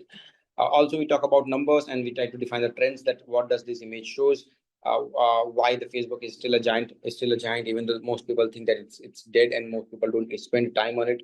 The reason we have explained about it, that it's because of brands are still sticking with the FB ads and campaigns because of its huge capability of database targeting campaign that it could provide. Also, the community building that it can do in terms of brand pages, and we have seen some examples as well. Then the rise of vertical videos, which is giving the rise of the sensational tools like Instagram and TikTok, which is predominantly vertical videos, and sudden increase in the consumption of their kind of content. We took this example, a rise of community building, and that's where the Facebook play a role. We take an example of Coca-Cola, and then we discuss about Share a Coke campaign, wherein how the 50% of the young generation was not even aware of a Coke product. What they've done is Share a Coke campaign and creating a viral trend that help the brand to increase their brand engagement and build a huge community of Coke on social media platform, and bring fresh air to the brand, and make it alive again among the youth. Similarly, Starbucks, we discussed that in detail. And then we talk about what are the messaging elements that we need to do if it's needed. When you think of a content on social media platforms. So first thing, it has to have a brand awareness, brand recall, some element that can keep the brand at the top of the consumer's mind. Right, increase recognition of your brand among the target audience, and consistent branding and community building is the key that you have to focus on. Today, social media is not about sales. It's not about just you say one side of the story and that's done. It's all about engagement that you build. It's all about the community that you build. Then it has to have some value for customers, communicate the benefits and what's there for the customers in it, address the likes and dislikes, make them part of the journey. Like for example, how Dove has done it in terms of a real beauty campaign. There has to be a differentiation in terms of set your product and brand apart from competitors, and what makes you unique, right? Like being a personality to your brand, for example, Apple, and more importantly, storytelling that defines the entire thing, that how you be able to connect with your audience through compelling narratives and authentic experiences, whether you're able to create it or not. Storytelling plays a very, very different role, or altogether a major role, when advertising comes on social media platform, right? Then we discussed a few of the platforms, and then in this series, we'll continue further on. So most popular social media marketing platforms, strategies and differences. We talk about Facebook, why it is still one of the giant with 2.9 billion active monthly active users. What are the key strategies over there? How it helps to reach a specific demographics, limitations, along with interest in behavior and location, or as wide as you want to do, because of its advanced targeting mechanism that it provides, the meta, right? It's ideal for the video content, and we can leverage Facebook preferences for video, plus creating engaging short videos and little long videos as well. And that's where it differentiated from Instagram and TikTok, because there's also a possibility to put longer videos, and you can share testimonials, customer journeys, stories of the product launches, and that's a different audience. That there is a kind of an audience who just don't want 30-second videos, but also a longer videos. And more importantly, it's a great platform to build a community, like in form of discussion forums and exclusive content, and that's where the USP of Facebook have been so far. How it's different again is targeting capabilities and extensive analytical tools, which specific measurable campaigns and make it powerful platform for paid advertisements. Yes. Then the other platform that we discussed about is of the same family, which is Meta. A little lower than Facebook, 2.3 billion active users, but it's more pop. If you see the demographic, the different audience altogether. Here you can go above 50 as well, right? But here it's predominantly between 18 to 34, and this is out and out visual storytelling platform. Focuses high on quality visuals, and we can leverage Insta for short videos and photos. A big differentiation here is its ability to build influencer marketing and to do influencer marketing as we can't do on Facebook. Very great platform in that sense, because influencer marketing is something that is on the rise. We also discuss, if I'm not wrong, mega, macro, micro kind of influencers, and what kind of influencers play what role, and how which part of influencers or which type of influencers today we see the rise in among the acceptability from the brand point of view. Again, very good platform in terms of interactive content, and how differentiate itself from other platforms is it has put a lot of efforts on a lot of value on the aesthetic and the visual appeal. So it's an ideal platform for industries like we talk about. I guess it's not mentioned here, but I'll write it, for industries like fashion, food, also travel and beauty products. Fashion is there only, but yeah, beauty products is one for some of the few industries wherein it's play a really great role, because that's the fast-paced industry that matches with the kind of platform it is. That's I believe out and out a bit of things we discussed, or we can also say lifestyle products. Meta is just it's like you call Google as an alphabet. Alphabet is an umbrella company, but it doesn't do anything. Similarly, Meta is right now more into AI and sort of things, but their social media platforms are Facebook and Twitter, Facebook and Instagram, which we discussed already. And then we have WhatsApp, but WhatsApp, as I said, when we discussed about this graph, we are not considering right now because you can't do much over the advertisements. We'll talk about it later on, but not from the advertisement point of view. Right now, YouTube is a different. Is a very important platform to be discussed, to be very honest, right? With if I'm not wrong, 2.7 billion active users, second to Facebook, as the graph we have seen. Yeah, roughly around 2.6 billion active users, which is again a very great number in that sense, right? So 2.6 billion active users, monthly active users. This is again 2024 number. So let's have now. Why I'm saying it's very strange to define the specific demographic for YouTube is because, see, there's this one also has a kid content, right? Kids content, and you just have to put in like the content is accessible and usable for the kids, and you can also have kids channels over there. So there's a huge the demographic in such way is very huge. You can say that popular across a wide range of audiences, from kids to, let's say, late 50s, 60s or so. But we'll talk about from commercial point of view, wherein a strong engagement you can build on this platform, right? So we'll write it, but we'll try to figure it out why and what about it. Popular among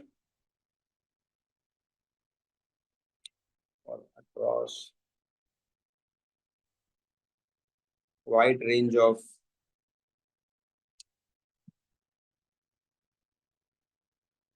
but have a strong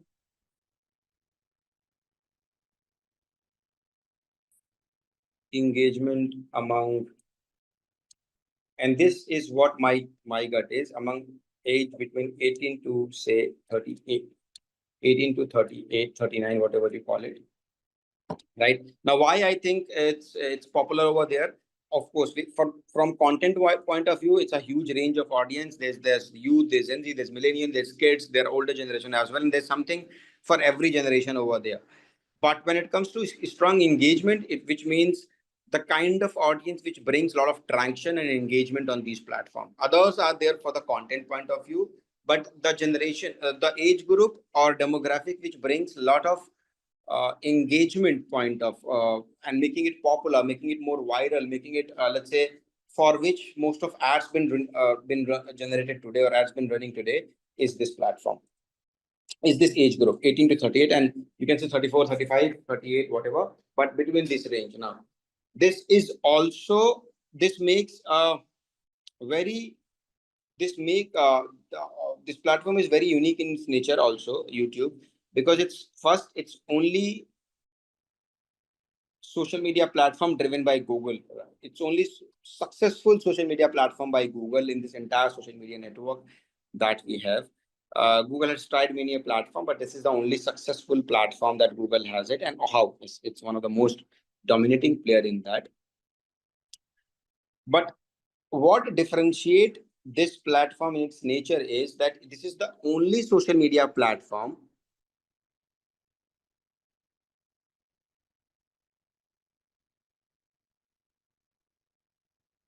Yeah, that's right statement.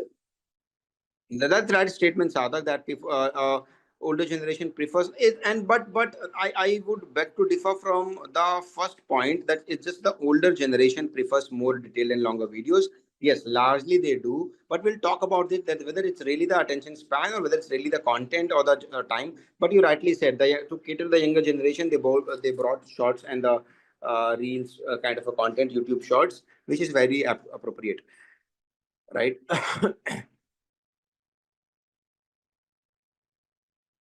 Of demographic, to explain demographic of it will be tough, because as I said, it has a huge audience. But from engagement point of view, demographic is 18 to 35 or 38, what you call it. The point I was saying is this is a very unique kind of a platform in its nature. Why?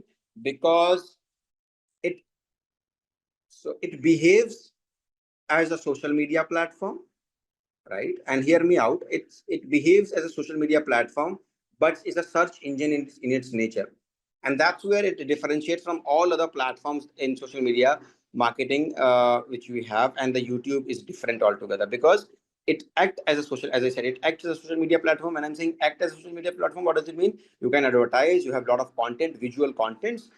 People can create, engage, like, dislike, share, subscribe, like any other social media platforms, and then they can build. But it's, so as I said, it act as a social media platform, but in its genesis, in its DNA, it's a search engine, it's a search engine platform. Do you all agree? And that's what makes this platform totally unique in the setup of social media marketing.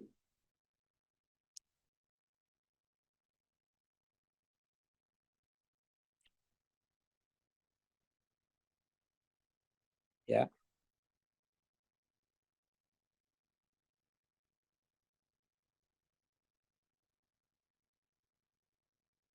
So very unique combination it brings in.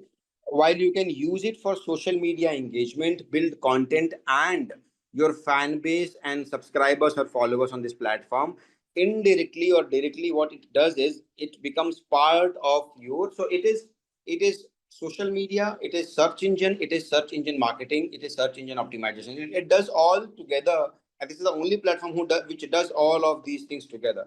Right. So if you have a video content and if you link it with your website, if you remember the SEO thing we have done, wherein you have to do image optimization, video optimization. If you optimize the videos, link these videos also on the website, it work as a search engine. So it will also impact your search engine ranking. Also, when you go to Google, you can also search content based on video, right? So if you just go to like Apple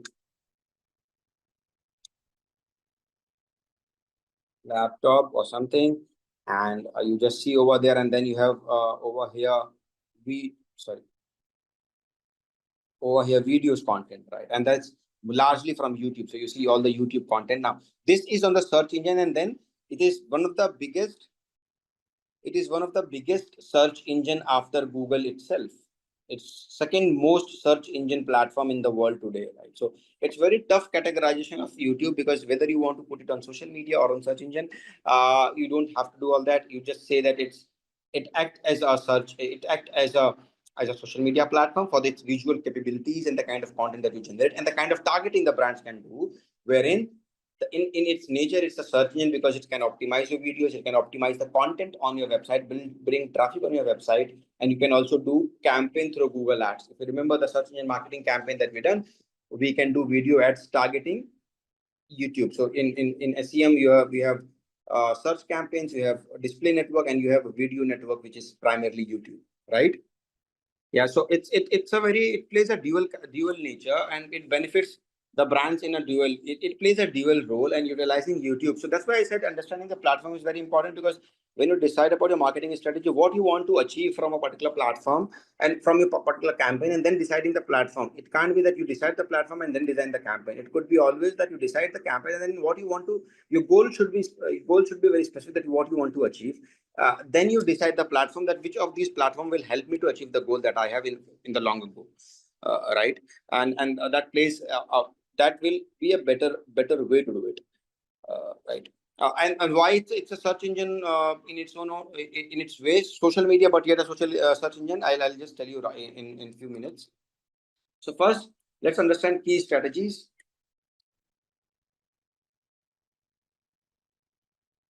So of course, as Sarthak said, it's good for long form of videos.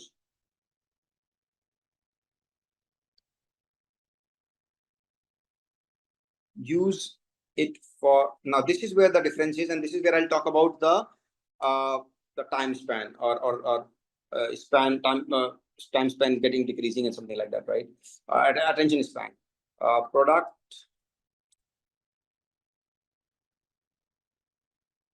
reviews and educational content that provides value variance. Now this, let's try and understand. So I say long form of videos, I'm not writing over here short form videos.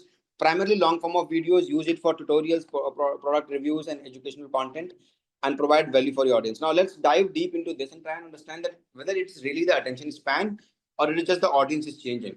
Take an example. Now take an example from what Jitendra shared, that he's looking for a recipe for, let's say, samosa. Those who don't understand, samosa is like an Indian snacks, triangle snacks. You fill the stuff in a multi-purpose flour sheet, and then you fry it, right? So it's a fried snacks.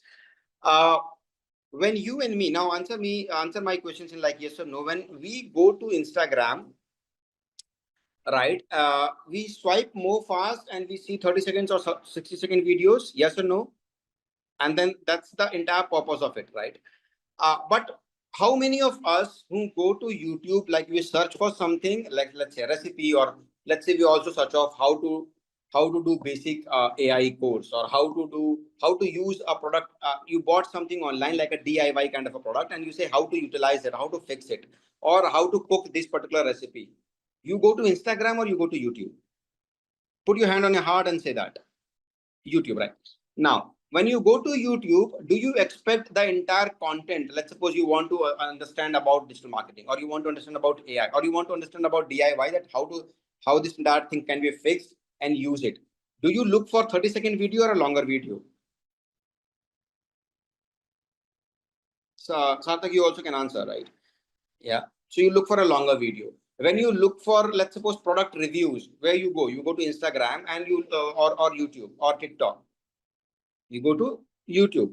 We look for longer videos, multiple things, like people are debating and discussing. So the point is, it's not, and this is my philosophy, to be very honest. People are talking about attention span and sort of things. I think a little different, and I don't hesitate that I think a little different. I teach this to all the academics, to all the university where I go. It's not just the attention span. If attention span is the cause, you, me, and everybody else, and this is where I'll take a bit of diversion and try to explain this point. If it is just about the attention span, how many of you have burned your night watching a particular series binge watching it and try to finish it in one night itself, seasons after seasons after season, and episode after episode, and every episode is like 30 minutes or 40 minutes. So the idea is, it's not YouTube shorts are popular, but it's still not able to give benefit like how the longer videos are giving to YouTube. And that's why if you see the emphasis on YouTube shorts of by the YouTube or the Meta or by the Alphabet or Google is now reduced. Now they are again back to putting more emphasis on YouTube longer videos, not on shorts. Second, it's not the attention span, it's the audience and the psyche of the audience which changes as we change the platform. And that's the very reason I said that we need to think of the platform before we decide our marketing strategy, because the audience remains the same. It's the same, Ali, when I go to TikTok, when I go to Instagram, my all of a sudden my genetically my behavior changes. So it's more of about the behavior targeting of the audience on the platform than the audience itself. Remember, we have behavioral marketing that we learned about, right? So when it's Instagram, my behavior is changed. I need something quick. I just need an information, short information, or an idea about it. When I go to YouTube, I need detailed, structured information or a great deal of information about it, or more of like education. So another line of argument that we can say is, these days there's a trend of podcast. Yes, everybody is doing podcast. All these podcasts that we talk about, to promote that podcast, what they choose? Instagram, cutting the snippets of it, putting on the reels or putting on the channels, right? So Insta Reels or something. The best part of the entire podcast, they put it over there and provide the link of which YouTube platform. So the entire, let's say the podcast is 2 hour long, and people do have a watch of podcast, right? Podcast. Why the podcasts are so popular? If the attention spans are going less, why? How can people watch 2 hours, 3 hours podcast, sucking in all the information? They should not be doing it. They should watching that snippet of podcast on Instagram, done and dusted. But what the brands also do, when I'm talking brand, this podcasters, they cut the snippets, put it on the Instagram, and promote it. Provide the link of YouTube so that people can go and see the podcast on the YouTube. And the end of the day, same Ali, the same Jitendra, same Sarthak, same Tarun, same Sumit, and everybody else who is consuming both the platform, checking the snippet on Instagram, going on YouTube and watching it. So the point is, it's the platform, and also establish the fact that platforms like Instagram can give you quick interaction or quick lead, or what you can say, quick awareness, or the brand awareness. So the YouTube is not largely for the brand awareness. Instagram is largely for the brand awareness. And then we come to this point, which I've mentioned over here, right? Brand awareness and then value for customer, right? And the other point is differentiation. So when we need a quick brand awareness or the recall about a product, it is Instagram. But when you need to educate the customer, when you need to nurture the customer, when you need to convert that lead from or interaction that has came from Instagram into a long-term association or building a fan base or a community, it is YouTube. The person remains the same. The type of the content changes, the base of the platform, in the audience behavior changes or the psyche changes on this platform. Make sense to everyone? Does this concept which I'm trying to establish make a sense to you all? Right? Because if it's just about attention span, today we will not be seeing the rise of podcasts. Now every other person is trying to become a podcaster. 2 hour, 3 hour podcast, and they are all uploading it on YouTube, but promoting it on Instagram. So what we can figure it out from that Instagram is a great tool to promote something quick. You have a product launch, you want to quickly become a sensation, you want to quickly reach to the larger set of audience, reach and make it popular among the audience of your target group, Instagram. But when it comes to conversion from that leads, or when it needs to nurturing that customer, or when it comes to building a trust and association with that audience, or when it comes to building a part of the entire journey, educate them by means of testimonials, by means of product display, by means of product educational videos, it is YouTube. Yes, can we have the agreement on that? And that's where we both we as an audience play a very important role. We say attention span, but we go back to YouTube and look for the longer videos in terms of content, recipes, educational videos. Like for example, how to drive a car, how to, if I bought a how to use an EV car by, let's suppose, Tesla. You will not go to Instagram. You'll go to YouTube and watch the entire feature, functionalities, product demonstration, all sort of things. You spend around 10, 15, 20 minutes on that. You will not keep on swapping. You want to learn about how the Bitcoin works. You not go to Instagram. Maybe you'll see an ad of Bitcoin on Instagram, but we'll go to YouTube and see that how the entire blockchain of Bitcoin, how the rates has been defined, how the rates coin has been getting, minted, circulated, why this blockchain matters, whether it's secure or not. For that, you go to YouTube and you watch. And I'm giving this example from my personal experience that I use both the platform and how my psyche differentiate between these platforms, and all of a sudden my user behavior changes on that. Yeah. This most people miss it, and most people don't say it. They just say that yeah, attention span is going down. But who will explain to the people who do consume social media platform on a daily basis? But this basic differentiation, that's not just attention span, it's just the psyche of the people. Okay. So then yeah, so demographics, key strategies, long-term videos, use it for tutorials, product reviews, and educational content, which means it's largely about providing value to your audience, not just promotional activity, right? And then the next line is, since we need to optimize video titles,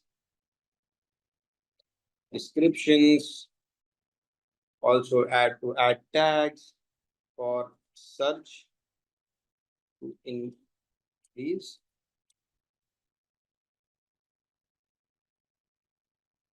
if any one of you have ever tried to put a video on YouTube, you must have known that you also, much like search engine, or you need to optimize the title tags, video descriptions, video titles, ensure that it will become a searchable content on the Google platform, right?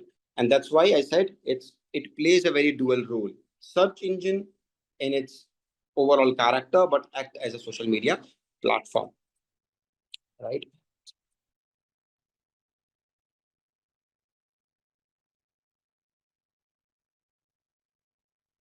Okay, so if somebody will ask you that whether why you should be using between let's say between Instagram and between YouTube, if somebody will ask that which of the platform you will use for your product or your brand, what would your ideal answer should be, or what would your strategy would be, rather, if I can ask you all. Anyone can speak, talk, message. Right. What also I need to add in this is, this is also along with that, it's a very good platform. It's a very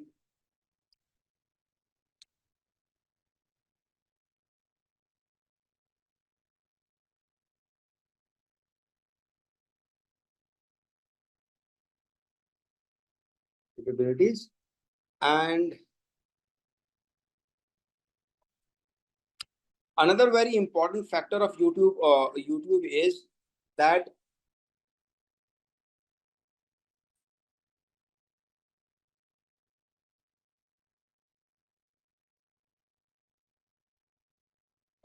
Twitch is not, to be very honest, not a very new platform. Signal,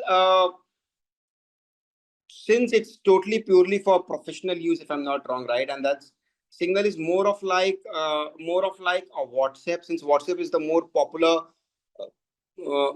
platform and yet not commercialized yet. So it will be interesting to see. Yes, the one platform which I was very what do you say, I was hoping that it will create an impact and change the entire dynamics was Telegram when it started, but somehow it just disappointed me, because you know the reasons for the Telegram is used to be a very, it's like a super application covering Facebook, covering Instagram. It has a facility like WhatsApp and everything, so it's kind of a great platform, but it failed. The entire hype about it for me is just there. didn't make it.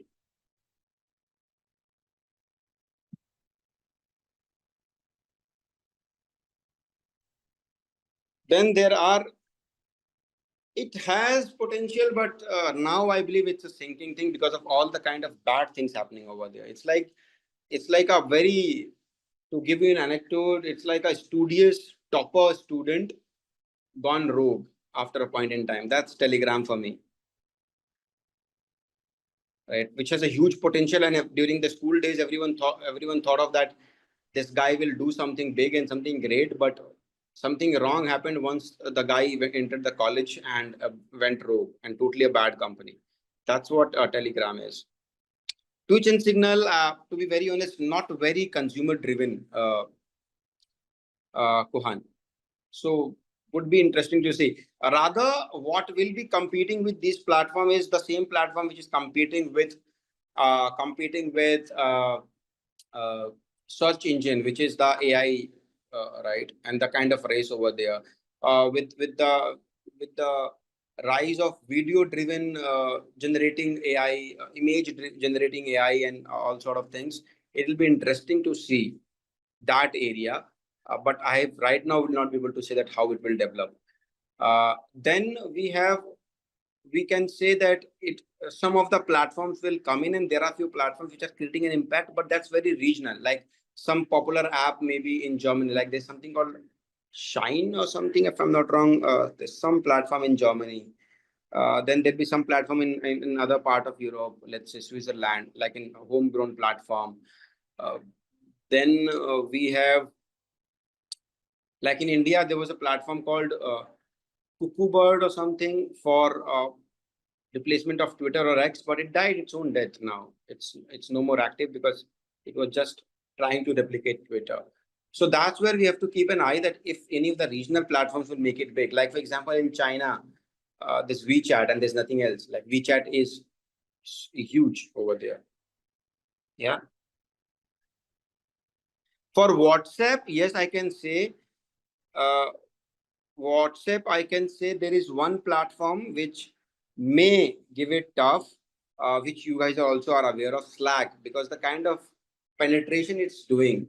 Now Slack is going to be interesting to see how the overall thing plays a role to compete with WhatsApp, because people are getting used to of Slack, people are using Slack.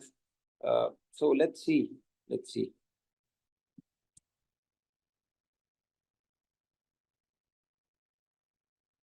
Yeah, hike was there, but I believe hike is shut down.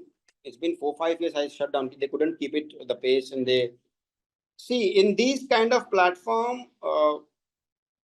What matters is the kind of size you build up and the community that you build up, and then you need to keep on innovating yourself, right? And that's where the WhatsApp takes an edge because they have the first mover advantage. Today, they have what WhatsApp has done is it has replaced. So earlier when you used to use phone, we used to have a phone and SMS.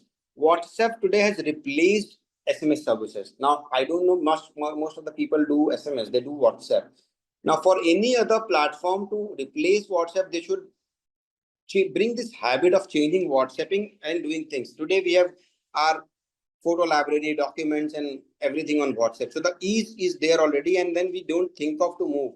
That will happen now only when our peers, our network, our friends and family will move to another platform. That's the only reason we would do. We need to understand from a point of view like why BlackBerry failed is that when people have moved already to WhatsApp and people started talking about let's WhatsApp, BlackBerry didn't open up. They said to have a B2B BlackBerry to BlackBerry communication, you need to have a BlackBerry, and they were first mover. Like they have what BlackBerry chat or something like, and that was kind of a status symbol. Like those who have a BlackBerry BBM Messenger and BBM pin, right? They open to the other networks later on that even if you don't have a BlackBerry, you can download a BBM app and you can use it. But till then, the ship has already sailed. Till then, the WhatsApp has already taken the market. So that kind of a thing industry need. If there are few times you have the capacity or the capability, but you don't utilize the potential and you lose it. Like BBM has lost it totally. Had that been the case, that they would have opened the BlackBerry just made it an app, and that any kind of a phone, be it a Android phone or be it an Apple phone or a BlackBerry phone, people can access BlackBerry as a messenger and communicate. They would have taken the leap, but they stuck to their legacy that no, people should have the BBM and then BlackBerry, and then only they can message. WhatsApp took the market. Now to replace WhatsApp, there has to be something very really different. In that area, I believe Slack is making a mark, but still, I believe it's only in the professional driven environment, not like a casual talk. Like you can like a girlfriend or a boyfriend or a friend or a group or a family, whatever they can talk about on WhatsApp. Still, it's not there. Now, what's another good way or why YouTube is a very different platform altogether is that its capacity, not capacity,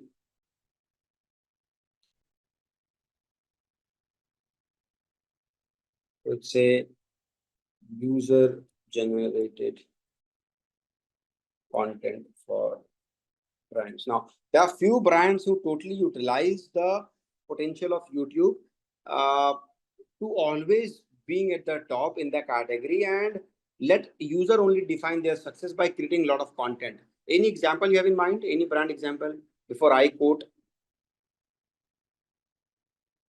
anyone? A very good example of this is, since you guys are not, is a GoPro, right?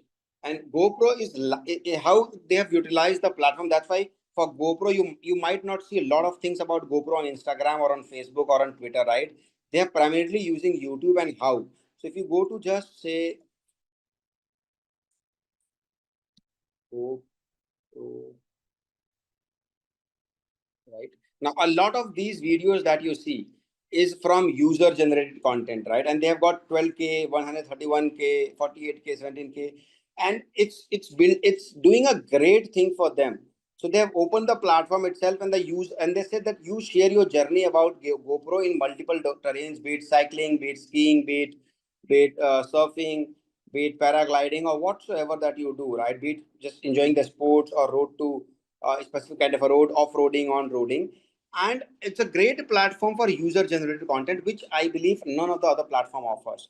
So for a platform which is GoPro is a huge in acceptability. They do their own advertisement, but you won't find in on any of the much of the social media platform. They have built a community, as I said, for community building. To build a fan base, YouTube still is a very great platform, and then it allows the accessibility to user to generate to give freedom to user itself to generate a lot of content, and the platform can back it up, right, and build a community. And what they gain out of is a huge amount of media inventory without spending any money, a quality, because users are full of these days creativity and sort of thing. They get a huge amount of user generated content, like in this example of GoPro, right?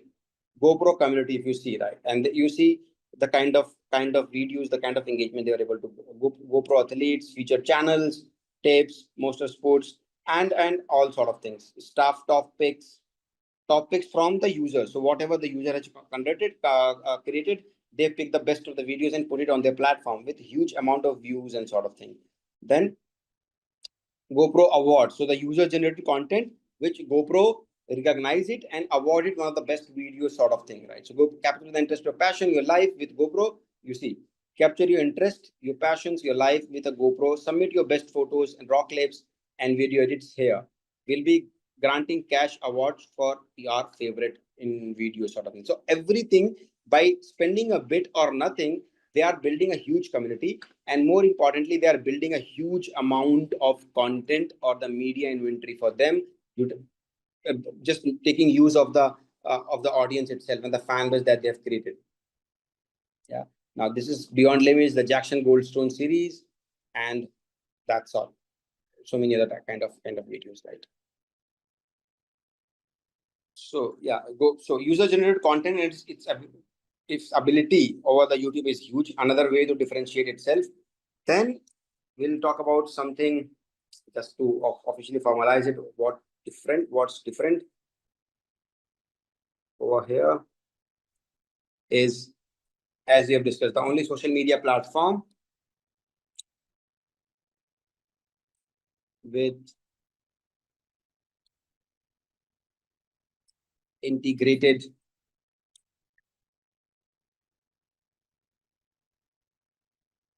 functionality. It's good for long term engagements and extended user interaction.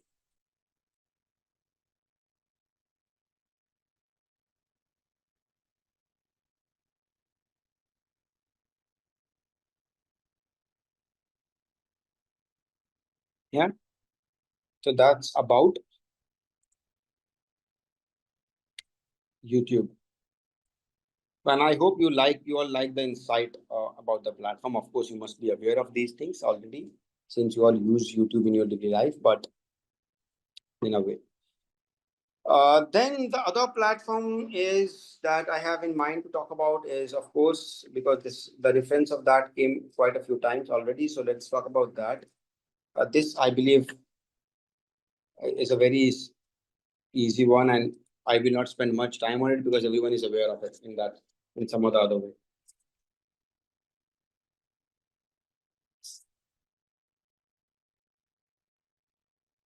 But people today ridicule Twitter and X. It's not a very brand driven. Twitter, if I before I start to write or before I do to explain further, Twitter is not very brand driven. Like you can't build brands over there, or you can promote it. Of course, you can do the YouTube ads, but the organic mechanism of Twitter plays more important role. It's very fast paced, as you all are aware of. It's very fast paced. If it's almost not possible to find the same content over there at a very quick fashion because it's keep on moving, right? And if you see the chart over here again, so Twitter or X is somewhere here, which is around 450 million monthly active users.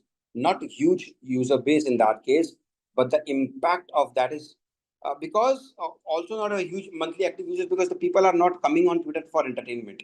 People go to Instagram for entertainment. People can go to YouTube for education.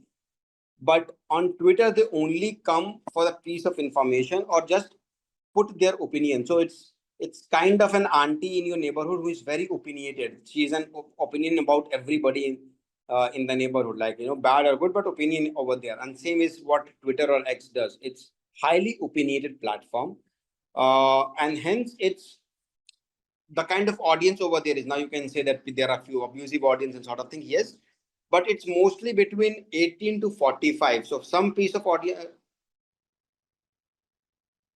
Yes, that's what I'm coming to. That's why I said it's very opinionated platform. That's what it's about communications. It's highly opinionated platform with a lot of opinion driven content over there.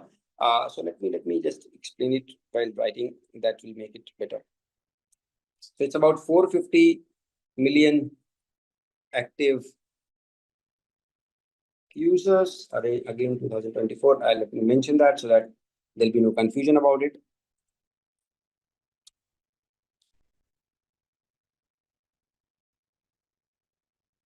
Yeah. Now, when it comes to demographics,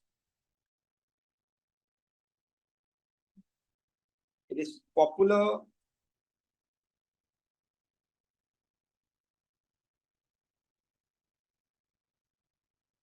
is 18 to 45 with strong opinion, and that's why you see a lot of abusive content as well over there.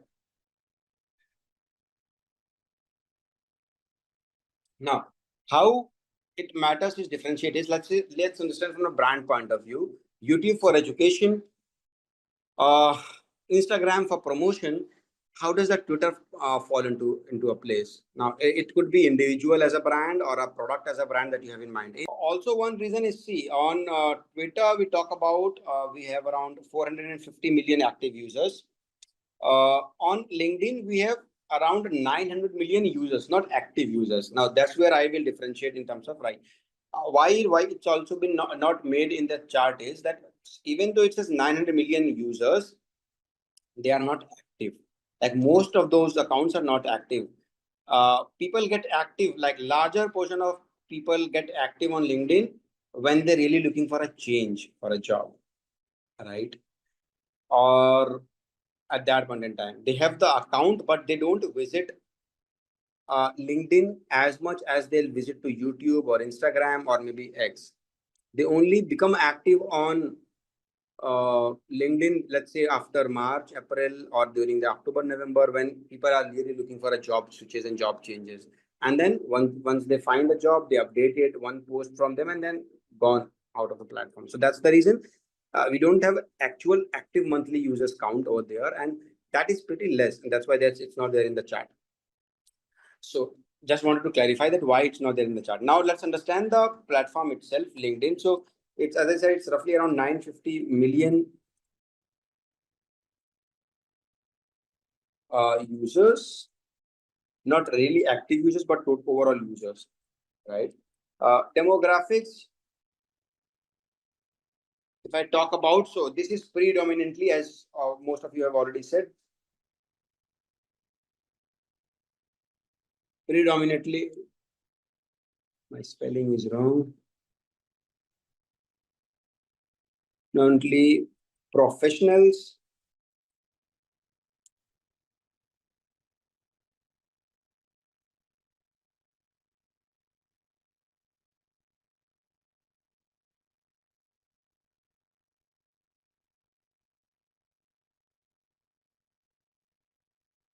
right? And that's this is only platform wherein the age window is pretty less. Now you can say there's more people beyond 45 or so, but largely when whomsoever is actively building the network, communicating, interacting, looking for a job sort of things, it's between 25 to 45 age group, wherein larger set of audience is there, and you can do a campaign also to target it, right?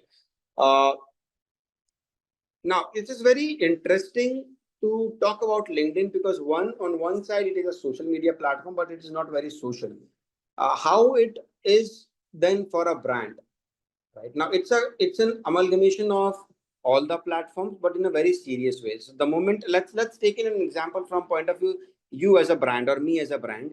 Now and try and understand, try to answer this question. It's a very easy one. That do you think you can do the same thing what you can do on Facebook and Instagram, and then you can just do the same thing on LinkedIn as well as a as an individual? What do you think?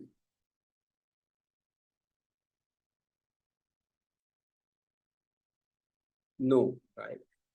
So again, from the point of view, as you talk about the attention span, it's not just the attention span; it's the audience itself, it's the behavior, right? And similarly, like Monica, Sumit, Sarthak, Jitendra, me, anybody, the kind of post where we do on Instagram, what we eating, our food, what we're going, the salon, the beauty parlor we went to, the saloon we went to, the trip we have made, the friend we have met, any kind of everything that we want to, we can share on Instagram. There's no second thought about it.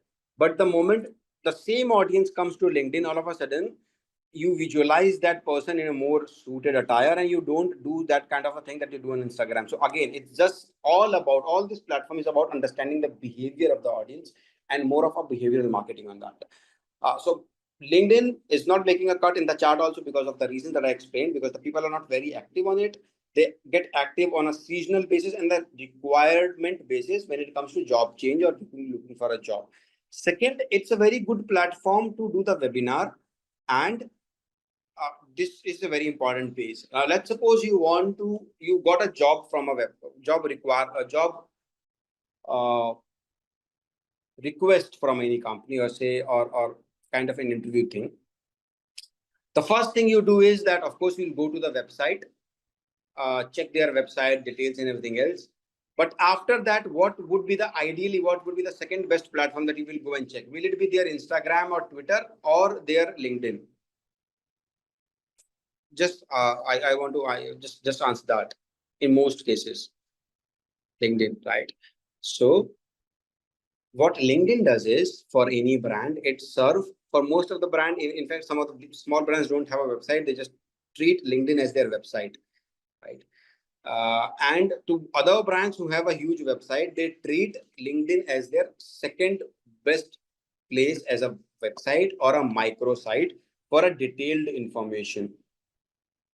So what LinkedIn play a role is, it's like more of like a website plus kind of white paper or a news journal wherein you believe more authentic, serious, and time lapsed kind of content. That entire journey, like on Twitter, it's real time. On Instagram, it's more promotion. On YouTube, it's more of education. But you want to club it all together and talk about the overall journey of a brand, like you do on the website, that how it has evolved, how the people at work enjoys our work, what kind of jobs we have, how the job at a particular office or the brand has evolved over a period of time. So the journey, the brand journey, how you can be part of it. All of that kind of a content you see more on LinkedIn than any other platform.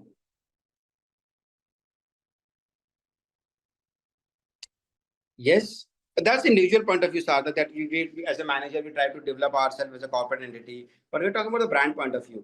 For a brand, they show the entire journey to build a more credibility among the audience, right? And that's why even the campaign over that you see is more about the serious, nostalgic maybe, or the entire journey that how the brand has evolved from all these decades, centuries, or years. You getting the point? Yeah. So, key strategies for LinkedIn.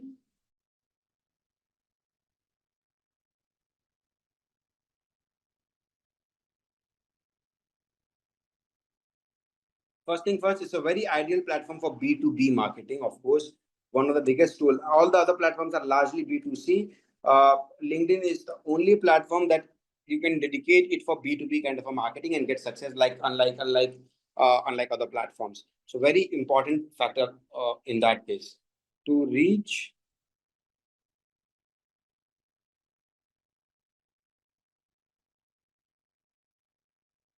decision makers of specific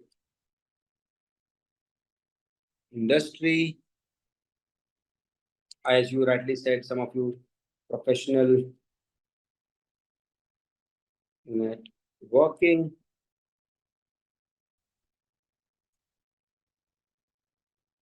engage with industry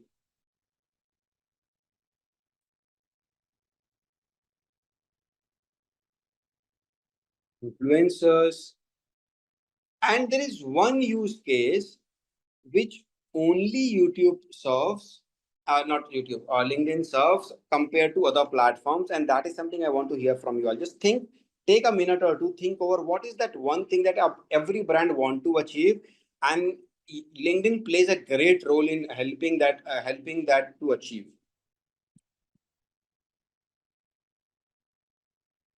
It is one of it, Sheetal. It is a marketing more from HR. You can talk about employer branding, yes, but not in totality. Generate leads that you can do from Instagram, Facebook, YouTube, Twitter, from all over, Rohit. This is a very different use case, and that's why I said when we talk about the platform in the beginning, I said that we'll try to bring some different perspective about each of these platform, even though we all use it, and that's where a very risky thing that I'm trying to do, that you all use it and you all are aware of it. But let me dive deep. Let us dive deep and try to figure out some differentiation. Valuable marketing, okay. Think more. Anyone?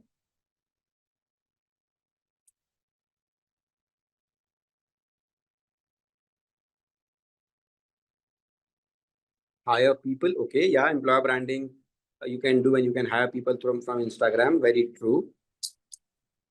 Database management domain. Um, Hey, no, okay, I'll fine tune it from branding or from marketing or communications point of view. That there are few things that every brand want to achieve. Let's suppose they want to become being recalled, they want to be true, they want to be real time, they want to serve the customer best. They also create testimonials. There's one more thing that the brand want to achieve, and in that LinkedIn plays a very great role. Use employees to advertise. That's employer branding, as I said, Sheetal, where employees only promote yourself and you also try to get people. Right. Now, every brand, be it any product, be it any individual, any product, any company, now they want to do more in numbers, right? They want to do sales. For that, they want to generate leads. There are different platforms that they can do. They want to create a recall so that the what you call the repeat orders will be there. It will become a brand on its own and so forth. And they do advertise on other platforms that we talk about. They want to do real-time marketing and as well as try to customer service at its best, utilizing different platform. But when all of these things achieved now, you see there's a one common factor among most of the brands and specifically those who are addressing a direct consumers, right? They want to establish themselves as a thought leader. Yes or no? When I say thought leaders, which means after you achieve, after you reach to a pinnacle, what you do is you try to retain yourself as a thought leader in the industry, wherein you talk about the futuristic stuff. All of a sudden, you see that a brand talks about a CSR activity. All of a consumer brand talk about like how women life can be made better. Or all of a sudden you see a soap brand talk about that, about a village, how they've revamped the village. All of a sudden you talk about a fare forwarding or a logistic company talk about technology and how the AI integration will help consumer demand and how their company is establishing into that, right? Sustainability is one part. I'm talking about thought leadership. Thought leadership means that even in that category, I am thinking of the future and I'm representing the entire industry. Now I'm not talking about a brand itself. I'm talking about the entire community of that industry or entire industry base from all company point of view, that how I am a leader and how things will move forward. And for that, LinkedIn is an ideal platform. It helps establish your brand, your product, your company as a thought leadership. And that's why you see the kind of videos or the content you see on LinkedIn will be different. They always talk about the larger perspective. There'll not be a 50-second ad or a 60-second ad, but they talk about the larger perspective that as an industry, if let's suppose I'm in an automotive company, I will talk about the product and also sort of mine as well. But most of their posts will be talking about that overall the EV market is moving on, and this brand, we being the industry prominent player or the leader, we have taken these steps so that this industry overall will help the nation building, will help the audience and sort of thing. You see the larger perspective they try to draw over there. And that's why you see that brand try to establish themselves as a thought leadership, publishing articles, not advertisements, publishing white papers, not snippets of that, publishing CSR videos or a long-term content video about overall facilities, manufacturing, their units and sort of things, to establish themselves as a brand, as a brand, as a category leader or an industry leader and representing the overall industry in that sense. So the thought leadership is a very important feature when it comes to brand or a brand building point of view. Why? If I'll talk about who is the industry leader today in automotive, right? If who is the industry leader in when it comes to uh, uh, telecom, who is the industry leader when it comes to let's say consumer durables, right? And there's a particular company that comes in your mind. So like a brand recall is important, the industry leadership is very important because that establish a brand ahead of other companies or the product in that category. And that's what brand try to achieve by means of LinkedIn. Why? Because first, the network itself on LinkedIn is all about the professionals. Second, all the decision makers are available on this platform and their opinion matters, because if they will be convinced, they will talk about the brand more in detail, and then accordingly the larger mass audience who most of the time become followers of somebody or get swayed by the particular thought without having their own will talk about it. Establish as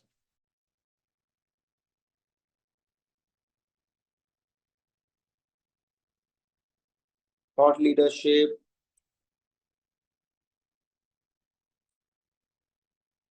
publishing articles,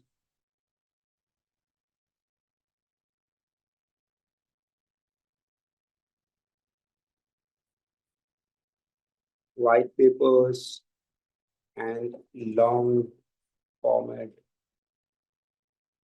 not videos but content, rather I would say.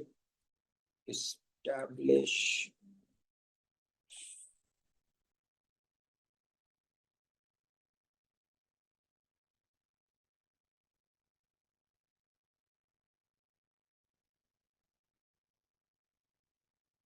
industry leader. Yeah, That's what my understanding about LinkedIn and what differentiates. So again, the same point, just write it.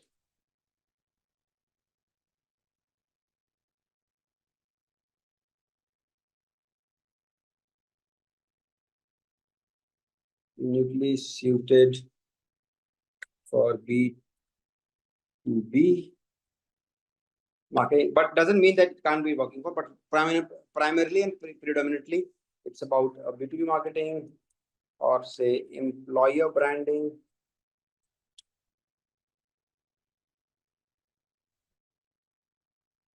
That's you can do. And to, as I've written here, so now next we're gonna talk about is now let's talk about TikTok. Unfortunately, most people here in India will not have an will not be not most people in India will not be using it. The future of that is in US is still in murkier, but it's one of the most shout out platform in the world today. Fastest growing platform with its unique composition, and it's kind of a sensation in US. It's kind of a different sensation altogether, right? And if you see in the again in the graph I've explained, you can see two uh, tweeters over here. But if you just club it together, it's roughly around 1.5 billion active users, roughly around here, monthly active users, which is great number for any platform to achieve in a very short span of time, because all other platforms we talk about, Facebook, Instagram, WhatsApp, or LinkedIn, is much older when it compares to TikTok. TikTok in that line is pretty new. Yeah. It's a plot by ByteDance. Why it is most shout out platform is because of its algorithm. Is yet to be unsolved by other platform. In fact, in US they made it. The Trump government right now is has given them a 75 days ultimatum that they have to hand over the US operations to any of the US company. I have written, if you guys have, I believe last weekend I shared my LinkedIn accounts. I've written a small post on that. I've written a post earlier and then I've just reposted that with some different content, because now the timing is getting close. That within 75 days, if the TikTok will not decide that which they have to sell the US operations of TikTok to one of the US company. If they will not do it, the operation will get shut in US itself, which will be a great setback for TikTok. But why TikTok is also not selling is a very interesting, because what at a cost is its priced algorithm. No brands today is able to solve it's kind of an enigma for them.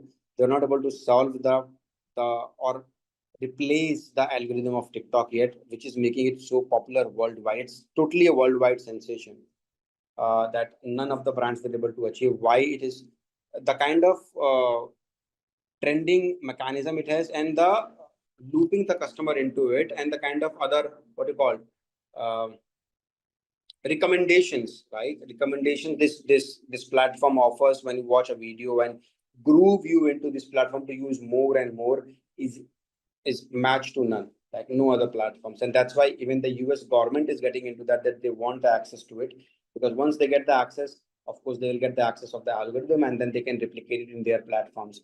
So earlier brands like Microsoft, Google, of course the second man in the government today is Elon Musk, owner of X and Twitter, was in the race to buy out the US operations of TikTok. But I believe now Oracle, which is a software company, is more likely be getting that. Right? How it will happen? Whether they sell the US operations to Oracle and open the entire algorithm so far, which has kept them very different and very unique to US, or they will just agree to shut down their operations in US, will be interesting to see, or how if there's any third options. But the point is, it's a very unique platform, very fast paced, yet it has able to generate the kind of user base which none of the other platform were able to in a very short span of time. So today it's roughly around 1.4, 1.5 billion active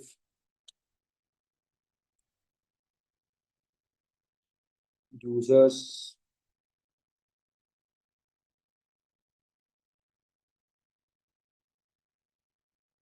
Monthly active users. Again, 2024 data must have been more now. Yeah. And this is where this brand totally shines out in its demographics, and most brand want to target that, right? This is extremely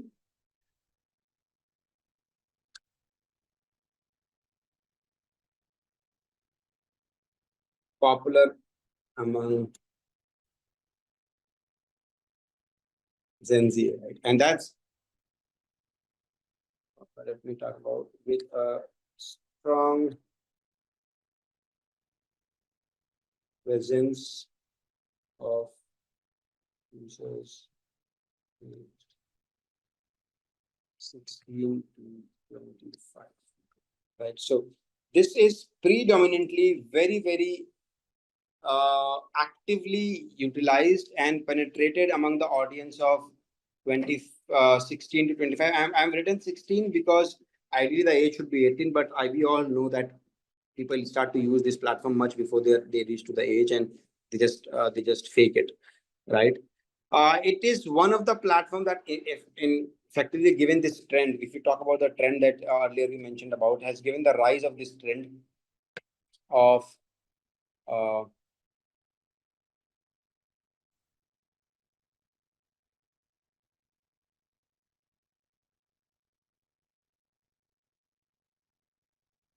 this thing, vertical videos. This is the platform which really actually started it, and the other platforms have copied it in that sense. uh, Short but very highly engaging content that aligns with the also what differentiates this platform is its challenging mechanism.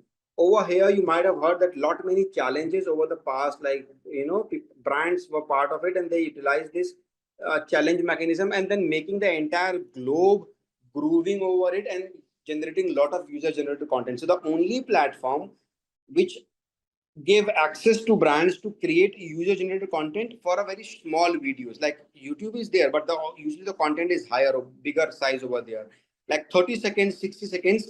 And it has given this kind of sensation to the users to create user generated content without any money from the brand point of view, and achieve a huge amount of media inventory or the media impressions, and all of a sudden getting a lot of popularity. Can you all mention a few of these examples that I mentioned about the kind of challenges, and the brand has done nothing but the user being part of the journey and generate a lot of content and make the brand popular. Cadbury has done a few such challenges campaigns a few times ago. Okay, kuch meetha ho jaye ad in Diwali. Okay, a lot many other things that you might have heard of, Kiki challenge, and that just from example point of view, not from brand, but just how the entire mechanism works. Like the Kiki challenge, then somebody move out of the car from a moving car and then walk and then get in the car, kind of a challenge. I don't remember that. Right? There's a lot many challenges which has been popular in between. So we'll talk about that. Let's understand how this platform. Now, I don't have much access. I don't have much of details right now how it's differentiating itself, because since it's banned in India. But why I'm teaching this? But because as a marketer, you might also have to work for a US brand or a Chinese brand or something like that. It's just banned in India, so we must be aware of that. Now, the key strategies of this is, of course, short form of content and addressing to the audience, wherein actually the attention span is less, and also the behavior is very fast paced, that they want something very fast paced and very challenging in that, and a huge pool of content on a particular topic, right? So as I said, Gen Z which is where it's very popular. Short form of content, but very, or rather highly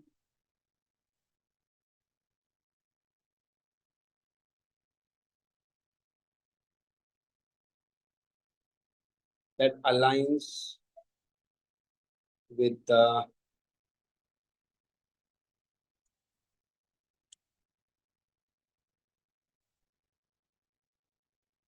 and the trend. So this is like a trend setter. Now TikTok is a trend setter for any brand, that whatever they do on TikTok, it becomes a trend now. If it's been captured or accepted by the audience which they are into, because the Gen Zs are usually these days are the trend setter in terms of quick fraction, quick amount of time, and bringing the popularity to a brand, right? So anything they do on with TikTok, and if that gets accepted by the set of audience they are targeting, it becomes part of the trend.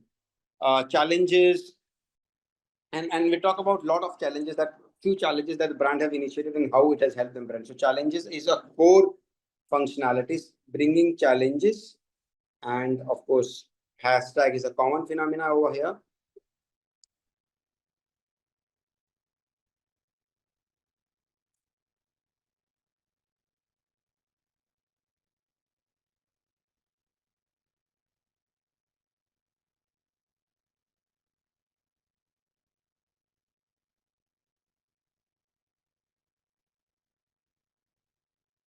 Increase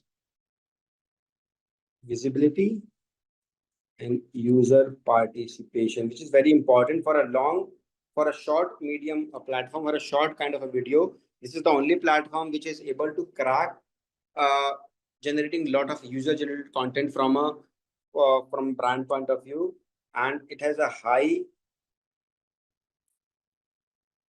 virality factor, so highly viral. And again, this is also good for influencer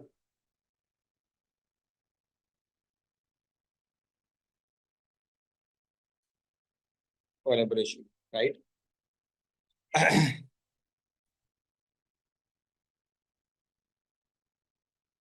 Now, from example point of view, how many have heard of? I'm sure this was an international campaign, so I'll talk about that. The first challenge or the branded challenge which happened, and that has become that has made the brand popular, that has generated a huge amount of media inventory in terms of user generated content for the brand. There's something called a campaign by, for example, now if you just go and Google about it. So it was a campaign by Guess Jeans, Guess or the Gap Jeans. I'm not very sure. Let me check. I could be wrong.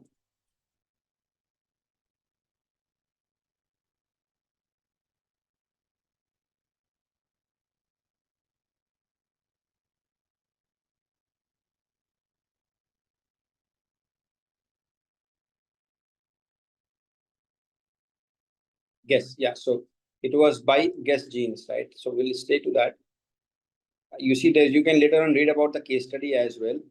That how a brand, and why I'm mentioning that this was really a huge success utilizing only TikTok.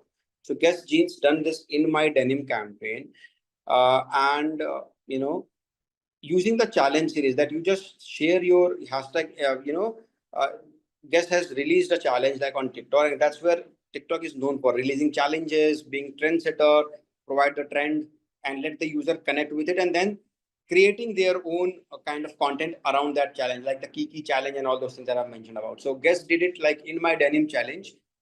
Just share a post about you in your denim and see that how good, bad, ugly, whatever you feel like, and sort of things, share your story. And all of a sudden, the brand has seen a huge rise in its marketing reach and its brand popularity, right? And since then, when we talk about later on, also we talk about few challenges and the brand conceptually utilizing it. But right now, we'll just stick to it. So in my denim was by guess was the very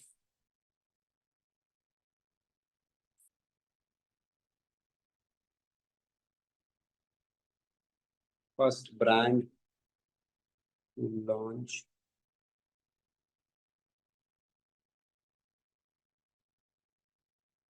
that TikTok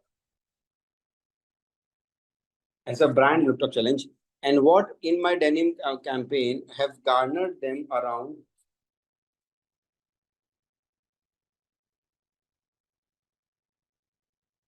Any idea how many users they were able to achieve, or how many million views or trillion views or thousands views or lakhs of views they were able to achieve by just this 1 month uh, challenge by on TikTok, which is in my denim. Just take a random guess. Which is a free publicity on some of the on a big platform at a global level.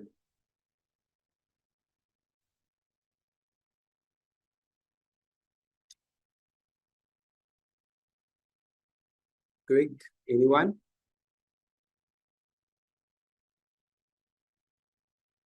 10.5 million. Okay, I'll just write it down. I believe half the people are busy watching IPL. Half the attention is there, maybe. Overall challenge. And I garnered them around somewhere in between 52 to 55 million media views. Right now, this is huge for any brand to achieve free marketing. 52 million views at a very beginning, and that's where the challenge. And as an audience, if you see the behavior, the kind of audience they're targeting, right? Gen Zs and the youth, right? They are very challenging in nature in the sense that they also could do it, and they are very creative in that sense. So they launched this In My Denim challenge, and within a month or so, they were able to generate 55 million views of media buying a kind of achievement, right? So that's the kind of tool power TikTok is. More importantly, if you are already been part of a one brand, the algorithm is such that it can always give you keep the content in a loop in a way that the audience will always get to remembered about the product and the brand and keep you at the top of their mind. So very very interesting platform in that sense. uh, so I would say it's very simple to use it.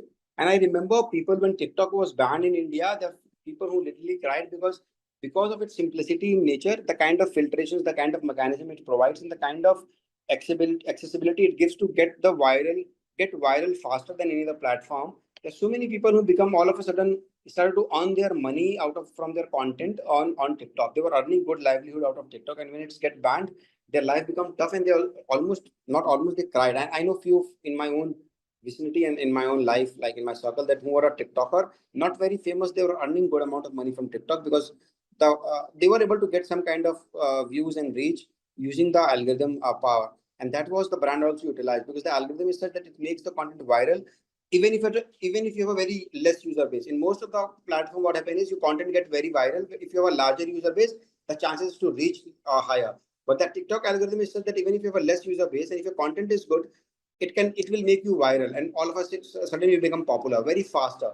And that's what most of the Indians also utilize it. Like if you remember back in the time, the people from tier 2, tier 3, or village or towns like area also, the kind of videos you were able to see, and these people were generating good revenue out of it. So when the TikTok get banned, it's really hit them hard because that kind of algorithm is yet not there in the system, and they were able to achieve something out of it, right? So very simple, relatable, and aligned.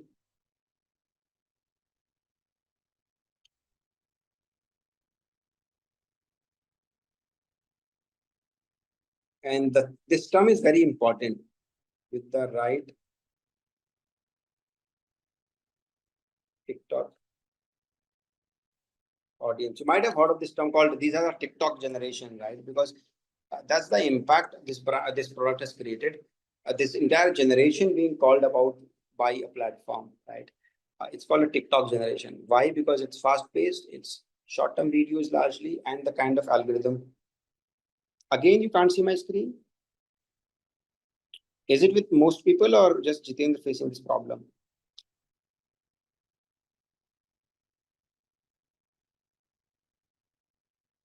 What about others? Can you all see my screen? Uh, One second, let me try stop sharing because I believe it got stuck or something. Now, now is it visible?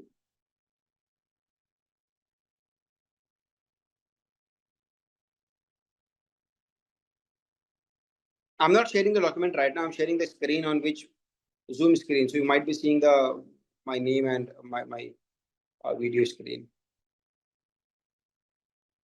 Yeah. Okay. Right.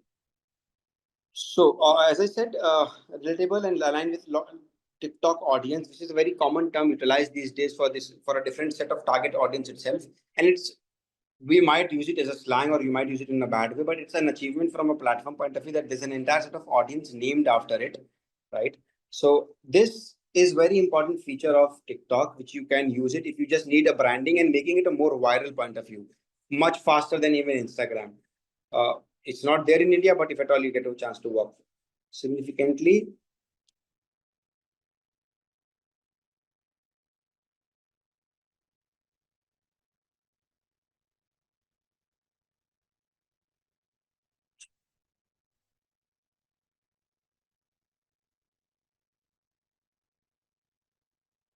All by means of UGC, user generated content, and that's where their repute comes into a play, right? What difference about this is,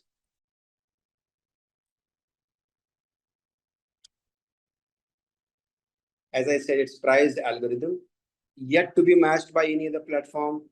Algorithm driven content makes it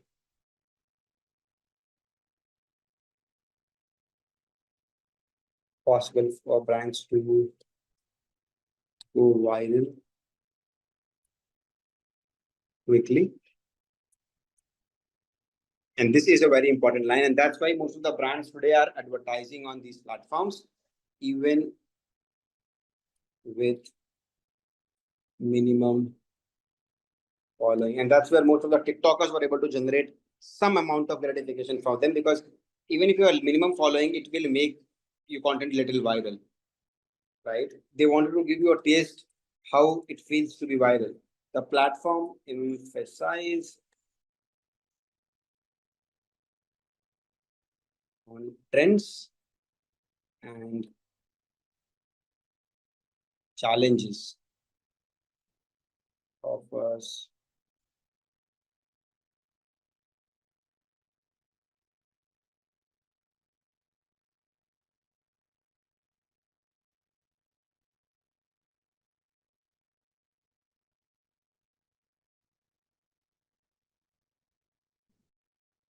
it's an ideal platform to make viral marketing. There's a different use case, and there's a platform which helps viral marketing for brands. Now, any idea who is one of the, let's say, biggest TikToker in the world?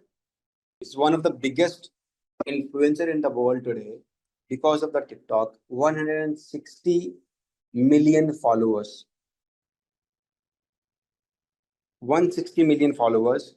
Before pandemic, he migrated from South Africa to Italy. He was working as a factory labor. The factory got shut during the pandemic, right? And he was jobless, hand to mouth situation, couldn't make a livelihood. And then he found this platform. He thought, let's create a content. He sent one or two videos, 10 videos, 15 videos, and he became popular.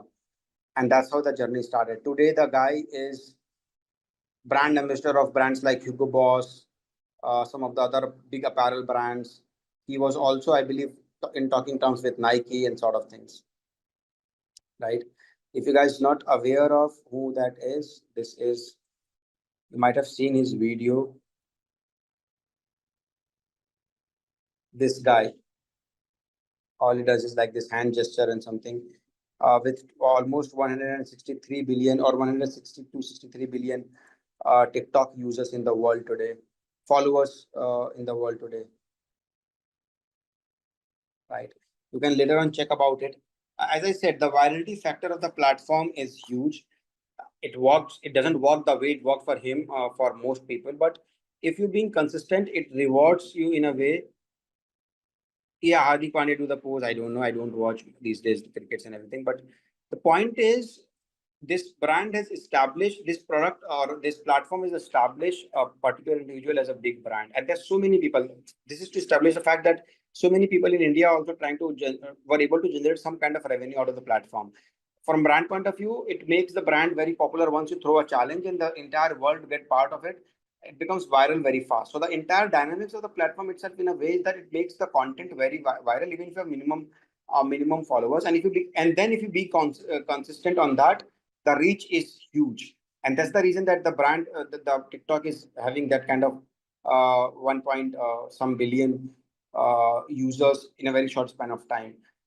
In my denim, as I explained, in 1 month, able to generate 55 million views just through user generated content.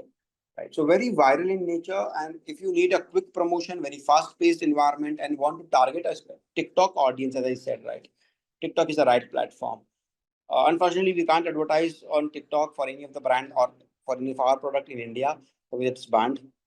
In future, we will see how it does it play a role. In US also, it's, I don't know whether, I don't think it's going to be banned. Some ways will be made. I am sure about it. But that's how it is, right? Okay, coming to KB Lam, it's this guy worth around some huge money.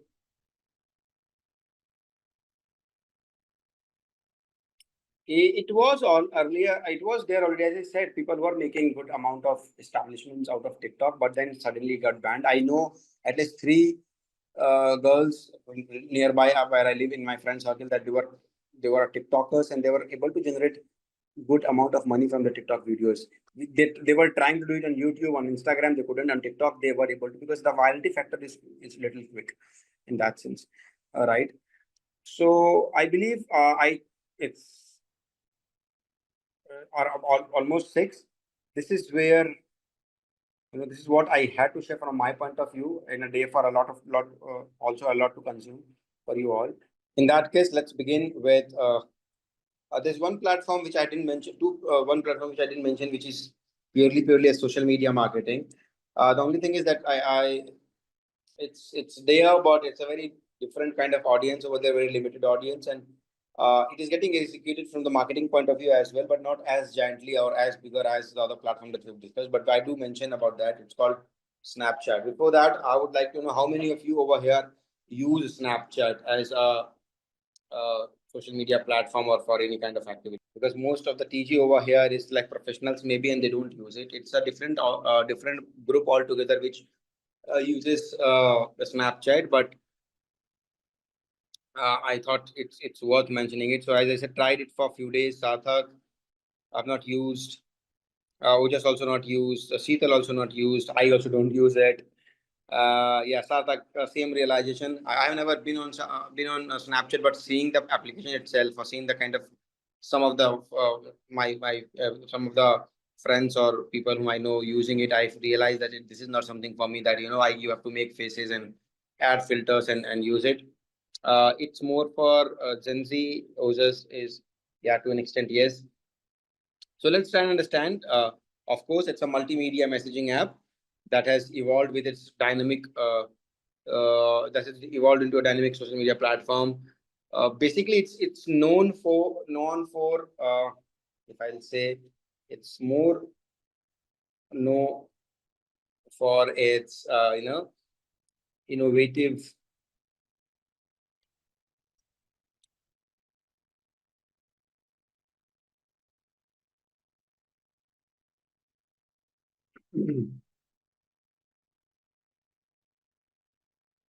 features and I believe filters that they have, and also the privacy that it provides. That's where it stand out. So most of the Gen Zs today, they say that we want more private life and we need more of it. I don't think it Apple promotes. It's the Snapchat promotes themselves on Apple. The reason is because Snapchat is, that's why I said the different audience is largely been in use among the group of people who like to more flaunt about things that they are doing. And that's purely mostly the Gen Zs, and also having most of the Gen Zs use iPhone today. All right. So to get the right set of audience, I believe Snapchat promotes itself on iOS platform or more on the Apple Store platform in that sense. But the point being that it's very innovative, known for its innovative features and filters, and also the privacy that also the privacy that it offers in the way that it was the first one, right? That all the kind of stories that you see on Instagram today or on Facebook today, that is stories which are on also WhatsApp, which will disappear in say 24 hours. That was started by Snapchat. Then also that nobody can, if you share a photo with with somebody, they can't they can't take a screenshot of that. That feature which we now see in integrated in WhatsApp, excuse me, in WhatsApp or also maybe on Instagram. It was started by Snapchat. So all these small things, but really a game changer in the overall industry. So you can say, if you remember that the other day we talked about LinkedIn and we talked about leadership. In terms of this, Snapchat has took the leadership to provide features. Then the other giants and the bigger players have end up copying. Be it stories which will disappear in 24 hours. Be it like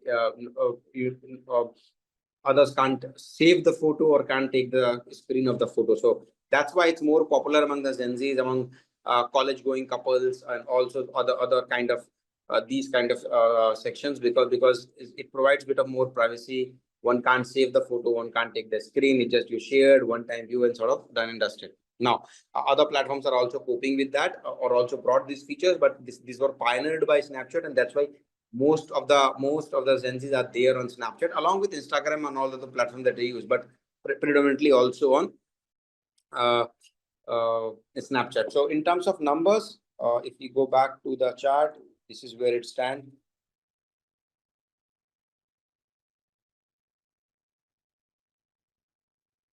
Roughly around 500 million users over here. So I can write about that. Snapchat in terms of 450 to 500 million active users. This is again 2024, right? And in terms of demographics, that's where I believe you guys you all have answered, right? That it is. If I talk about the demographic, of course, it's how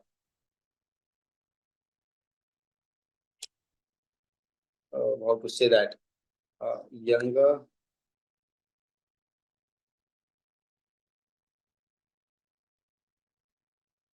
demographic. Now, the age group I'm mentioning over here is between 13 to say at max 34. I know 13 is not the legal age, but you know how you can have an account on these social media platforms. This is a very easy ditch that you can do. And most of the time I've seen like school going students, maybe they are 9th standard or 10th standard, 11th, 12th, they are already on Snapchat. So, and effectively this is the age group which is largely there on Snapchat. So I can't say 18 because it'll be a lie, right? So this is the demographic, and hence it's a ideal platform for brands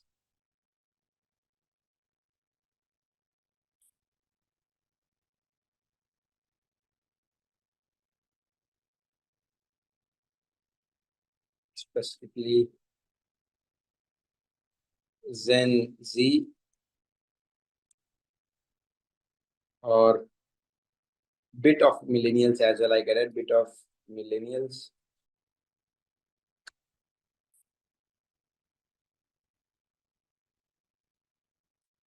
Early 30s. Yeah, that's the audience group. Now, when it comes to a key or what do you call it, how it differentiate itself from others. Uh, I don't have much of hands-on experience on Snapchat. Maybe that's why I'm not able to add that great a value on Snapchat.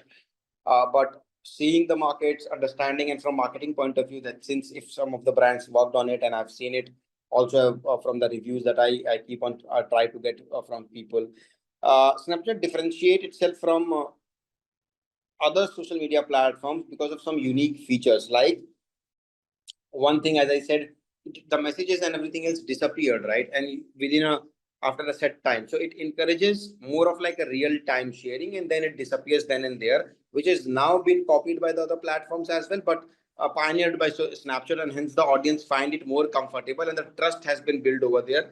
The audience which was there on went on Snapchat because of the privacy issue. So what started to happen is that most of these Gen Zs, which were there on, let's say, Facebook, they started to find more of their uncles and aunties and moms and dads over there on Facebook, which they don't want. They need to have a private life apart from the family and other friends and all sort of things, just their group. So that's one reason they also moved to Instagram. But for what happened is also the Instagram is now full of most of the common people or also the elderly people. Sometimes you might be getting requests from your parents as well on Instagram also now, or all or your cousins, or let's say elderly parents or their friends. And that's the time they needed more of a platform wherein there'll be more privacy. They can be themselves as they want to be. They can express themselves as they want to be without any hiccups or without any hesitations. And the entire shift happened on Snapchat. And also Snapchat was featuring these offers like disappearing, no one can capture things, so more private. And that was made a trust factor between the Gen Zs, hardcore Gen Zs, those who want all these things, and the feature was already available on Snapchat. So that's where it increases. The other great feature which made Snapchat differentiate from each other from other platform is the early use of, if you guys align with that, early use, or rather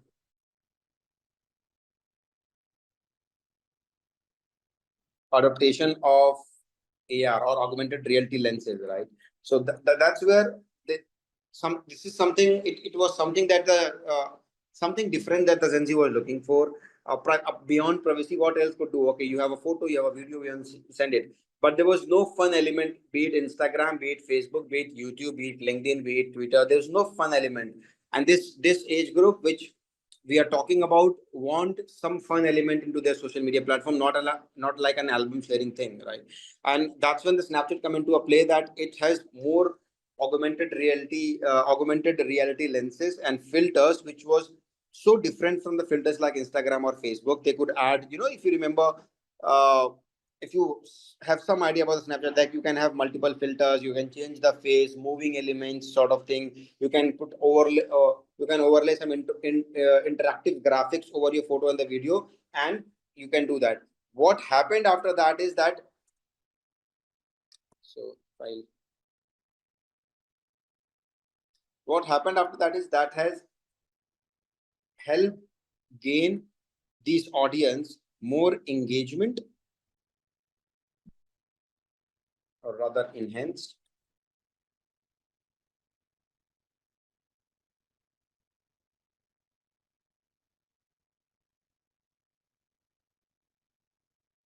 right? And that's one reason that they glued with this platform. And that's where the brand found the opportunity, that if there is a set of audience we want to target, which is specifically within this age group, the younger audience, and they want these kind of things. And also this platform provides more of enhancement and more of engagement and creativity for them. And we can also get to engage with them if we speak in their tone. So it helped both ways. The other feature is like, that it's a global platform. What they can do is that they can enable their share their location, and then they can view snaps from around the world. So it's like more of like, it's like building a community. They don't want, Snapchat also don't want to rush to just everybody and everybody can onboard on Snapchat. They are, what they think, figure it out, is that it's a platform that can help building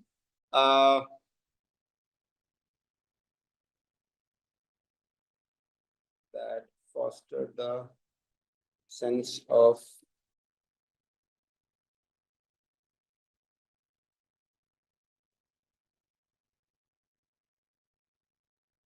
right,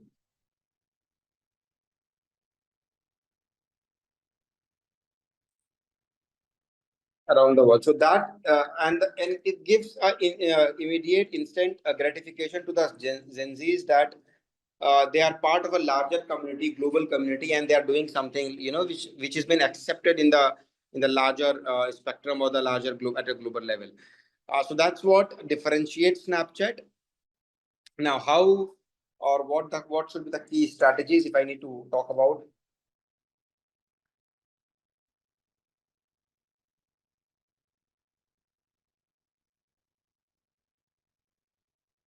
So first, of course, it has become, since then it has become a good platform for some of the category specific brands to do a what you call a product launching tool. Why early days? I'm not talking about now because every other platform can have this feature.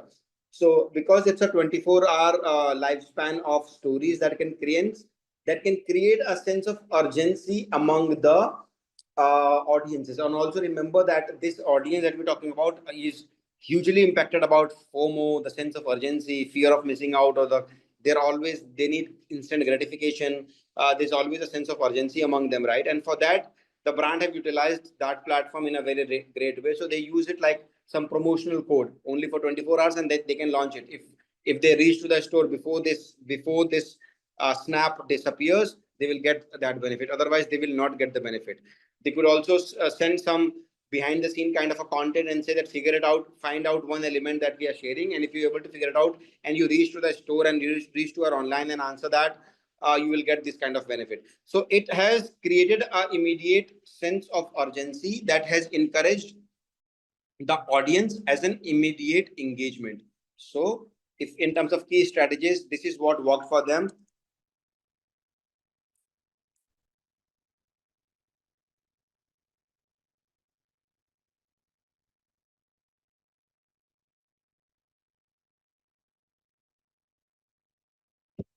Right.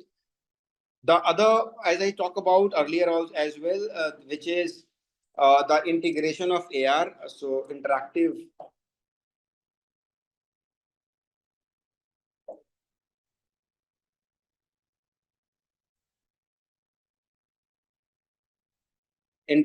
AR integration, which has helped uh, in a great way to promote fun-driven brands. For example, uh,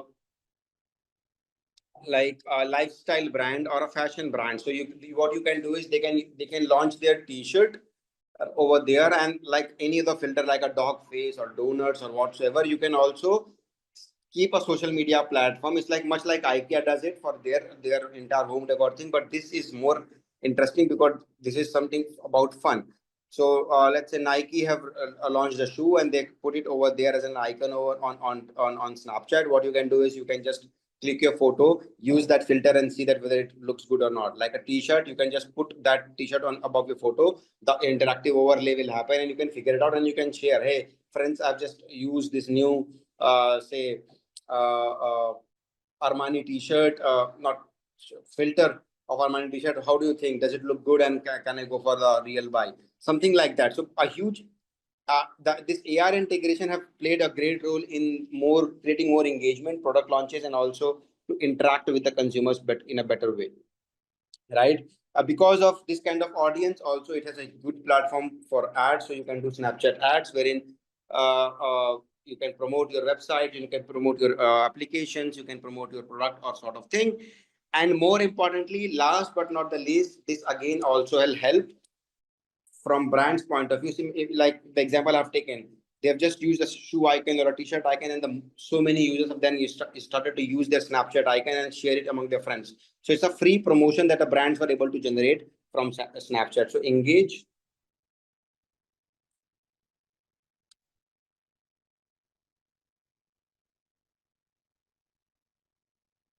Right. So it's a great media inventory, great way of marketing, engaging with the right set of audience, using their own content, not even driving more of content from their side in terms of advertisement. So that's how Snapchat uh, differentiate itself, and this is the kind of strategies that you can develop when if you have to focus on Snapchat over a for the between your marketing mix, social media marketing mix, and want to promote your brand on using Snapchat. In terms of what's different,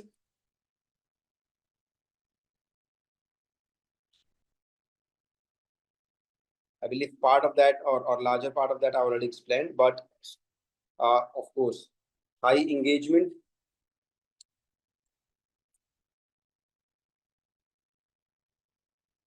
among young audience, if that is your more trust among the target group or the target audience. And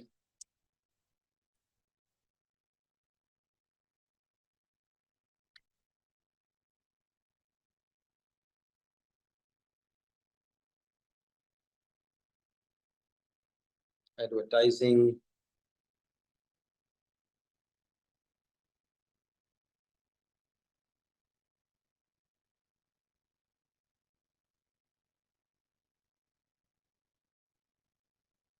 Yeah.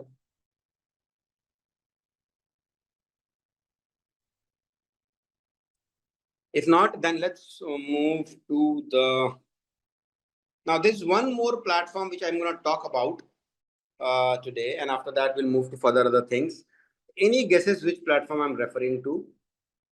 So most people Quora know because Quora is more of like a thread that people can discuss and talk about. It's more of like it's good tool for SEO sort of thing.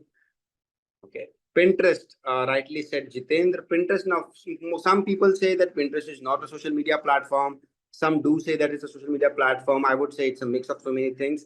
And I would like to talk about Pinterest because most of the brands also, or the marketeers or the marketing new guys also don't utilize the capability of Pinterest as a platform, which is a great platform when you just utilize it in a great way because it's a lot of visual things and it not only works as a social media platform, but it works as a e-commerce and so many other things, right? So let's understand that this as well, and then we'll move further.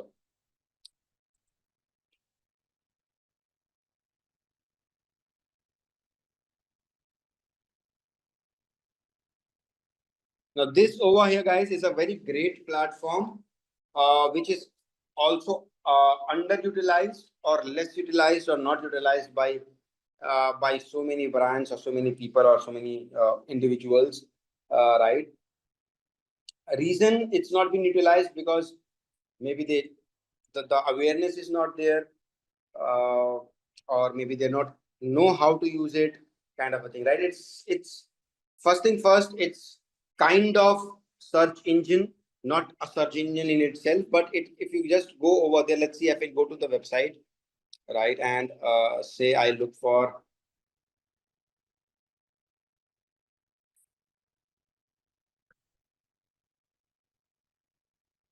I go for images, I believe I will use the right keyword, right? Over here, no, I can't find it. Maybe because I'm rooted to the different country, but we will see to it, right? But most of the things that you will search over here, you will find there's a lot of pinned link over there from Pinterest when you do the image search from Google, right? For me, it's a routing through a different thing. That's why I'm finding all this international links over here. But if you just do a search right now, you'll find a lot of Pinterest link. So though it's not a search engine in itself, but the website works in a great way to emphasize your search engine potential when it needs to visual looks or visual searches. This is the only platform wherein it helps in a great way, like the YouTube we talk about. Yeah, like we talk about video searches which can help capitalizing your website from YouTube. So whenever you do video search, you go to the Google and you search for something, go for the video, and you see the links of YouTube from the brand point of view. Similarly, when it comes to image search, Pinterest by far leads and takes charge when it comes to that. And so many brands, if they utilize the Pinterest platform in a great way, you know, it's also a good medium. If you just read there and find the Pinterest link, it's also a great medium to optimize your search engine utilizing the platform Google itself, but by means of visual display of your services, wherein people can see some photo element, some creative element, and they can directly go to. So two ways: either they can go to your Pinterest account and directly purchase also stuff from there, or from there they can go to their website and purchase your stuff and build more website traffic. So it's a great platform which has always been underutilized. So I often say that Pinterest is first, it's a powerful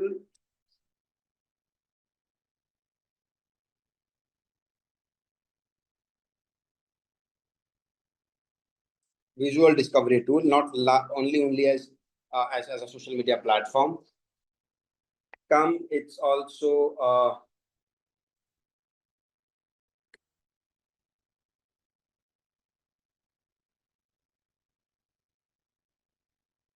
and then also a social media platform. So it plays also, it also works as at times e-commerce, right? So this is the only tool which does a lot of functionality, which provides a lot of access, lot of functionalities, but highly underutilized, right? People just go to Google search, at times say the Pinterest link, at times just they use the photo from there, but they always behave it as in a consumer. When you behave it as in a market, you see that what kind of affordability, what kind of access it provides. It is a great tool to optimize your SEO. It is a great tool to showcase your product in terms of pictures, wherein you can't load a lot many pictures on your website, because your website will become heavy, and your overall then when we learned about the website and SEO optimization, technical SEO, it may become heavy, right? You can, without making hampering your website, you can use the Pinterest platform to showcase great high resolution images or the visual of your product or the brand using the Pinterest, and then still optimize your SEO, because all the results will appear on the search result of photo searches. So great platform to integrate with website and drive traffic in terms of also driving leads. That's one. Secondly, since it's like a platform which uses social media and e-commerce. So at times you can also directly go to the Pinterest link. You can try to purchase it, and if not, they can reroute you to the website to purchase it. So it is more. This is the only platform also wherein you can directly expect some bit of sales. For the other social media platform, like I said, you can't directly expect sales. This platform, you can directly expect some bit of sales, right? And that's what makes it very unique composition when it comes to Pinterest. I'm really fascinated by the platform, and yet being underutilized or under commercialized by most of the brands. I saw the ad in IPL on Jio Hotstar. Ad of what, Ojis?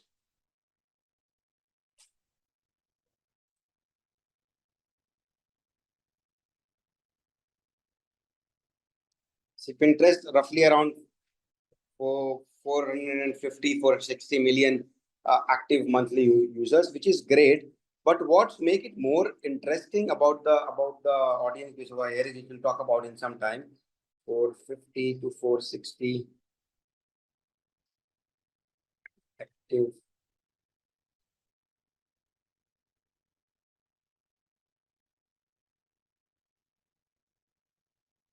Right. Now this is a tool where I'm gonna use a different yardstick when I explain the demographics. As I said, I'm gonna use a different yardstick, not just the age for Pinterest. The interesting factor over here is that, and see this, it's very popular.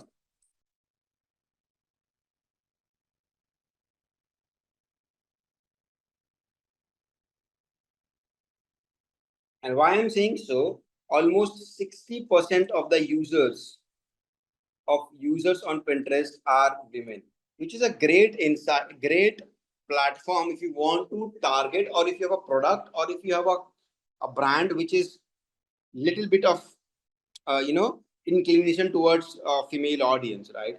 And that's what makes it very different, because it's much popular among the female or the women audience than the men audience, which is like men audience are also there, but 60% of the all user base that Pinterest has is women or ladies, right, or girls, right? So for a brand which is into some kind of these categories where the women is the primary audience, it's a great tool. For example, home decor, and that's why you see most of the home decor or fashion brands are also using pin boards or the Pinterest in a great way. Right. That's why in ad it was showing three women who are talking about the posting at That's Insta why I post. didn't answer that question then and there. I said interesting because I knew I'm gonna come with that. So now you can relate, right? Yeah. Yeah.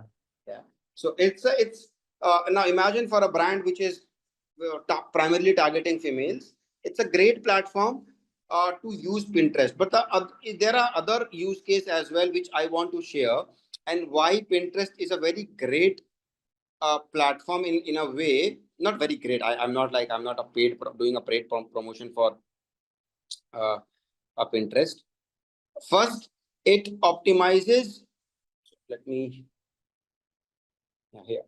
Now, first thing is it this platform help you to optimize your keyword integration for your website, right? So you can use a lot of keywords over here and optimize your search engine results using Pinterest. So it is social media, but also helping, because this is the only platform which will come in the result based on the searches that people are doing on the video or on the image section, right? So if you integrate right kind of keyword and link your content with your website over here, it will build traffic for your website. So social media platform, but also integrate descriptions and board names and the pin titles will help you give immediate and good search engine results and enhance that.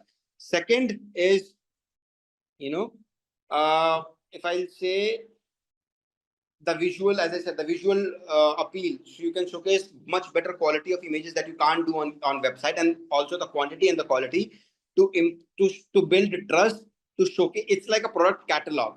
So you can use it Pinterest as an online product catalog. Instead of linking it on your website, you can display all the kind of product you have as a catalog on Pinterest itself. And people do use it. There are brands those who use it. I'll show to you also a few examples, right? The other good feature is that if I'll talk about which differentiate Pinterest from other platform is that Instagram, Facebook, or Twitter, or Snapchat, it's all cluttered. So your content has all your content, your product or a campaign or whatever you're doing has a very limited time for it to reach to the audience, right? Like you have launched a story or post or something like that. Since the dynamics of this platform are such that it will be lost if you will not see it, let's say within 24 hours, it will be lost, and then the new content keep on coming in, and that content will be buried under its own thing. So we'll not be it may not be able to maximize to the largest set of audience. Pinterest, however, works on the duration. It's like a search platform, right? So if you post the content, it will remain and rested there, and for users can check it as and when they search for it. For, let's say, if I post it today, even after a month, I have a chance. After a month or 2 or 3, I still have a chance that I can drive traffic using that content, and traffic will come, or some engagement I can build, or some interaction I can build using that content. While it's not possible on other platform because it's very fast paced. While Pinterest is still not very fast paced, you can put the content over there, immediate some bit of audience will come in, wherein it rested there, and later on also after 2 months, 3 months also, there'll be some kind of interaction and engagement that you can expect to build using the content that you have posted. If I'll just write one line in terms of about Pinterest, if you'll say it offers long term, because that's the point I feel more interesting, long term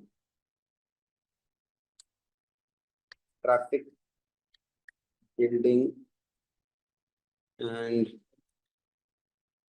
engagement opportunity. While Snapchat just immediately opposite to Pinterest, Instagram also, the TikTok also, right? But Pinterest offers a long-term traffic building and engagement opportunity that brands often, and I will write that, often overlook, or even the marketers, because being into the field, I have noticed that this is the most underutilized platform, yet having a lot of potential but not utilized it, right? It can also helps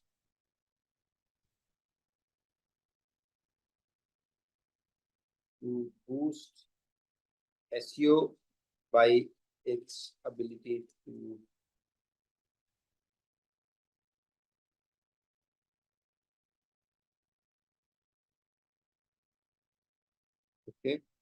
great visuals and integrate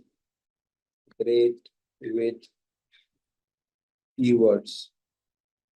So that's another point that I can think of.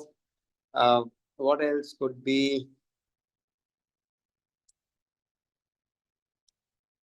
else?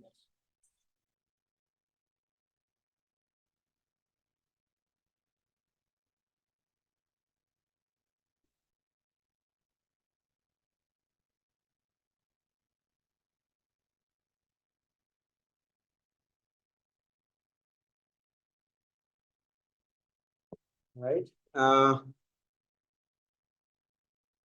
What else it could be?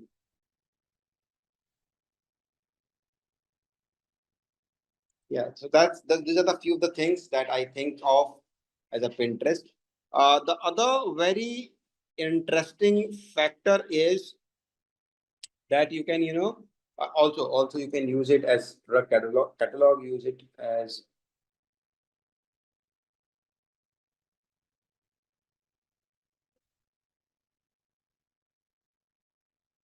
product catalog.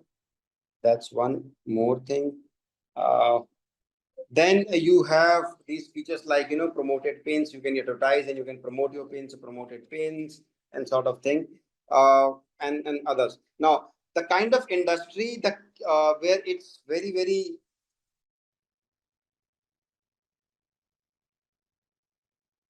very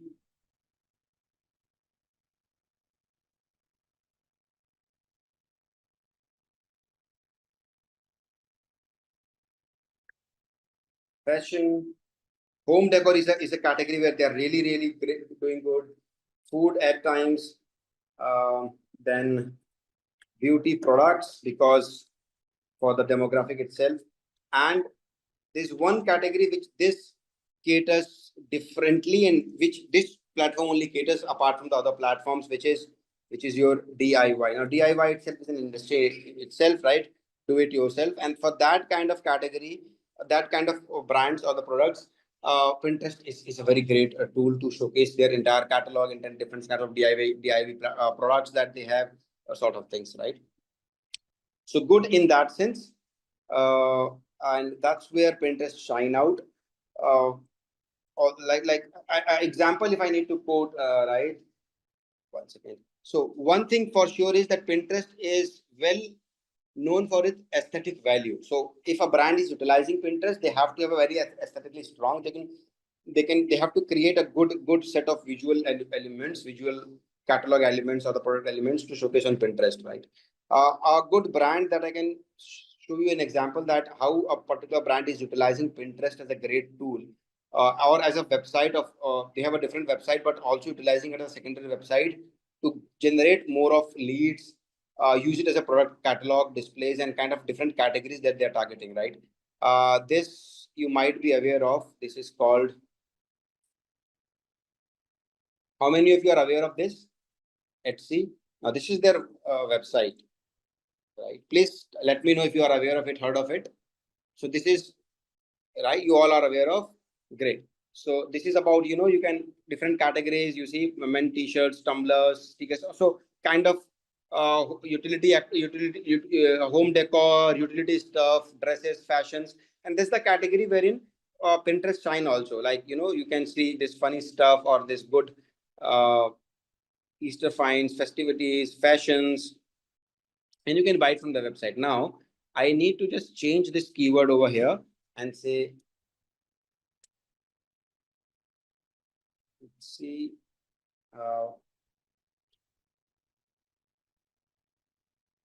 Pinterest, right? And then this is, you can see 11 or something million plus followers. So that's what I'm talking about, that how a good brands utilize it to create followers. If they might be not doing it more on Instagram or Facebook, but for them, the right platform is Pinterest. And that's the entire reason of these last 2 days sessions, to understand the platform, that there are different brands who have found their utility on different platforms and they grew in number over there as a, to create engagement, to create their fan following, or to create some kind of community building. We can't just paint all the platforms in with one stroke saying social media, and that's the idea, to also learn that when we do a campaign or when we strategize for a social media thing for our brand, product or service we need to understand this platform clearly, and that's the reason why the platform is one of the important P in the social media marketing, when we discussed at a very initial level, when we talk about digital marketing landscape, because platform plays a very important role, that what kind of audience, how and which way you can target that. Even if the audience is same, then what kind of behavior they are showcasing on a different platform, and how you can target that utilizing what kind of content will go on that platform, right?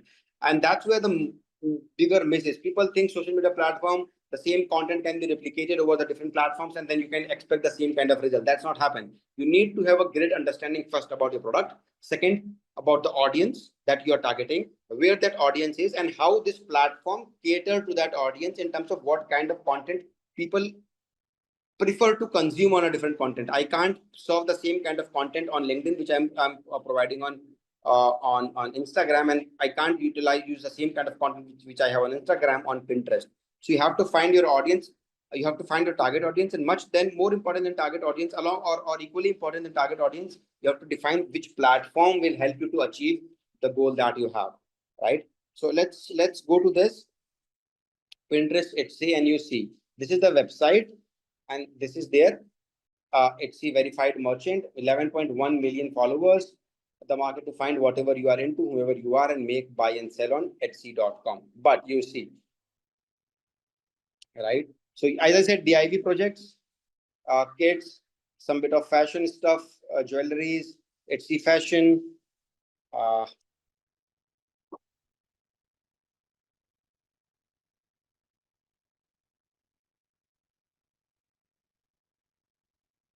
Right. Then this is about, you go down, you will find about your home plants and plants. This is like a home decor, in-house plants, accessories, fashion around, sort of thing.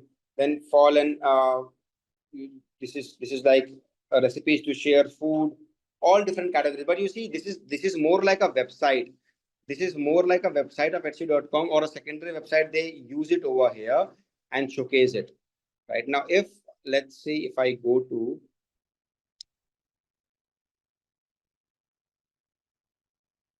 any specific category,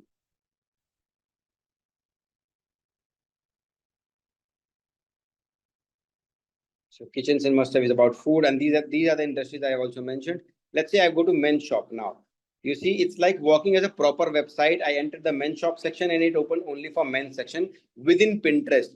You see the kind of visual appeal they have created. This now for Etsy on their website, it'll be tough to target all those things like on one page over here, and then they have to, since they are kind of an e-commerce platform, they have to have, but Pinterest serves a different role altogether. Now, if you see, let's see, I'm into men's section, which product I need to buy, I can check it right there using the Pinterest tool as a pinboard, and this is like a product catalog for the brand. If I go up, let's see, this is the kind of sweater I want to buy. I'll see to it, and you see, I can select, or I can save it here, and then later on also come back to it and buy it. Also, when it comes to e-commerce capacity, let's copy this. Let's copy this, and let's see it as a keyword, and then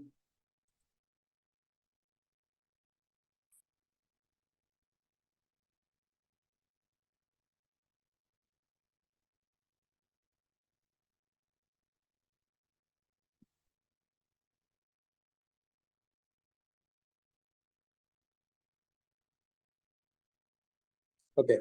Now let's copy this as a keyword, and then I go to Google again. Maybe I'll go this time. I'll go to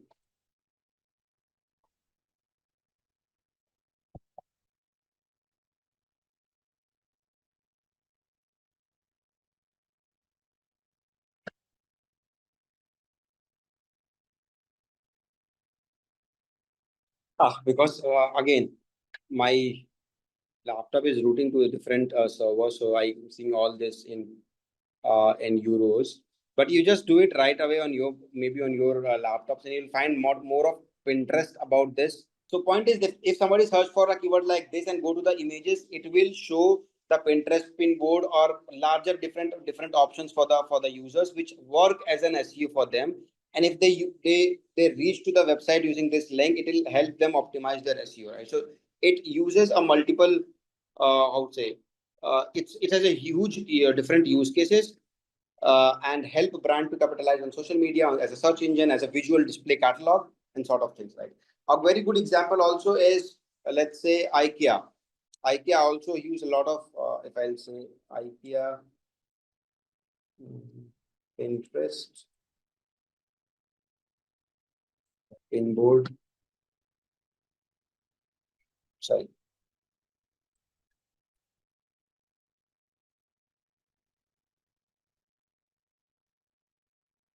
This is IKEA India. This is, I believe, more Australia. So they have a country-wise thing. And you see, right? So you can go to IKEA.com through this website. You can see all the quick launches for the sales, living rooms, bathroom, kitchen. So home decor, fashion, the kind of industry I mentioned about. Did I mention already?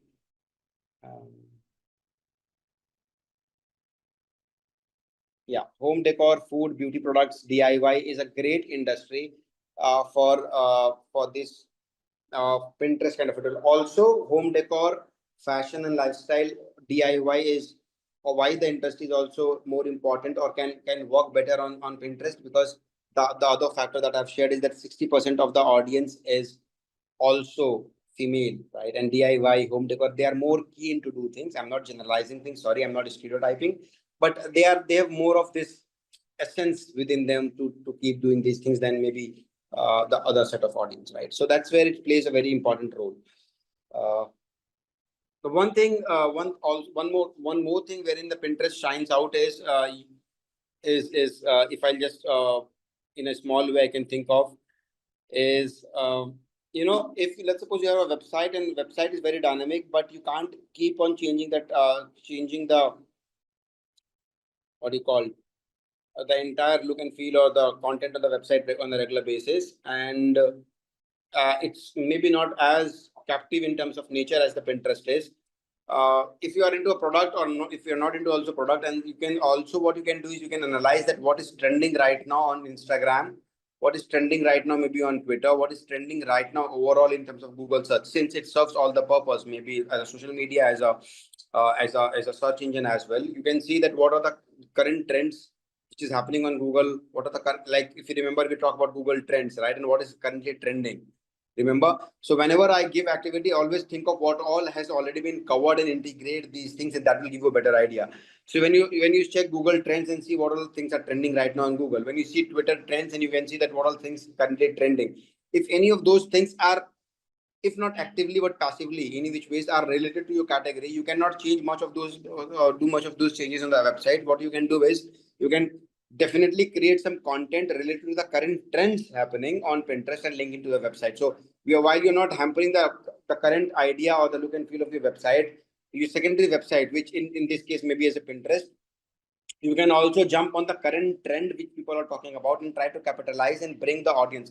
Because what happens is, if it's current trend, let's suppose you check the Google trend, if there's certain things which is currently trending, you can use that keyword, right? And why it's trending? Because it's hardly been searched on Google. So you can utilize the capability of SEO in Google, and since the result of Pinterest also appear on Google, you can utilize that and using that currently trending topic or the keyword, you can create some content or tweak that content which will be linked with the current trend and then post it. So what you're doing is utilizing the current trend, current right real-time phenomena to create a visual content which may link with your kind of audience and topic, and then drive the traffic to your website. So what will happen is a very real-time current huge number of data that is there searching for certain things will also get diverted. When they will search for certain thing on Google, maybe they will also do video search or image search. You will able to drive that momentum and build that momentum and generate that traffic to your website or your application or whatever platform you are into, using this phenomena of Pinterest being a visual appealing search tool and the kind of trend that is happening on that. Similarly, utilizing the Twitter as well. So you can always utilize the Google trend or Twitter trend or Pinterest trend, combine it and make a content which will help you to boost the traffic actively indirectly directly to your sort of things, right? Then the other thing is, as you talk about that, you can also provide, if I'm not wrong, on Pinterest, some of the contents that you can provide as a free download, right? As a guides or a discount coupon. that will give a tangible, what you call tangible belief. Or if you remember the SAVE framework, wherein we talk about as product marketing, 4 P's of marketing, and then we talk about SAVE framework as now a thing because it's customer don't need product, just product, but a solution, right? They don't want just place, but they need more about access, right? And they just don't need the price, but the value of money. And they just don't need promotion, but education about a product. And that's where the Pinterest also outshine, because the other platform, apart from YouTube and LinkedIn, is purely a promotional tool. But Pinterest, along with promotion, let's suppose you build a catalog, you can make it downloadable content, downloadable catalog or something, or downloadable guide. Like not everybody have a time to, let's say, see the video, but they want something like, and that's the reason with every product you see this catalog comes in. Like when you buy a product, you see, especially home decor or a DIY or a fashion, you get this catalog along with those products, which you can read. Why the products send that? In the time when they all talk about cost cutting, because they know that there are an amount of users who like to read about the product in detail, how to use it, what is the use case, how to utilize it before utilizing it himself. That's where the Pinterest also plays an important role, because you can make the entire guide or that a product thing as a downloadable guide over there, and people can utilize Pinterest as a platform to download it because it's visually more appealing and you can directly link it with your search. So download it, read about it. That is give more educated. That will help to create more education and awareness among the customers about your product rather than just promotion, which other platforms usually help you to do in terms of promotion. So there, along with promotion, you can also create education for the brands, readable content, something that they can download and keep it for long. There's a saying that no plan ever failed on Word document or an Excel. So on Excel, on Word document, it always sounds great. The real point comes into a play when you execute it.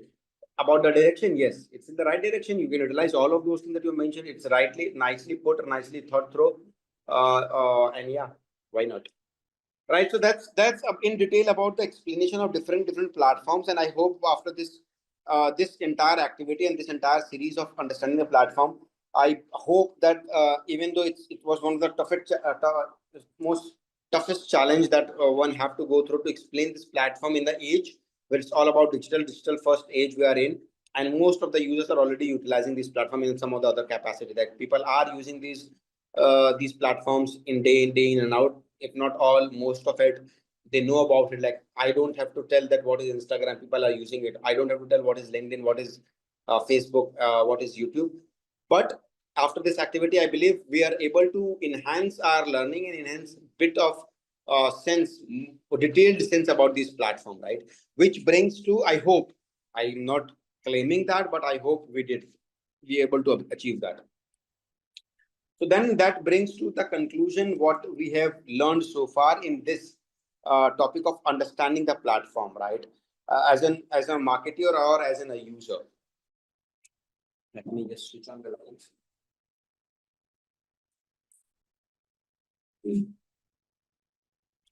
So if I say that understanding all these things, what we now know is that to maximize the effectiveness of our social media marketing, and I'll write this entire point. So from my point of view, whatever we have discussed, the learning is that to maximize the effectiveness of our social media marketing, brand must strategically use each platform and its USP and audience demographics, right? So you have to check the platform, what is the demographic, what specific USP the platform provides, and then you jump onto it instead of just decide the platform and then make the strategy accordingly. Rather, you have to define the platform itself, the target audience itself, and then see that whether it's aligned along with your strategy or align along with your end goal, and then you only have to choose the platform. That's the one learning I think is very importantly coming out of it. So to maximize the effective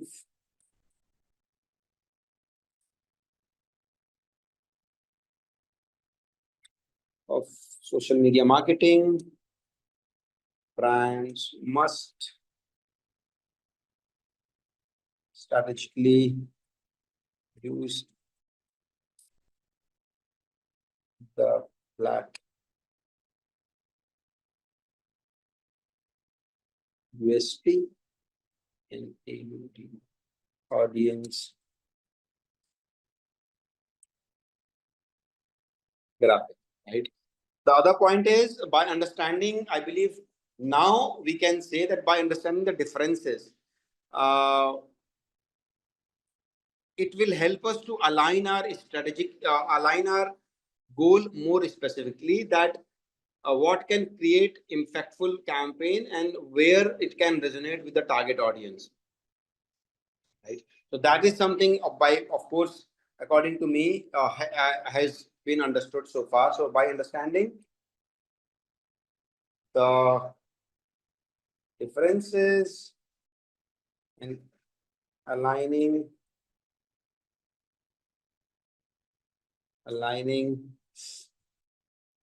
strategies with specific goals,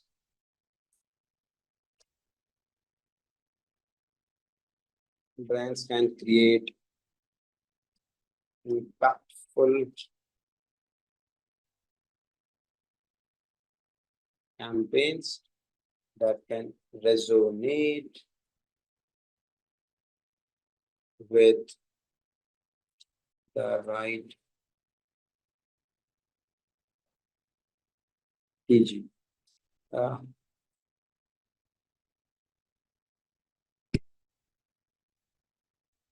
Right. That's very important. Remember this word. That's where we're going to talk about in some time. It's specific goals, because each platform help you to achieve a specific goal, or help you to achieve your goal in a different way.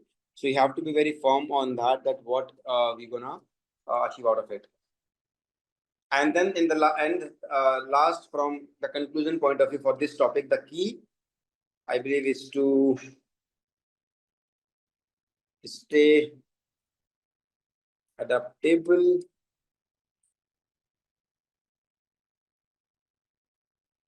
experiment with the new approaches that these platforms brings you all, right? In terms of new approach, new ways to do marketing, and continuity is, of course,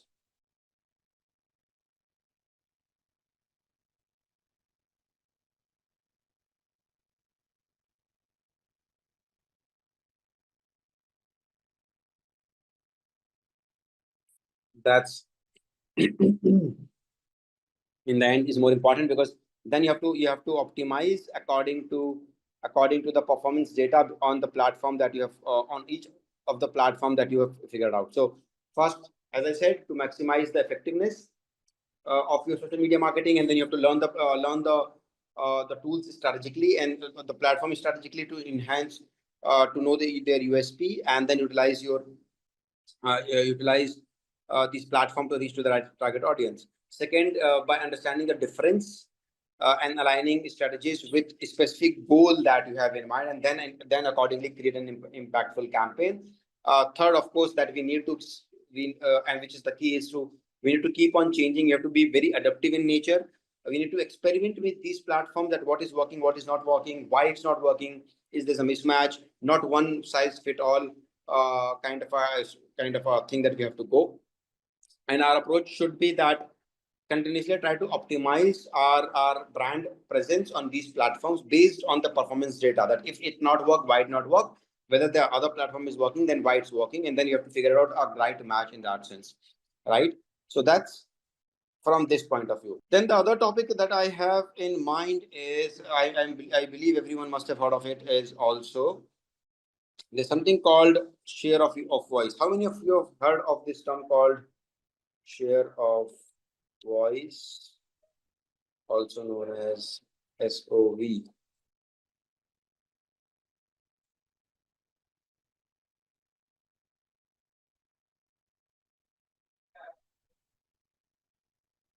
No, not heard of it? Okay. So first, let me explain that. So share of voice is, in a way, it's a metric that measures the brand visibility or a presence in a particular market or in a particular platform or overall market, overall platform compared to its competition. So that explains that how much of what is the total market uh, what do you say, potential to have the voice of that category, or potential of in terms of total audience overall, how much audience is talking about a particular category, about the competition and everything else.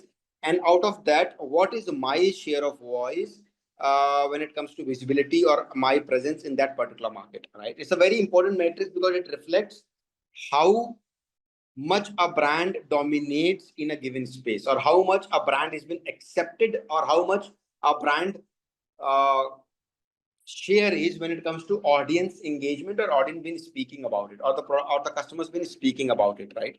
So whether it's whether it's social media or any other platform, you can say that's a larger metric to understand. As I said, to understand your share of voice, or your presence, or your acceptability, or your potential engagement in that market, in that category among the audiences. So very great way to understand. So if I'll just write it down as a definition for SOV, it's like a metric, or a very important metric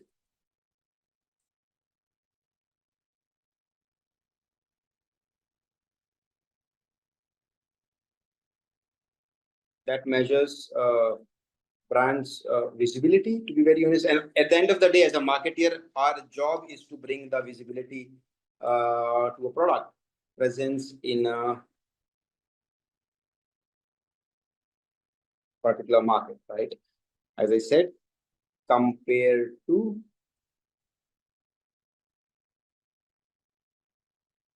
competitors. Yeah. Now, this very easy calculation which we can use is used to uh, calculate the share of voice. Though it's easy, but the kind of data that you need to collate is huge. But we'll try to understand it uh, from a very easy calculation point of view. So let's suppose we need to understand that what is my share of voice when it comes to social media platform, and how to measure that. So in social media, what is my share of voice on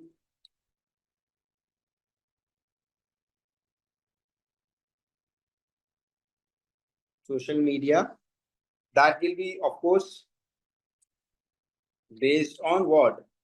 Based on brand mentions and engagement, right? So which means that let's suppose I'm into a particular category. In that category, what is the total mentions by the audience, let's say in a time frame of 1 month, and what is my share of voice? That will help in a great way to understand a product, that where do I stand when it comes to market acceptability among the audience, how positively they are talking about me, and what is the engagement level of us. For example, let's say share of voice in the cold drink category, right? So let's say we are measuring in 1 month how much mention about a particular brand or a product in cold drink category in last 1 month, and what kind of what amount of mentions people have done that.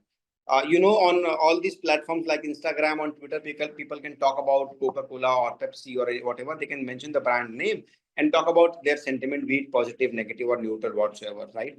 So this is a very easy explanation, by the way, of SOV. It's not just like that, but to explain you all, I'm doing this. Now, so let's say Coke as a brand are able to achieve, let's say, 1 lakh mentions in last 1 month on social media platform. Then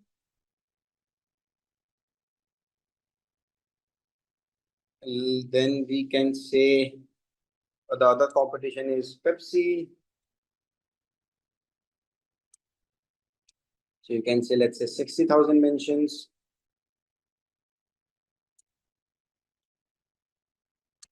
Then we can say another brand that I see these days is Big Cola, also there in the market. So 30,000 mentions.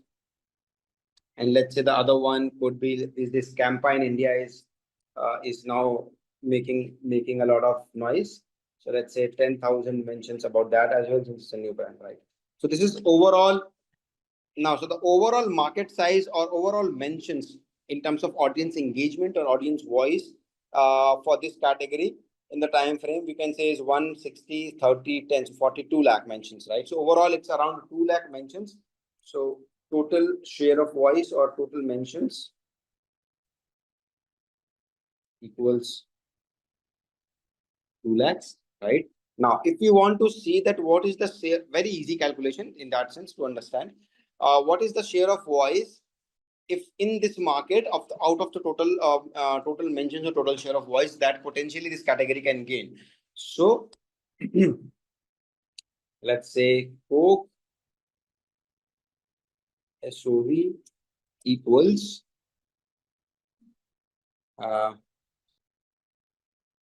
what you say SOV of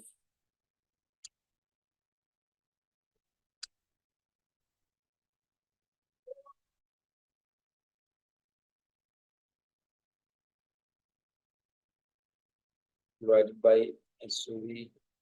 This is divided by, so let's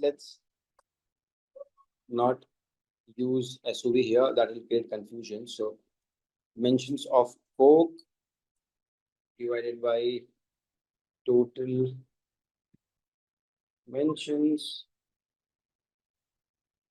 and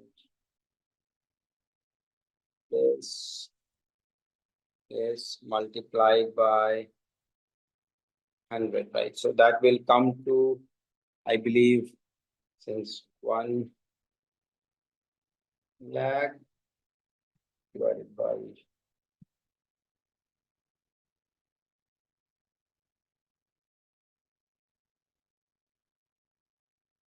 multiplied by 100 equals 50%, easy calculation, right? So this will help Coke to understand that at least we have a 50% engagement in the entire category or 50% share of voice. So if total promotion happening in that category is of X amount, we have at least 50% share in that share of voice, which is a good thing for a brand to understand that, right? Now, for example, Pepsi also need to define. Now, this is very easy way to understand that. I'm explaining. People, brands have to see the larger perspective because share of voice is about overall advertising, overall engagement, overall talking points. So to collating that data will be a tough challenge, right? For me, we just mentioned 1 lakh mentions and all those things, but for a brand really to find out their share of voice is really a huge amount of data that they need to gather, not only about theirs but the competitions, then overall industry size, overall industry mentions, promotional activities being done by the other brands in the competitions, how much of their mentions are there on the social media, and then they calculate the share of voice. For of course, we will not be able to do it that kind of data collection right now in this class. So easy calculation for our understanding. Now Pepsi SOV would be around what? Similarly to Coke. So just copy paste this.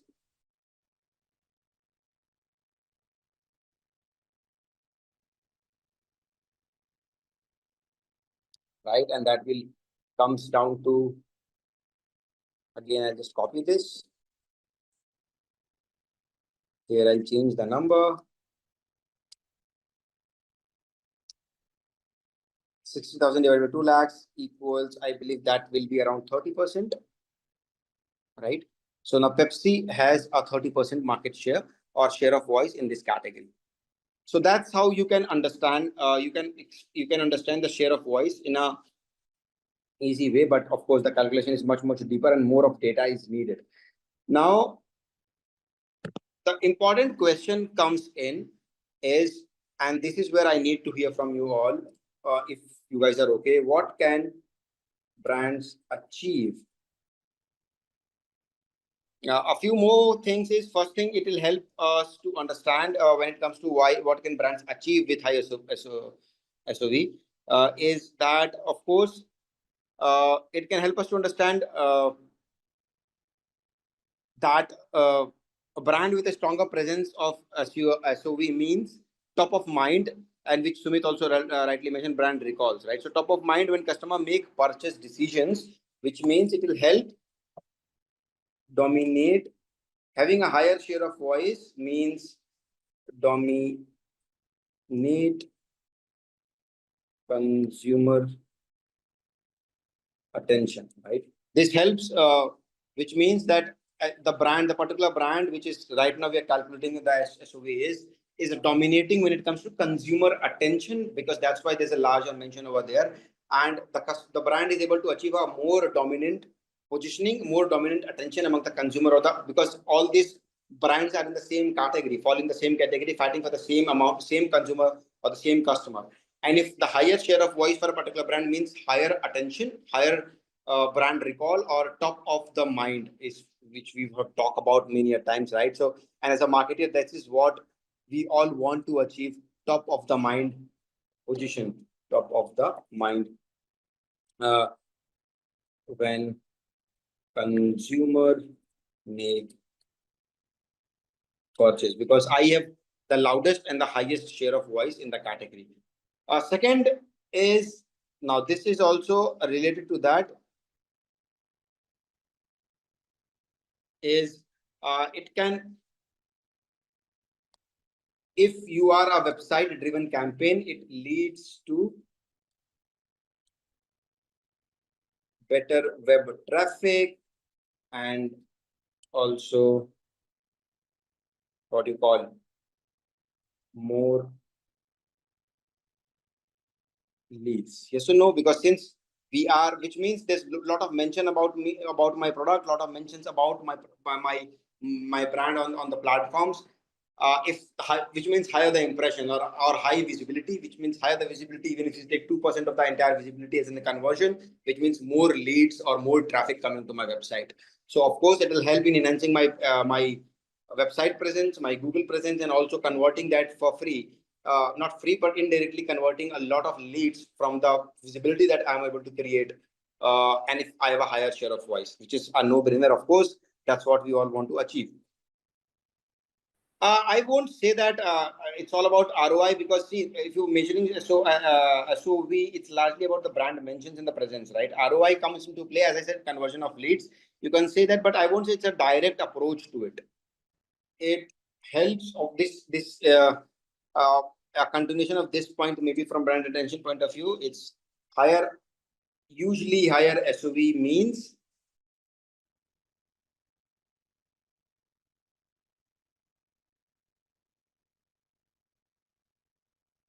very strong brand presence and penetration in the market, making it tough for competition to take that share, right? So that's what also it means, and that's why tough brand. And last, any other points? This is the last point which I want to mention. Think this is very important point rather, and maybe directly, indirectly, that's also it. SOV helps to achieve from brand point of view. But just one point I want. Can you all think of what could it could be? But that's already been done. If I have a highest share of voice, I know that I'm the leader in the industry in terms of market presence. What about improvement in areas of improvement? And that's the larger picture. Yes, we can think of, but from achieving a higher share of voice, what are exact conclusion, maybe like a strong conclusion that we can draw out of it? Yes, because this means frequent brand exposure with audience helps building brand authority and reliability, which is nothing but at the end of the day, build trust. And that's the reason people are talking about you. And this, I'm assuming in the case of positive mentions, more or less, right? So yeah, this is one point, this is another point, and this is If not before going into a campaign, once they're already into the campaign, once they're already have presence into multiple domains, multiple platforms to do the campaign, they do. Yes, measuring SOV is a practical approach, not specifically for, let's say, social media, but they do it in overall. And as I said, this is a complex process, and there's a huge amount of database that you need to evaluate, not just like how many mentions and all sort of things. That we did from our understanding point of view. But yes, knowing the share of voice in multiple domains, multiple markets, demographics is a real thing. Then that helps to understand that where do we stand. This also help brands to whether they need to cut down on their advertisements or campaigns, or whether they have to really there's a need in a specific market or in a specific areas to put a lot of efforts into their marketing, because right now this marketing, even if they are doing the marketing, their marketing presence is negligible, and that may be costing their entire sales or their entire reach to the consumers. So they have to go back to the boardroom and decide that what could be the approach. So yes, it's a real practical scenario that brand do practice. More importantly, from the marketing point of view, because to analyze markets, our share of voice, where do we stand, which market we need to push more and spend more money to have our market share or our share of voice enhanced, which are the areas where we can be stable and we can just go ahead with what we are doing, or maybe cut down on a bit and still we have made up a brand a way enough that our share of voice will be higher in that market. So yeah, understanding of all those things.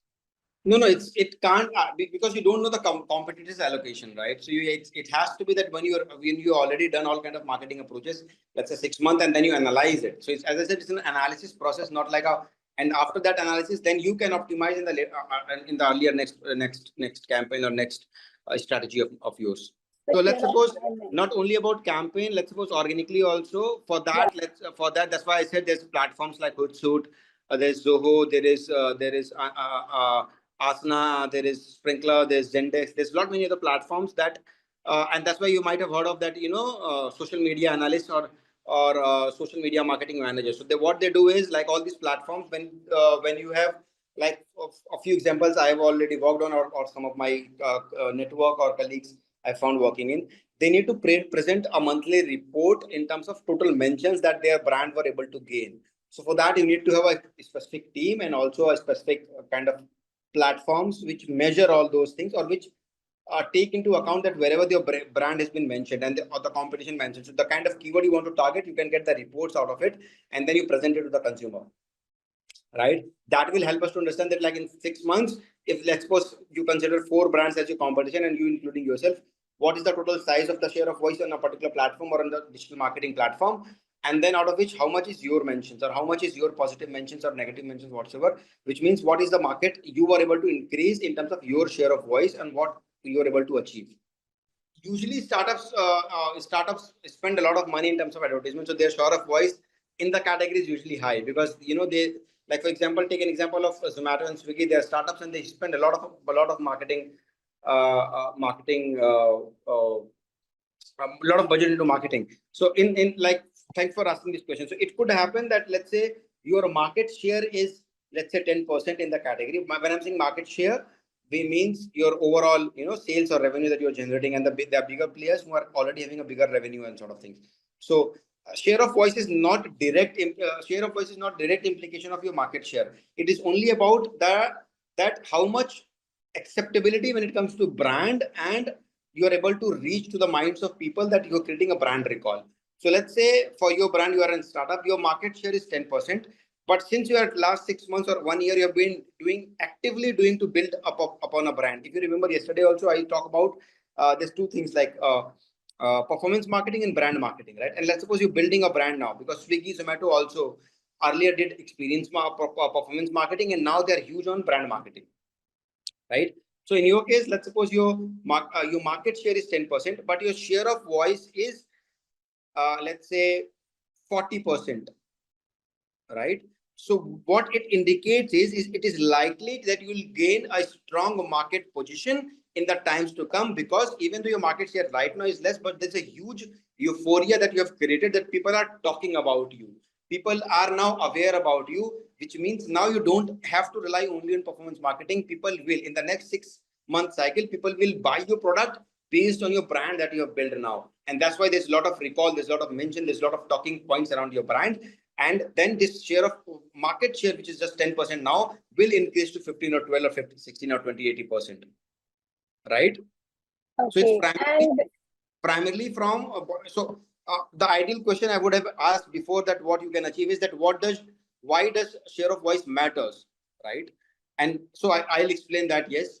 Also, I would like to add this point over here that share of voice is not only purely for digital marketing, right? It is getting calculated for your TV promotions, for OTT, for print, for your PR, for also digital. So if you have to do it different media wise, you can do that. If you want to do it different market wise, you can do that. And if you want to create an overall impression out of it, that clubbing all together, TVCs, digital, print, outdoors, whatever, what is the overall market size or share of voice of in that category, and what is mine, that also you can do that. And then you can do also pan India, that pan India, what is the total amount of mentioned shares and talking points, or what is the overall share of a particular category, and what is my share in of voice into that category, that also can be done. Yeah.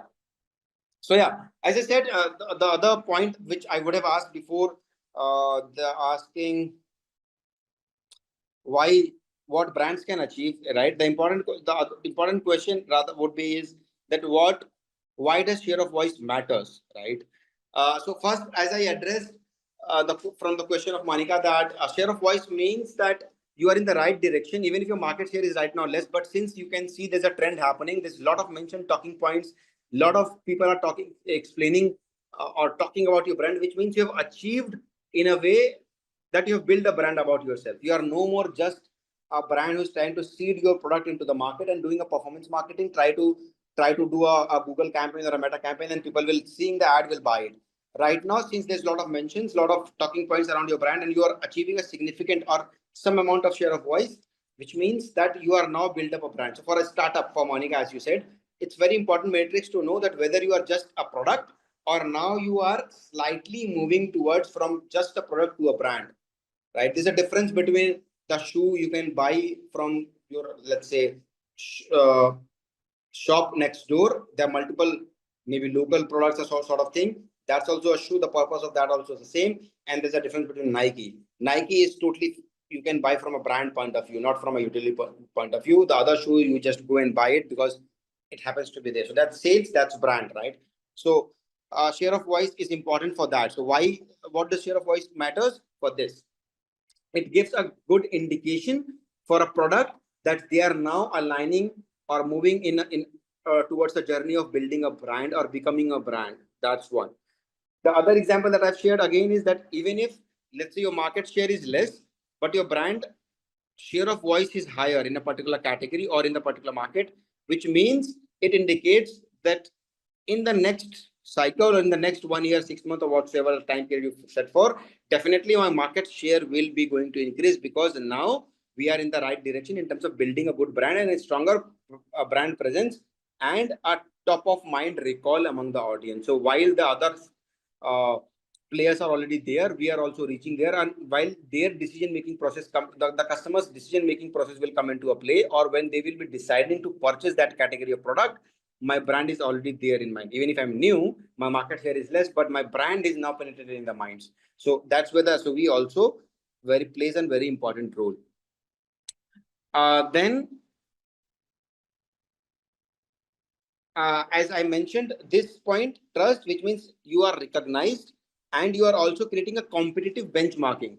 What does it mean is that it helps brand to understand that, where are they standing today when it comes to competition, or when it comes to comparing with competition, and what different strategies they should build to increase or as you asked about that particular market, right? So what different strategies or what kind of budgets or what kind of campaign they should be doing it to increase their share of voice and build that this share of voice definitely help brand to make better strategies, right? Or if not better strategies, adjust their existing strategies accordingly to make it better and perform it better, right? And that will help to drive more engagement and customer loyalties and customer attractions. And from social media point of view, if I'll just talk about share of voice, it's a very interesting fact that on social media, if you're able to create, since we're talking about social media marketing, I'll have to take that point into account, which means there's if you heard of this term called, right? Social buzz or social media buzz, which means you are able to create that social buzz around your brand. What does it mean is that uh, that now, since you are able to create a good buzz, you are potentially will be able to create more of brand advocates and brand community. What is brand community? Why it's important about creating brand advocacy and brand advocates and brand communities? We'll talk about later as we'll further move into the course. But a higher share of voice means that you are already aligned or already in line with creating more of brand advocates or brand communities, which is a very important feature when it comes to social media marketing. And SOVs help you to generate that or gain that. If I have missed anything, any other points? No. Okay. And then very important factor is also that it helps you to justify your marketing spend. Like for in terms of startup, it helps you to find out whether you have to slow down or whether you have to go faster or do it better. A brand with a really low SOV or negligible SOV, or a product, it's not a brand then. A product with a very low SOV and means the market share they are able to now generate will also decline because they can't sustain for a long on just performance marketing. And also that they are not able to build themselves a name about, so that the consumer will come and buy them again. So then in that case, which means they have to increase their marketing or invest into their marketing activities or do something better to remain competitive.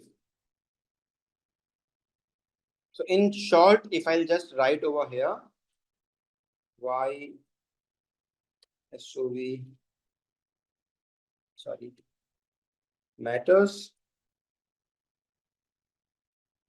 right? I'll just write very small points. Brand awareness, because I've explained a lot in detail and you all guys know.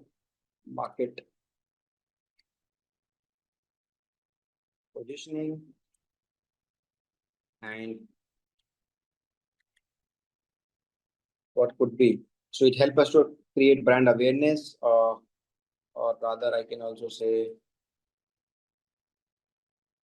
brand recall, market positioning, where we are positioned, how is the share of voice, sort of things. And the last but not least would be strategic market planning, which is very important because this helps to decide that whether we are in the right direction, and then we have to plan our marketing efforts or marketing activities aligned with that. Yeah, what that's, I believe, more or less is what we could share of voice help us to understand. 1 second.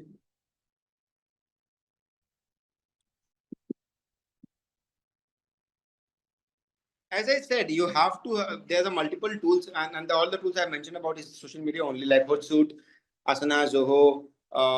There are so many more tools which analyze the entire social media presence, and then they will give you the reports. Like they will not, the agency will give you the report in terms of what is your presence in terms of share of voice, how much people are talking about your product and sort of things, and then accordingly you have to figure it out. So there are multiple tools, but of course you have to, I believe it's all paid, and you have to figure it out.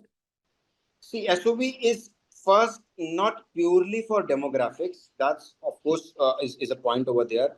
SOV helps to understand in terms of your market presence among your target audience, and if you already have defined target audience, say if you go over here, like every product has its own demographic or the target audience. So among the target audience, what is the acceptability? It's like if I'll say, it will be like see, finding SOV itself is a tough process because it's a huge kind of data that you need to collate, and you need to bring out this kind of data analysis and for your competition point of view and everything else. Further, if you want to check that which demographic it's working and if it's not working, if I understand your questions clearly, you need to further break down your share of voice into multiple audience segments. Remember the audience segmentation we talk about when we then digital marketing landscape or also behavioral marketing, right? In that case, if you are willing to do that, you can further ask for this report subject to it's available, subject to every audience or every target audience with whom you target have specifically share their details, right? Then a brand can analyze it based on the age, location, gender, and interest, right? So, but there are platforms, of course.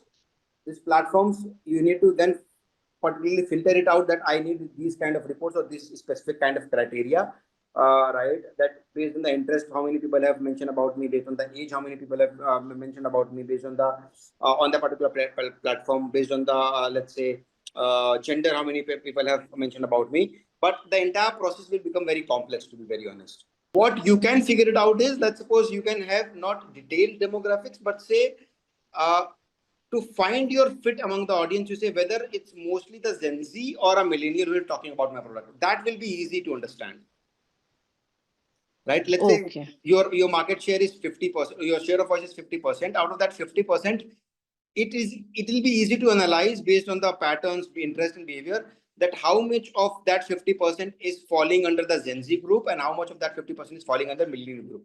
So that will help you to understand the gap, that whether it is highly accepted among the Gen Zs but less in millennials. So which are the areas where you need to work more? We have covered quite a few sessions. We have understood in detail about many things, that what is the region of social media marketing, why we should be doing it, what are the platforms, few examples, how should be the messaging elements, how to differentiate which platform does what could be the elements that you should know be needed when you design the messaging element and sort of things. What are the what specific platforms provide what kind of deliverables, what kind of reach, what kind of strategy that you need to build, and more importantly, how the platform differentiate. And today we'll do maybe an activity to understand that only, and then we'll try to go more deeper.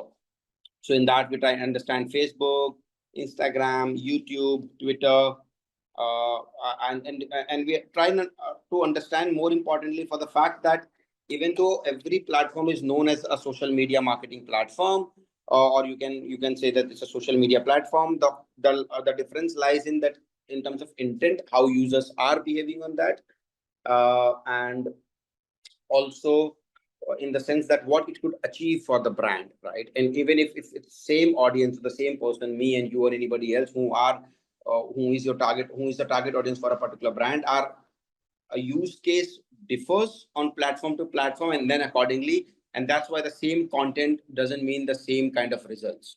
Even if a content which has delivered or did something really exceptional for your brand and provide the kind of reach, provided the kind of engagement that you wanted, you may not be able to duplicate the same over the different platform. And that's where the bigger problem or the mistakes happens, because people do tend to use one shoe fit all and try to create one content and post it everywhere and imagine and expect that each platform will work in their favor to deliver the results. That's not possible, right? And that's the reason we have understood well in detail that what kind of content, what kind of audience, and what kind of expectations you can have on these different platforms. So from LinkedIn, TikTok, or Snapchat, and then one important platform we learned about is Pinterest, which is largely either not utilized or misused in terms of gaining traction, connecting with the audience, creating some kind of inspiration, and that's a platform is highly underutilized, right? But it's a very important platform when you talk about social media marketing, building strategies, and trying to develop a campaign around, and how to utilize that also, in what way this platform will come in use. We also have discussed that. Then we talk about then we talk about share of voice with some very easy example that what it does, how to measure the share of voice and why it's very important. what a brand can achieve a higher SOV. Also, higher SOV doesn't mean that you should have a higher market share, or higher market share doesn't mean that you have a higher SOV. Those two things are totally different. A higher SOV, it can happen that you have a higher SOV, but you do not have a higher market share, which means there's a lag between your sales, sort of things, and how to do that. How to then you get to know that whether the branding is the problem or the sales is the problem. So that's also help. You can understand from the SOV point of view, and SOV help you get brand awareness, brand recall to be at the top of your mind, of the consumer's mind. Then position your product in a better way, or in a way that how you want to position yourself in the market, and then the strategic media planning as well. That understanding your positioning, understanding where do you stand, you can then plan your next 6 months or 3 months or next campaign or next phase of campaign, and the execution of it accordingly, right? So this is what I believe we have discussed in detail so far today. Just a heads up, I'll expect more from you than I'll be delivering, because we'll be doing some activity as well after all this discussion, because mostly we are now towards the closure of this particular topic. Today is 5th, so we have 3 or 4 more sessions left, right? So we'll try to also understand that how some easy stuff that we'll do today. But yeah, okay, Jitendra is okay. What about others? If we can move further, then I believe there's nobody who's having any questions. So let's start with now. On all these things, if you have noticed one thing that good to go. Okay. On all these things that we have discussed so far, talking about social media marketing as an entity from a different platform point of view, different kind of maybe share of voice, and what you could achieve from a different platform, what would be the strategy, how this can differentiate. There is one thing that keeps on coming, which is, all these platform, all these social media strategies that you will build upon, how the platform differentiate and what it can deliver for you, comes down to, if you just think closely, if you remember, all these things comes down to a very specific point, which is called, all these platform, all these campaigns, all these strategies, differentials will work around and should work according to what is the goal or the objective that you have. Yes or no? I believe I've mentioned this term quite a few times, that it all depends what is the goal of yours, and accordingly you can choose the platform. It all depends what is your goal and the objective, and accordingly you will design the campaign, right? This is one term. So let's talk about that, our goal, how the goal should be. And second,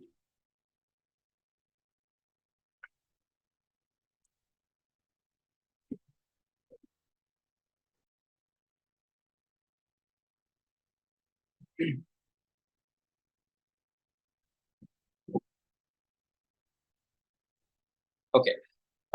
So let's talk about the goal itself. And as the phenomena says, our goal for social media marketing should be smart, right? That's what people usually say, that our goal for social media should be smart. What does smart mean? Any idea? I'll write it down over here. Our goal for social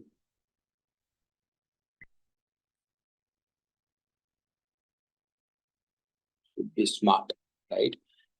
So specific, it means, smart means you also have to be smart for social media platform itself to utilize for the access of a brand, because all these platforms are largely free. How you utilize that smartly and to engage with the audience, to interact with the audience, to gain traction, to gain kind of reach, to gain kind of leads that you want, depends. For that, you need to be smartly utilizing this platform. For that, you need to be smartly designing the strategy. For that to happen, you have to have a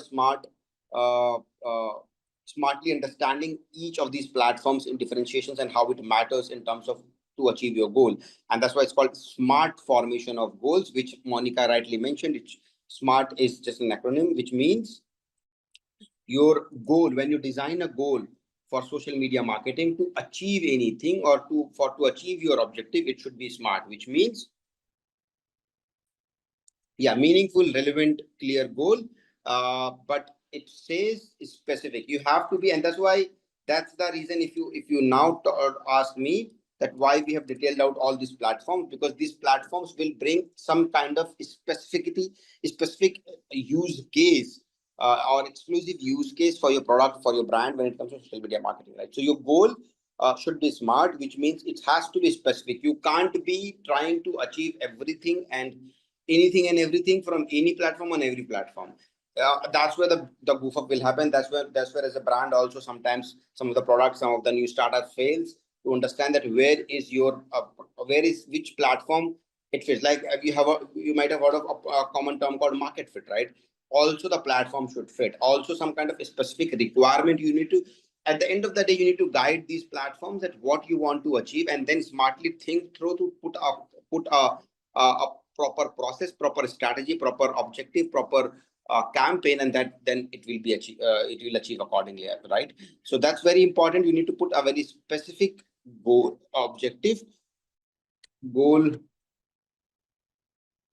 Sorry.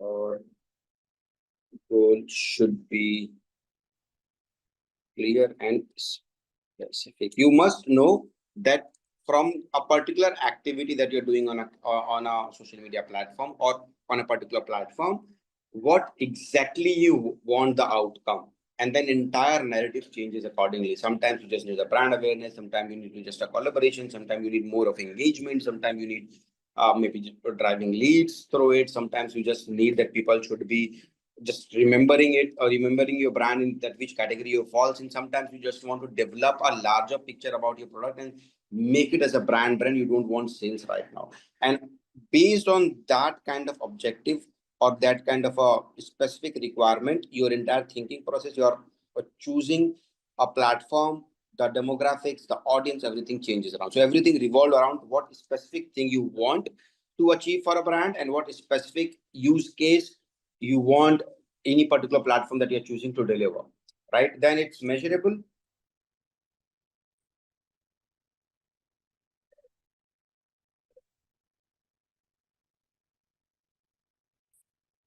What does measurable means? Of course, your goals, you can't say,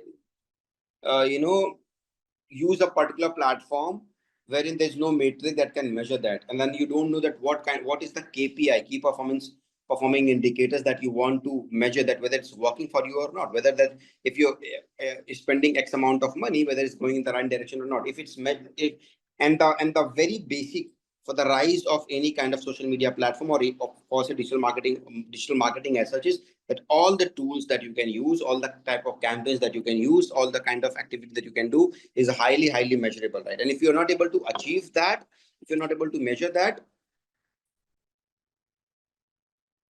it doesn't make any sense. Then it will be like going round and round for a long, and you endlessly trying to do something without even achieving what you wanted to from your campaign. So goals need to have a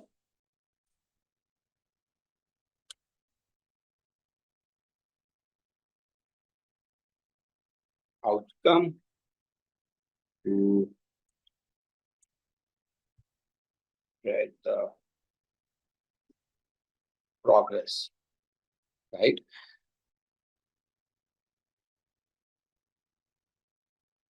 Then it says achievable, of course, this is self-explanatory that goal should be achievable and realistic. You can't say that if you have, let's suppose, 1,000 followers on Twitter, and then you say by end of 15 days or 20 days from 1,000, I will be reaching to 20 million followers. That's unrealistic. No platform, even the platform with its full potential, will not be able to deliver that if whatever kind of campaign activity or strategy you're doing, until unless something really great happen overnight, like Recently, I've heard that there was a guy watching a match. I don't watch IPL sort of things, but I read a news that there was a girl watching a match, and then so she gave an expression during the match, maybe excitement or something like that, or something happened, and for her page, it was around 1,000 followers on her page on Instagram. From 1,000, it went to 20,000 followers just after that incident. Now, if so, these things doesn't happen every day. She's also in shock, right? But yeah, if certain things won't happen, you have to have it's like slow and steady progress that you can achieve. You can't develop or make a brand overnight, and then just because social media and just because you're spending money, just because you choose a particular kind of a platform and you have a very specific goal, you say that okay, I can achieve from 1,000 to say 1 million or so in overnight or in 15 days. It's not possible. So you need to have a very set realistic goals which can be achieved, and which should be as per the KPI, which should be measured as a successful campaign or activity that you are doing, right? I have this problem my whole life to write the spelling of achieve in one go. I always get confused between I come first or E comes first.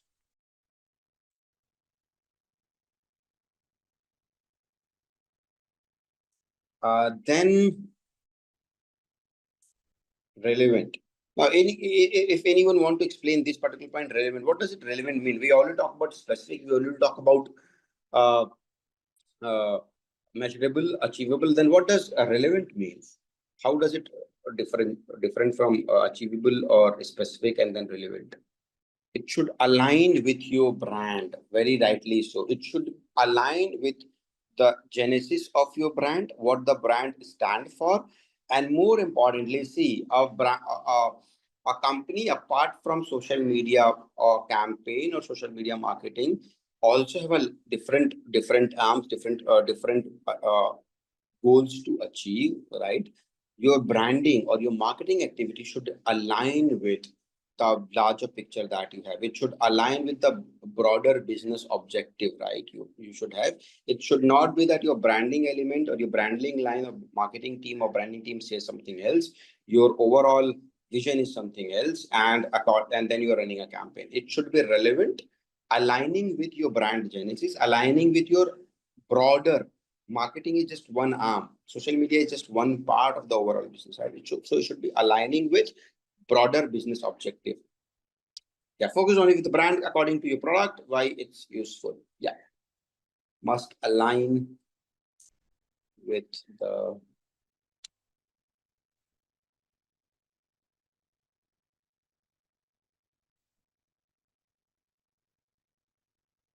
like a very good thought process or very good example for that would be, let's suppose if I take an assumption that most people are here in this group of from India, let's say, and then you all are aware of Tata, right? Tata as a group.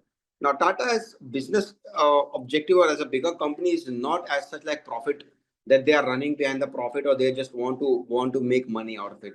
Their overall business objective is that whichever industry the country will need, whichever kind of a company or wherever the trend is, whichever kind of industry or a company the country will lack or the people of the nation will know, they will enter into it. They will keep people as first priority on the focus, and then everything else. So there's a big line of difference between what Reliance is and what Tata is. Yes or no? Can everyone agree with that? Right? Tata is ages old company, but still is not the richest among the world like Reliance is, and not like huge amount of money they are sitting upon, because their objective is totally different. Their overall broader business objective is not to make more profit or earn profit from the consumers, but to deliver to the society. I could say in that sense, deliver to the society wherever whichever industry, whichever sector the company needs a requirement, they will enter into it and create industry or create a company in that sector, so that country will become self-sufficient. Like when the country needed a airline, they started an airline. When the country was going through the industrial revolution one, they came up with their steel plant. Then the country wanted automobile or off-roading and trucks and all those things. They collaborated with Mercedes and brought the first trucks in India. So sort of things, right? And if you see their campaign also, Tata's whatever ad that you can see, sort of thing, this reflection will be there that it's a process, it's a people-driven organization, or it's a people-driven product. It is for the good cause, something like that. Wherever you see their advertisements, mostly you will find these kind of essence, and you will find these kind of elements in their advertisement. That's what it means when it comes to relevant, that it should relevant with the broader picture of your broader business objective, broader picture, that on what principles, on what foundations the company stands upon. Yes. And then last but not the least, it should be time bound, because that's what matters. You can't run a campaign, you can't do an activity, you can't keep on optimizing things till infinity. You have to have set, when if it's a specific goal, which means it has to be time bound. So that, okay, I'll run this campaign, I'll run this activity, I'll do this activity on any of the platform or any of the media or whatever campaign that you are doing is to for 6 months, and then we will see that then we will measure, we'll follow all of these things, and then we will see that what we have achieved, where did we lack, what we must have done differently, what we should do in the same manner if you do again, right? So it should be time bound, should have a clear time frame for completion, because as I said, it has to be measurable. You can only measure a campaign, the success or the failure of it. You can only measure the success or a failure of a particular activity on social media platform if it's time bound. Because in the larger go, if they keep on running it, it will become stagnant. You don't even know that what is happening on that, right? Now, if we'll have a smart goal, or we'll follow this process. All of this together, the basic thing, right, that you can achieve from social media platform, if you're following all the things that we have discussed in the earlier sessions, if you make a smart goal for your brand, if you smartly decide the objectives and all those things, and then accordingly if you run a campaign, all these things will help you achieve this.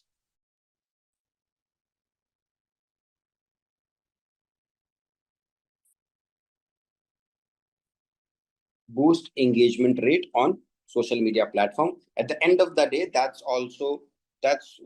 what we want. First, it will, why smart goal or a smart framework is very useful, because it gives you you can measure things. So everything can be measurable, everything can be time bound, and you can measure things, the success or the failure, as I said, right?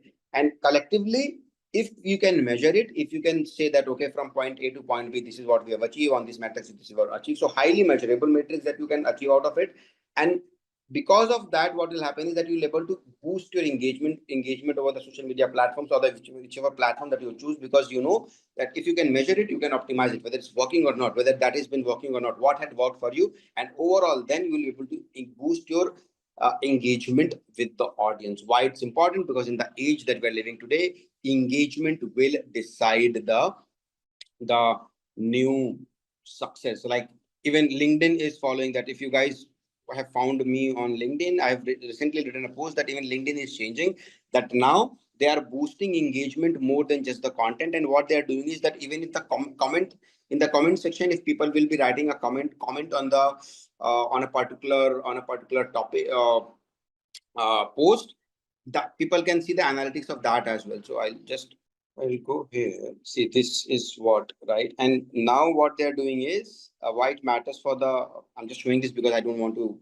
explain it further. Just a topic came up with, right? So what they are doing is now they are track the number of impressions your comment will receive on a post. So anybody who's writing a comment also on a particular post, that can also be measured. What it indicates is now it will be pushing what we can what we can make out from this change is that now LinkedIn is promoting more people to comment on a particular post, and also the owner of the post or author of the post, or if a brand page, or if you want to develop you as a personal brand or yourself as a brand, will have to interact with the audience better. We'll have to answer them back or interact with the better and engage with them more prominently or more actively. That's what it will boost, and that's why this entire change is about. So this is what the more you engage in the comment section, the more impressions your comment can track, leading up to greater visibility for your brand or profile. Right now, I just wanted to show that this kind of change is happening even in different platforms, which was not earlier focusing on that. So even LinkedIn is now bringing a different kind of matrix or a KPI or analytics to measure the comment section and see that what kind of interactions, whether the interactions is happening or not, or what amount of interaction is happening, how much people are responding and commenting and all sort of things. That will also becoming a part of KPI and metric to evaluate. So that's the point, right? And that's why at the end of the day, overall, it will boost your engagement rate.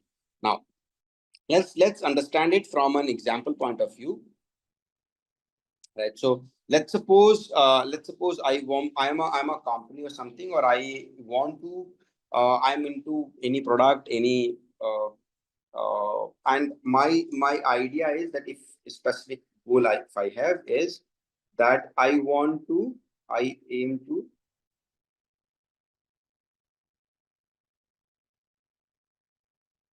boost, let's say, engagement rate on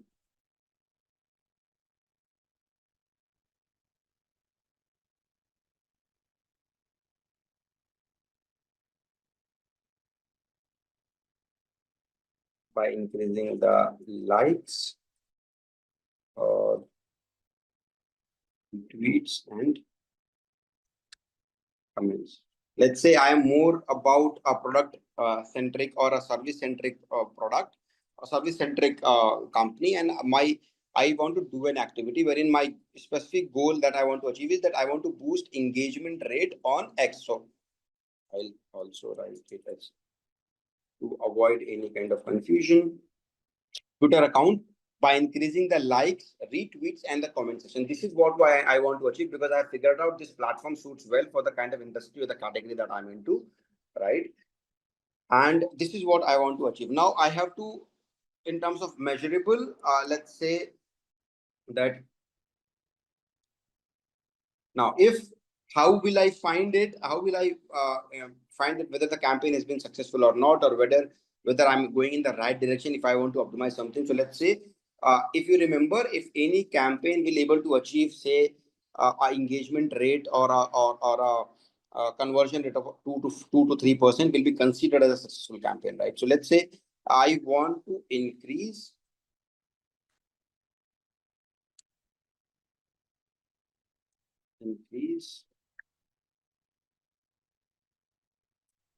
the average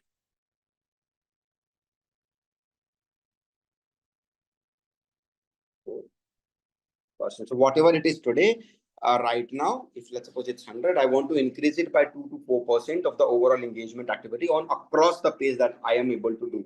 Then what will happen is that I know that I want more of comments, I want more of retweets and likes. By what percent I want to increase it by 2 to 4%, and this should be this is what I want to achieve from a campaign. I have decided the platform, I decided the specific goal, I decided what I need to measure, what kind of KPIs I need to measure, and then it should be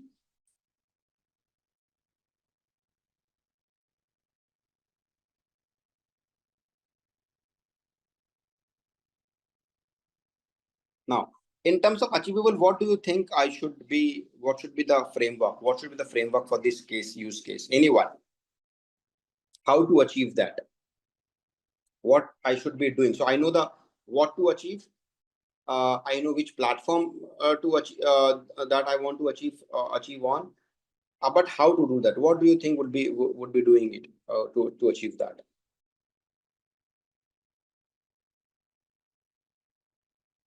Content quality, okay. So now you know that what I want to achieve and which platform accordingly. Now think through accordingly.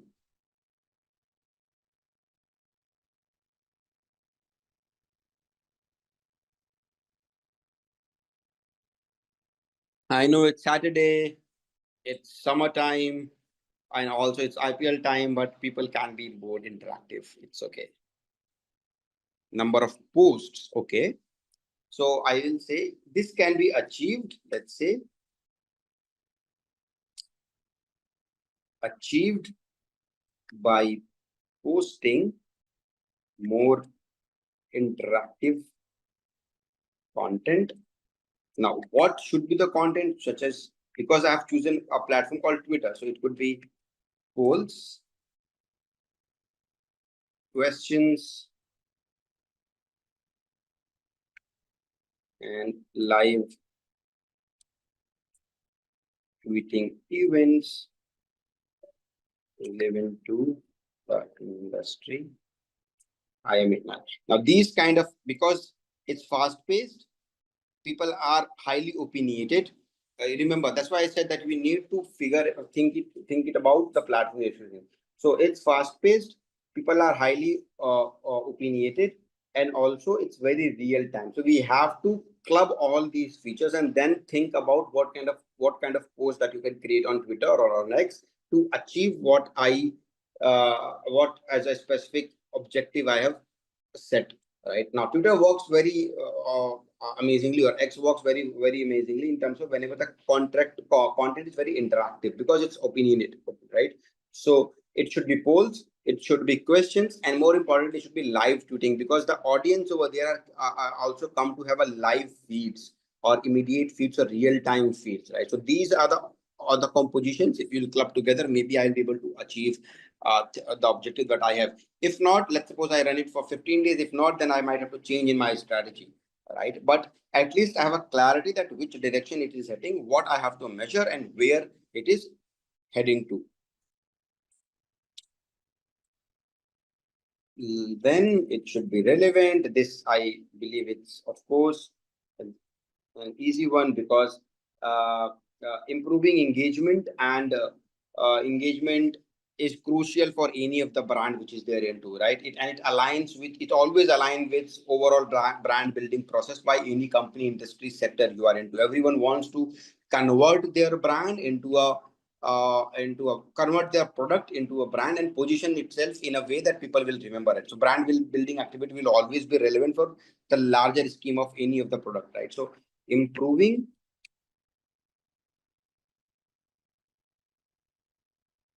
engagement, and since engagement rate is part of brand building process, is crucial for building a stronger community around the brand. Okay.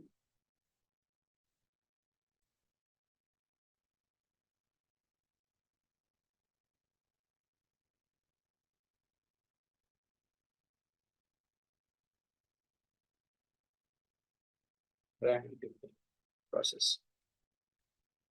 Yeah, clear with our goals, solving problems, and making more positive things in real time. Very rightly said, Miguel.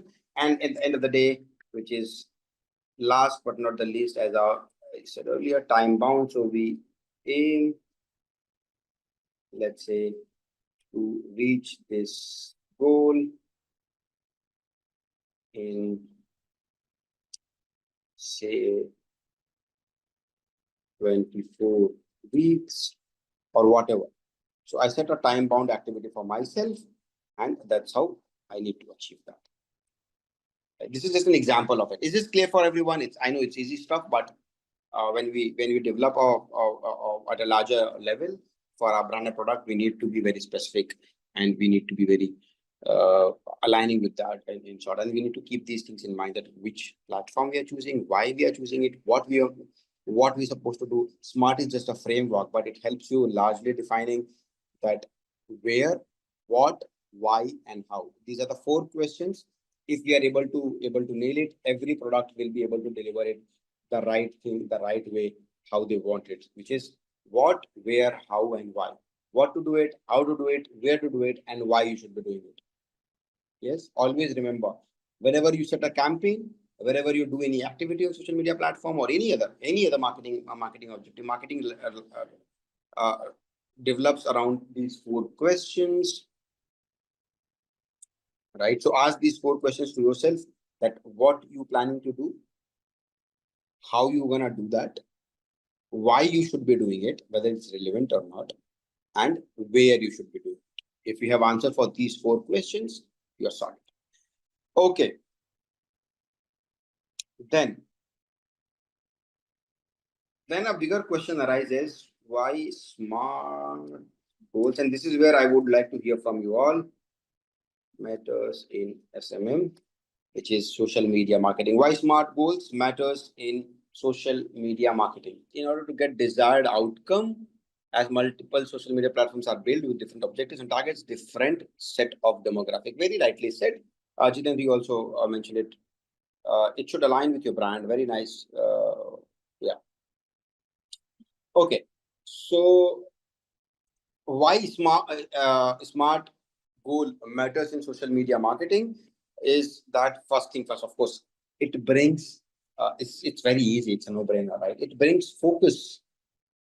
It provides a clear direction and focus for your social media efforts and the campaign that, or the action that you're going to take. Remember I said what, why, where, and how, which is what? It brings a clear direction and a focus that in what direction you're going to align your brand to achieve what specific outcomes. It brings accountability, right? It brings efficiency to your overall execution of the campaign. Without a SMART goal, you will not be able to bring, it won't be efficient because you don't know that what is working, what is not working, where to do that, how to do that, and what to do it. If you have this, it's like a more process driven thing now, it will bring more efficiency. So what? It brings focus, it brings accountability, and it brings efficiency. That's very easy, right? And at the end of all those things, it helps to build the momentum around the brand. So I'll just write it in a very small note. First, why it matters? Because if you are working for an agency, for your own brand, for your own product, or for multiple brands, you should be focused about that. It provides a clear direction and focus for your social media efforts.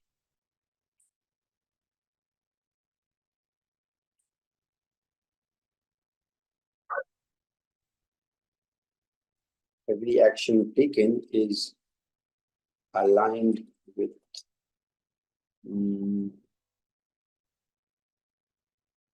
achieving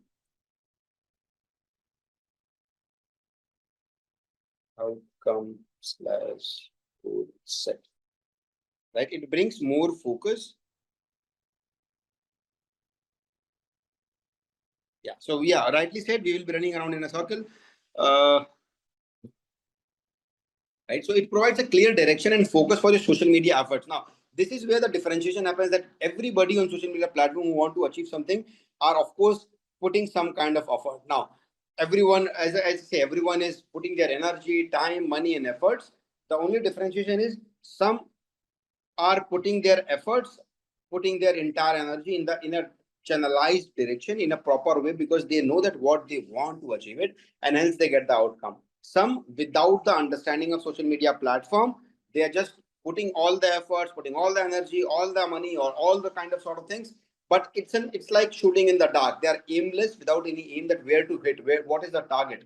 If you have a smart framework or a smart goal for your social media marketing, then then you are more focused that this is what exactly I want to hit as a target. I want to achieve a specific outcome that I want to. Once you have that clarity, you know that which audience to target, where this audience is available on which of the platforms, what whether it will be organically achieved or whether it needs to pay money for that, right? And everything else will be in a clear direction. So your efforts will have some meaning then. Otherwise, it will be meaningless effort, which will lead to nowhere. Then, as I said, it will set accountability.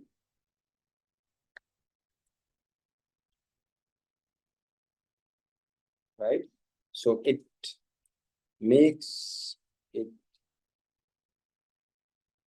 easy to track the progress, because remember in my use case, I said in the example that I have taken,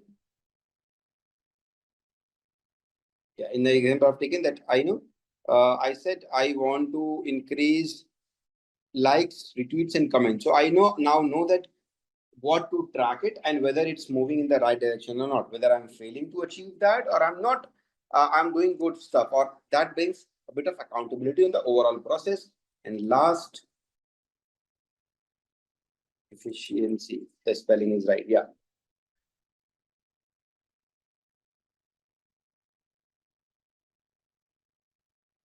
And which means setting.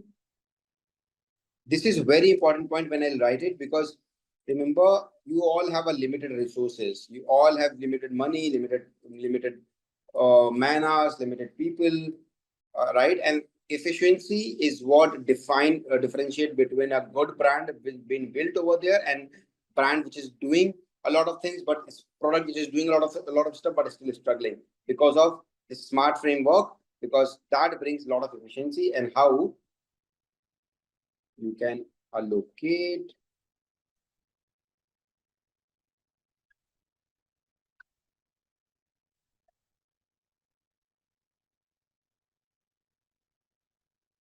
resources more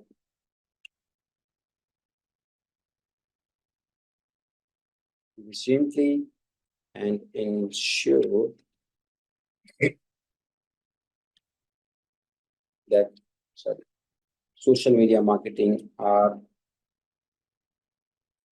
contributing to overall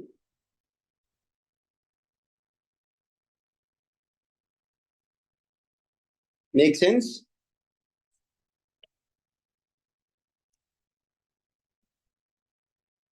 Megal has a question: how to, according to you, how to put effort in proper and progressive work?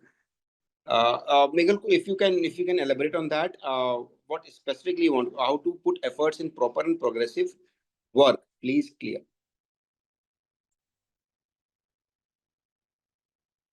Because according to me, if you have a set direction to move on, if you have a clear indication that what you want to achieve, and if you know that what kind of resources you have and how to allocate that in terms of achieving what exact goal you have, you'll able to do maximize your you'll be able to maximize your input and the resources in that particular direction that will align with the overall objective, right? If it's not, then you'll not be able to properly align with the business objective. You'll not be able to properly allocate the resources that you have. Everybody in the world or every marketer who is working on a particular product, brand, or anything will have a limited resources, right? The only differentiation come into a play that at what point in time, at and where you need to channelize what kind of resources to achieve a particular narrative or to build a particular narrative. If you are able to do that, channelize that properly, you will get the end results positively. If you're not, then you'll not be able to. So it all comes to a place that what you want to achieve and how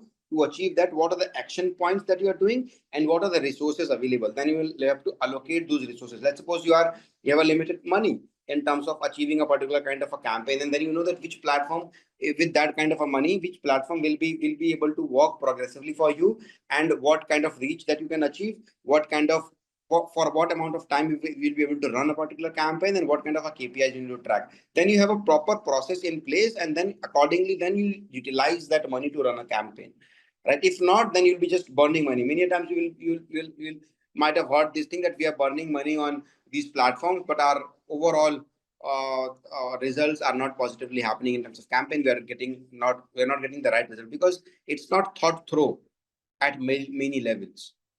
Make sense?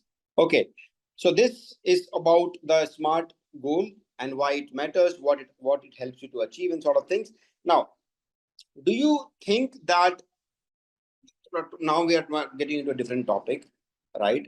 Now, do you guys think that now this is very interesting. This is very interesting, and this is where I believe people do put thoughts and consider that, right? Do you think the color plays a role when it comes to social media marketing, or do you think is there any kind of a psychology which is very important, which is important to understand when it comes to social media marketing? Wherever I write SMM, it's social media marketing, right? That's what we're going to talk about. Yeah.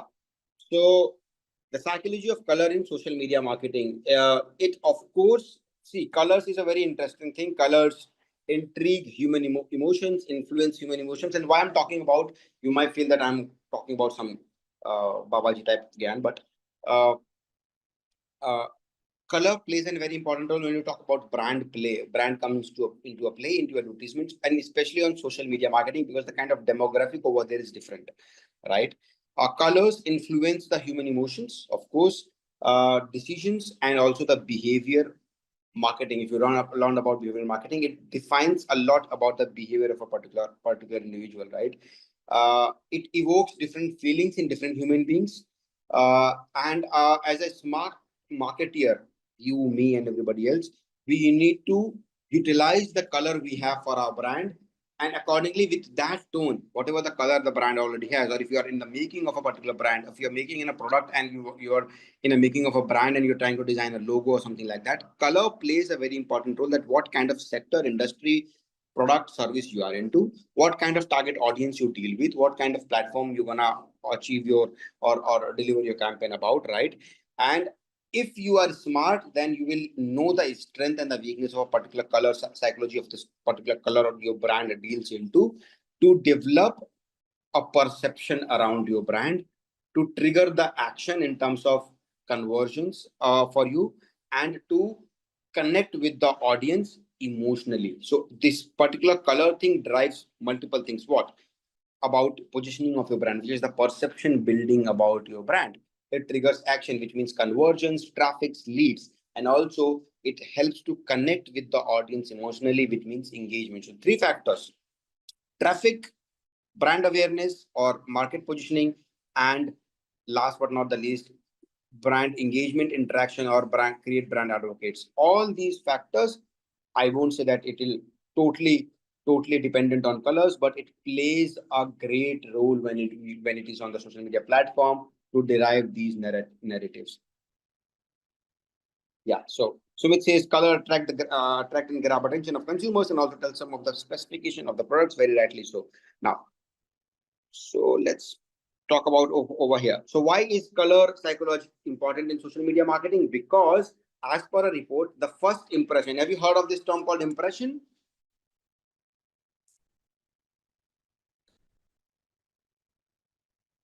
Right?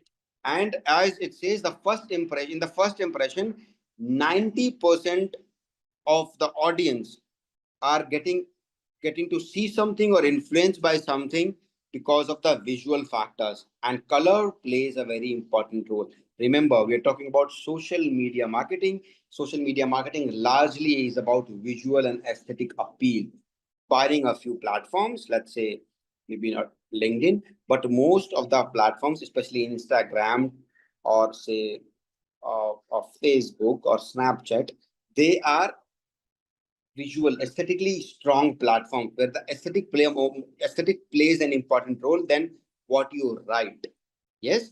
Then in such platforms, 90% of the times the impression plays a role, where the visual appeal of or the visual factor plays an important role for a person to even notice your campaign or notice your content. At the end of the day, if you are building a brand, if you are into a brand, what you have to achieve, what you have to do, you need to be at least noticed by the audience, right? And that can only be achieved if they get the first impression in a positive way.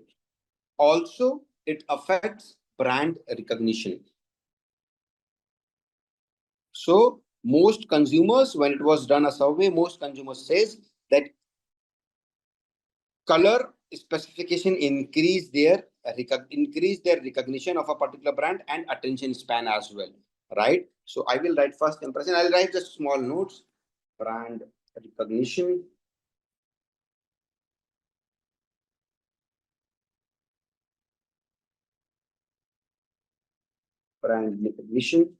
and then also at times decision making as well. Yeah, so 3 factors now that plays a role about your color scheme.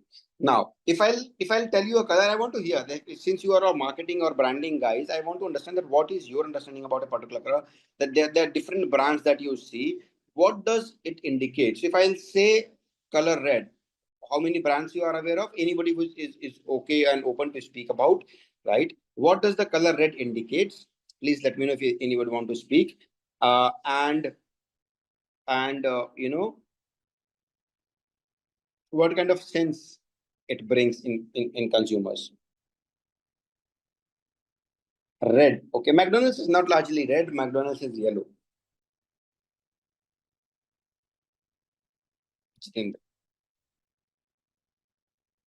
McDonald's is yellow, right? If I'm not wrong.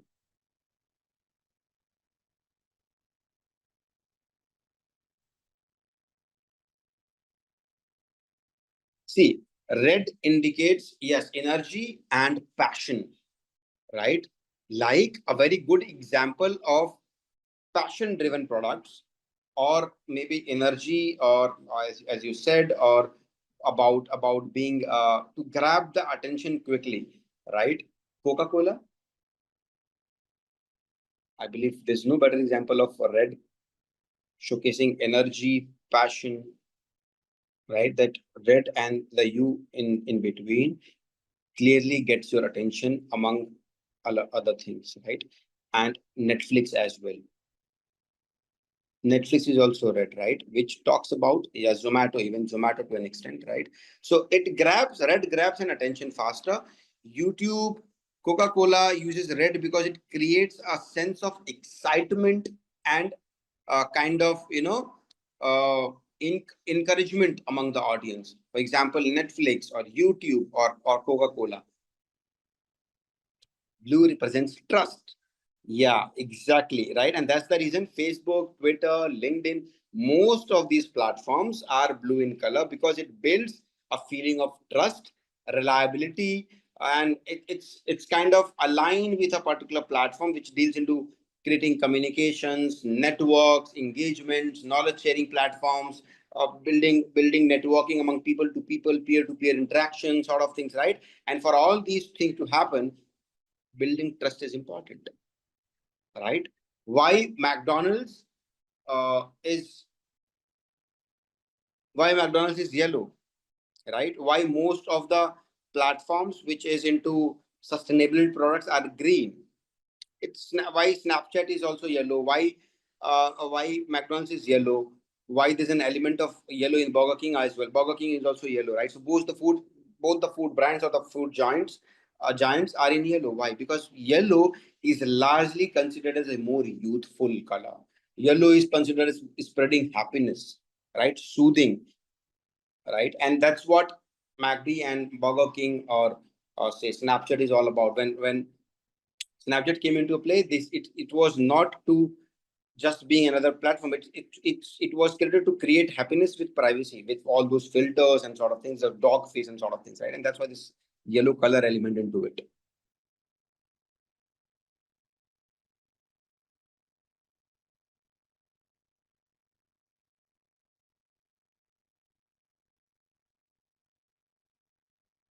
Yeah, rightly so. Rightly so. So point is that psychology of color plays a very important role. So apart from your logo, whenever you design a campaign, also see a campaign or a poster or a whatever you create on social media platform as a banner or something, it plays a very important role to align your product with the kind of audience you're into and speaking a story about. If you are designing a campaign, the point is if you're designing a campaign, thought through accordingly. It should not be cluttered with multiple colors or colors which is not leading to any direction. You have to have aligning with the overall business, aligning with everything, but the color scheme in the campaigns in your tonality suits well. Now it's serving content, really building trust, but not itself branding. Very rightly so. Now if I'll talk about Nike, where do you think it will fit in, and what it indicates in its scheme of things. It's black. The shoe sign is largely black. You will see big holdings also with just black shoes, right? And why black? Also Apple, black logo. Remember that on most of the big holdings there's black, right? So most of the black is you can say it's about timeless look, because it's black is constant from black and white age to color age and everything else. So it's about talking about timeless, right? Which means a legacy. Whenever you see this legacy brands, those big brands, they use the color scheme black. That's one. Second, the black is about authority. It's dominance. It's about seriousness and depth. Now Nike is all about dominance and authority over all the brands, right? It symbolizes power that a brand controls over it, and that's why it's black. Most of the premium brands that you talk about, like luxury brands, usually often you find their logos will be in black, right? So it's talk about premiumness. It talk about timeless look, legacy that they are continuing, and it also talk about elegance and power, right? So it's elegance with power. They are elegant brands but powerful brands. They are dominating. They are serious. They have a depth in their branding, or they have a depth in their product, right? And those kind of brands usually will have black colors. For example, Apple, as I said, Nike, as I said, then what else? Which other brand? Sony, for example, right? Balenciaga is a premium brand using black, right? Which other? Yeah, Prada. Yeah, Prada is a very good example. Then Chanel, a premium brand, also uses black. So most of the premium brands which talk about timeless look, or Cartier, very nice example. Patek Philippe, a watch brand. Patek Philippe is a luxury brand, right? All those brands, Rolex, for example, always use the black logo, right? Use in their branding and in their promotions. Why? Because all these brands, first they show dominance. Louis Vuitton, right? All these brands. So now you guys get the theme, right? That black is a very powerful, dominating color when it comes to branding. It symbolizes power with elegance, which means also timeless look, as I speak about, right? Timeless, that they have a legacy to continue with. They have been a brand from long point in time. They are premium, they're dominant, they have a depth in their brand, they're serious about their product, they're very serious product in that case, and all sort of things, right? This is what black indicates, and that is very, very, I believe, uh, uh, factored out when you talk about the examples that we have taken, right? Most of the premium brands is about black color. Yes. Many of the markets, it symbolizes in most of the markets, international markets, before the entire content being read and everything else, pictorial or the visual aesthetic plays a very important role. Now, in most countries, different colors brings different kind of emotions, but also get associated with the color easily, right? There's a reason why the yellow strips win worldwide. Of McDonald's is worldwide renowned, because yellow overall, right, evokes cheerfulness, optimism, and sort of things. There's a reason why that in most of the European countries, if you see most of the brands, you will find uh, uh, with red and yellow element into it, right? Because it's in European continent, most of the brands with yellow and yellow and red element is accepted better, right? Countries like China, wherein you see most of the brands in red color, because the red is a symbol, is a sign of prosperity in China, right? So the color schemes plays a very important role when it comes to international marketing. Other example I have in mind is